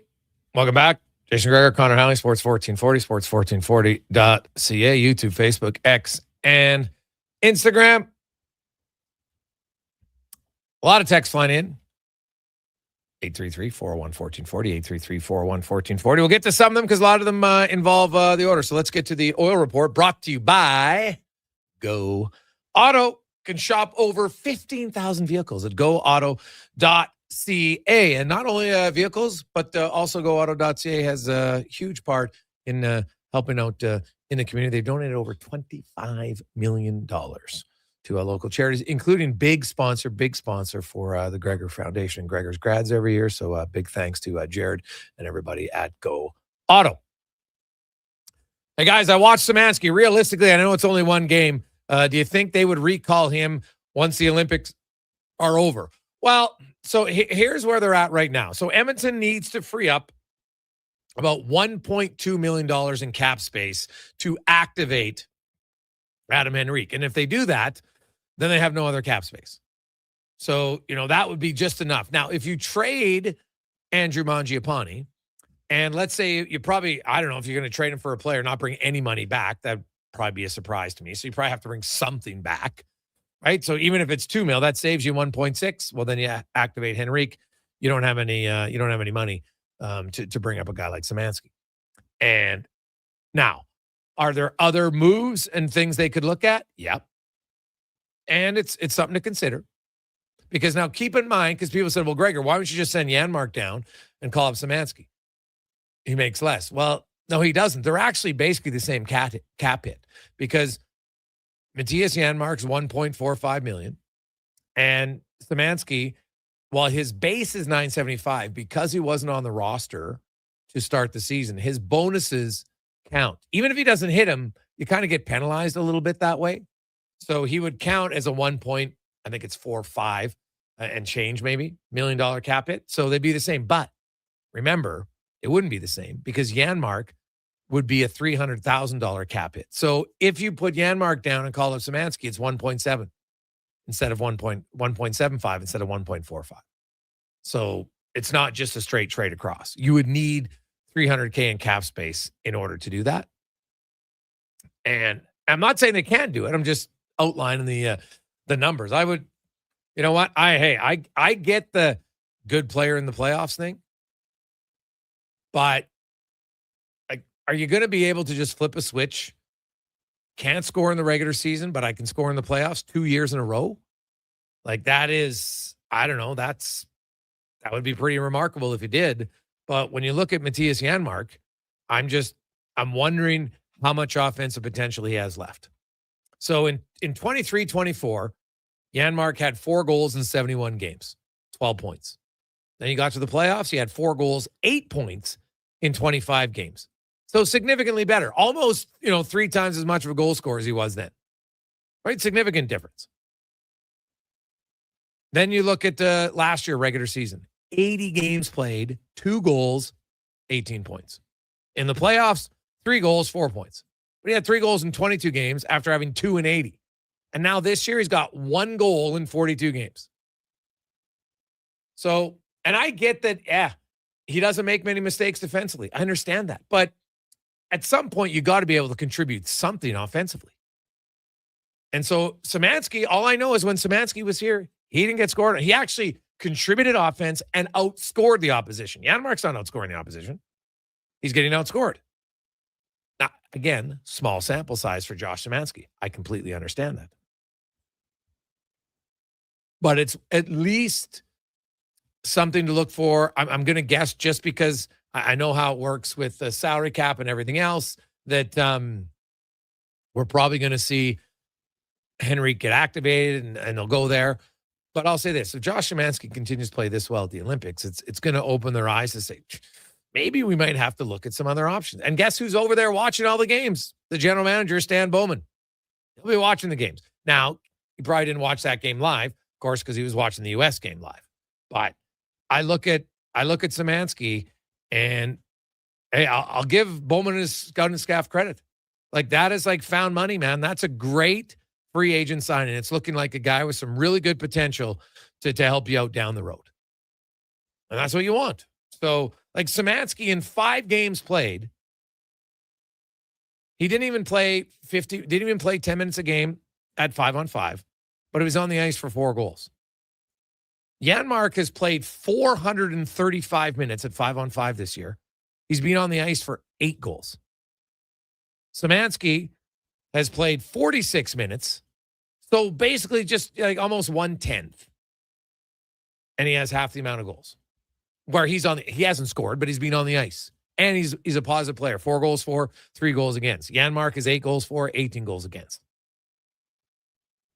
So I don't know how you can't always hold on out hope that a guy is going to find his game again in the playoffs. You just can't. And I get that Janmark doesn't make many mistakes with the puck, but he also doesn't make many positive plays with the puck that lead to offense. That's just a fact. The numbers don't lie. So to me, that's something to at least consider. And, I've heard that, he's battling a little bit, got a little bit of a bum shoulder. Is that something that's ever going to fix? I don't know. But is that impacting? Like, he was never a great scorer, but now he's not. Like, come on. It is, it's brutal.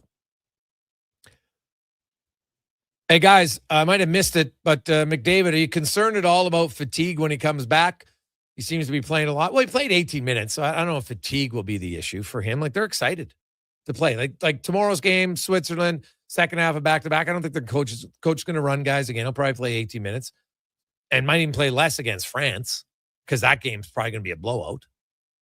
And then they'll probably get a bye for sure because it'll be a top seed in their pool. And then they got 3 games left. Quarterfinal should be a decent game, but if they're the number 1 or the number 2 seed, then you're still probably playing the likes of, Slovakia maybe or Switzerland or Germany, somebody like that. And it won't be easy, but it's not going to be like you're playing Finland or Sweden. And I still think, Canada will be pretty favored. It's not really till the semifinals that I think it's going to be like an emotionally taxing game. So no, and you know what? Will he be fatigued? I guess there's a chance. But if he wins, man, he'll be in a good frame of mind for sure. Could I see them maybe not playing in both games of the back-to-backs? Because if they go all the way to the final is on the Sunday with the time zone, right? So that game would start at 2, it ends at 4, they're having a good time. Then they leave Monday, 8-hour flight, you got some jet lag, whatever. They play Wednesday. Do you have to play him that first game back against the Ducks? I don't think you have to, right? You play the next night against Kings. Now, he's the captain, and I know McDavid loves to play, but maybe he learned something last year. Because I know in hindsight, he said that Philadelphia game was they played Thursday night, partied, and he played a Saturday afternoon game, and obviously wasn't great. So I think it's a consideration to see, how much or how little he plays for the team. But you're not gonna really worry about what he's doing in the Olympics. He's there. They're there to win, man. He's going to give everything he has, no question. Hey, boys, Janmark and goal, though he's a playoff guy. We could literally have 9 forwards, and the last 3 could be league minimum guys, considering our top 6 is going to eat up all the playoff minutes. Mike from Spruce Grove. Well, I think you might be misleading. Like, Janmark's playing 12 minutes. You still need guys who can contribute in the playoffs, don't get me wrong. But their fourth line, guys are still going to play. You need guys who can contribute. And getting guys who can contribut, all you got to do is look at Florida. Their fourth line played 7.5 and 8.5 minutes in the 2 years they won Stanley Cups. But Greer, they had 3 goals. Gadjevich had 2 goals. Like, they still contributed. You got to find guys who can contribute in low minutes. That's just how it is. We'll take our final break. We'll come back. We got Cam Tate, the 2-minute morning and more on the Gregor Show, presented by PlayAlberta.ca. Hey, Edmonton, did you know a local Play Alberta winner scored over $500,000 on Mega Jackpots Ocean Bells? Think about the season tickets you could lock down with that kind of cash. From major casino winners every hour to jackpots worth millions and hundreds of popular games to money that stays in the province, there's never been a better time to sign up for Play Alberta. Download the app today to get started with casino, sports, and lottery all in one app. Must be 18 plus to play. When you gamble, use your game sense. Jason Gregor isn't just a sports guy. He's a community builder with over $3 million raised for local charities. And his Gregor Foundation, he's making a difference on and off the air. Check out Gregor weekday afternoons on Sports 1440. Scott McGilvery here, HGTV host and renovation expert. The one upgrade I know homeowners will love, better, fresher Culligan water straight from the tap. Culligan's Aquasential reverse osmosis filtration system takes your water to the next level. With up to 7 stages of filtration and 14 filter options, they're certified to reduce over 90 contaminants. Your tap water is about to get a major upgrade. Safer water that tastes great. Get started with a free in-home water test at Culligan.com. Culligan, water you love. Top quality flooring, locally owned, and Canadian products from Beaulieu. Yeah, that's CFI. CFI what? No, CFI, Custom Floors Inc. From free estimate to professional installation, contact Custom Floors Inc. at customfloorsinc.ca. Considering an EV, Subaru is the right choice. Discover their latest electric vehicle innovations, starting with the brand new Solterra, in stock and ready to test drive. Or the Trail Seeker, an EV at its core, a Subaru at heart, and built for adventure. Or the Uncharted This Sporty, all-new small compact SUV brings new levels of driving enjoyment to the all-electric space. Right now, Subaru is offering interest rates as low as 0.49%. Welcome to electric. Welcome to Subaru. Hey, Edmonton, did you know a local Play Alberta winner scored over $500,000 on Mega Jackpots Ocean Bells? Think about the season tickets you could lock down with that kind of cash. From major casino winners every hour to jackpots worth millions and hundreds of popular games to money that stays in the province, there's never been a better time to sign up for Play Alberta. Download the app today to get started with casino, sports, and lottery all in one app. Must be 18 plus to play. When you gamble, use your game sense. Roses are red, violets are blue. A pizza my heart will certainly do. Nothing says I love you quite like a Papa John's pizza. This Valentine's week, enjoy a special Pizza My Heart thin cuts pizza from Papa John's for only $17.99. Check it out at papajohns.ca or on the Papa John's app. We don't want to break your heart, so the pizza arrives uncut. Available for a limited time only. Better ingredients, better pizza. Papa John's. Hi, I'm Colin Livingston, president of Cantork. We've been tightening bolts and redefining our industry for 25 years. Yes, a quarter century, and we're just getting started. Check us out at cantork.com. Our tools age better than I do. Portions of this hour brought to you by Can Torque. We offer sale, rental, repair, and calibration of hydraulic, pneumatic, and battery-powered torque wrenches, stud tensioners, and flange maintenance equipment. Order today at cantorque.com. The Jason Gregor Show, the best of Edmonton sports talk and beyond. This is Sports 1440. Presented by PlayAlberta.ca, Alberta's only regulated online gambling website.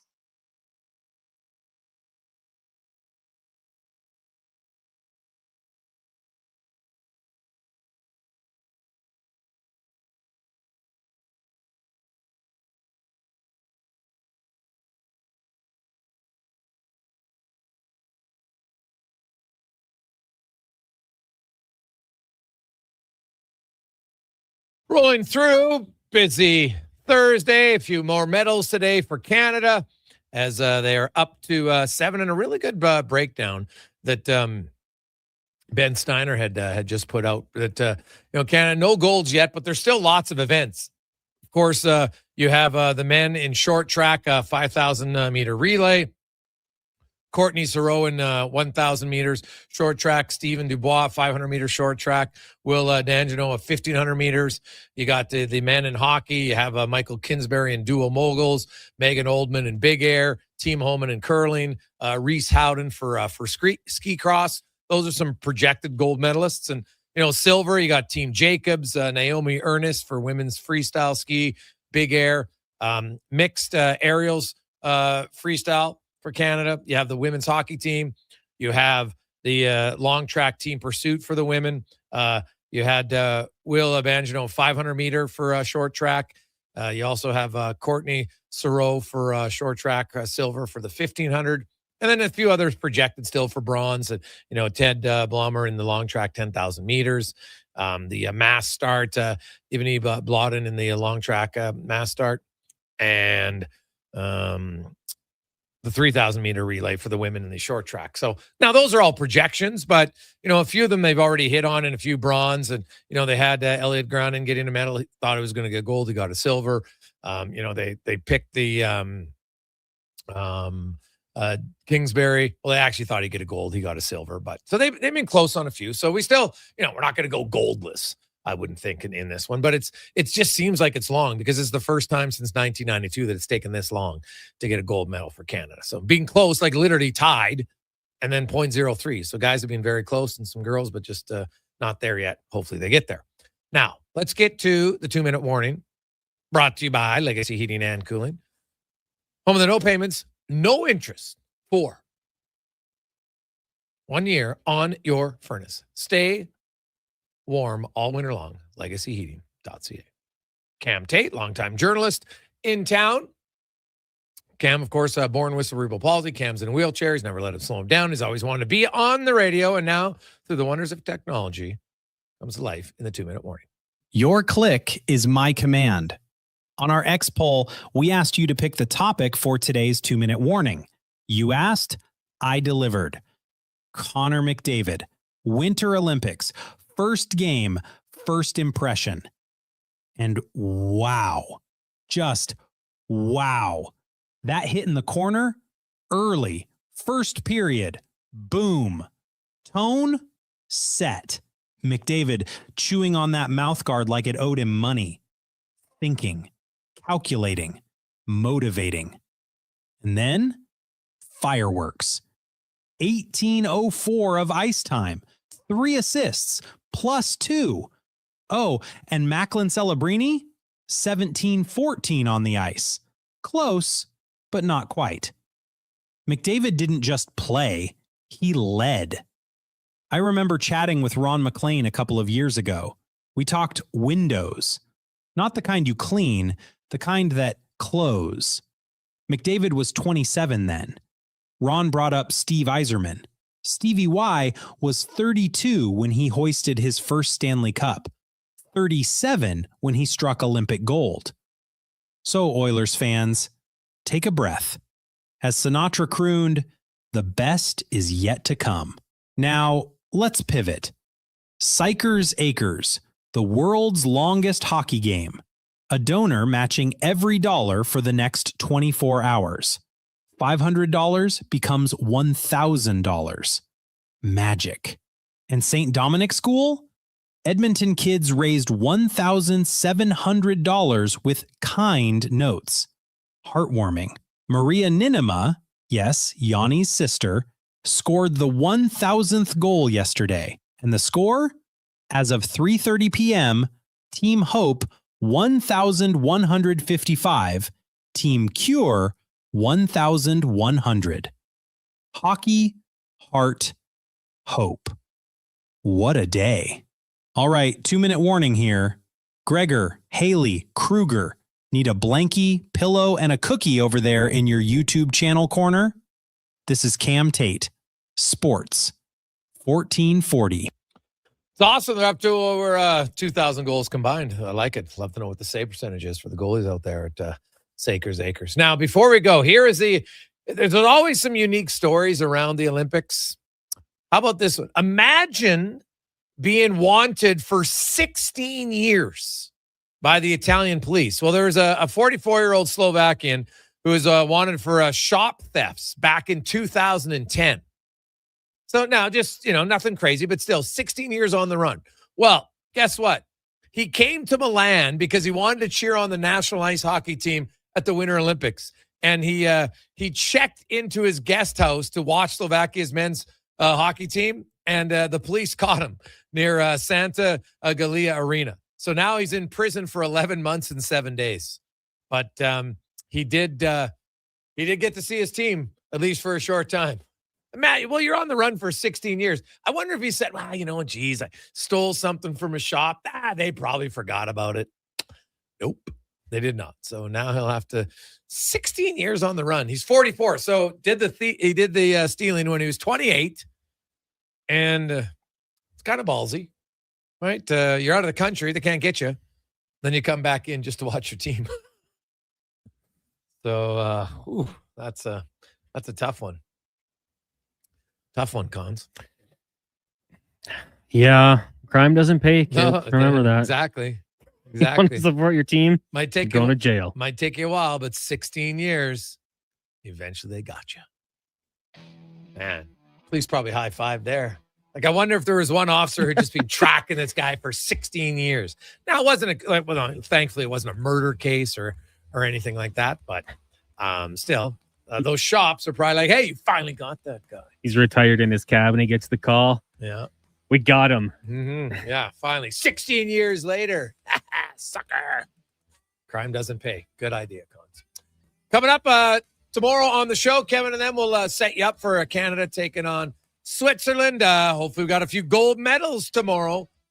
Got a few up for grabs. Check it out. Schedule at sports1440.ca.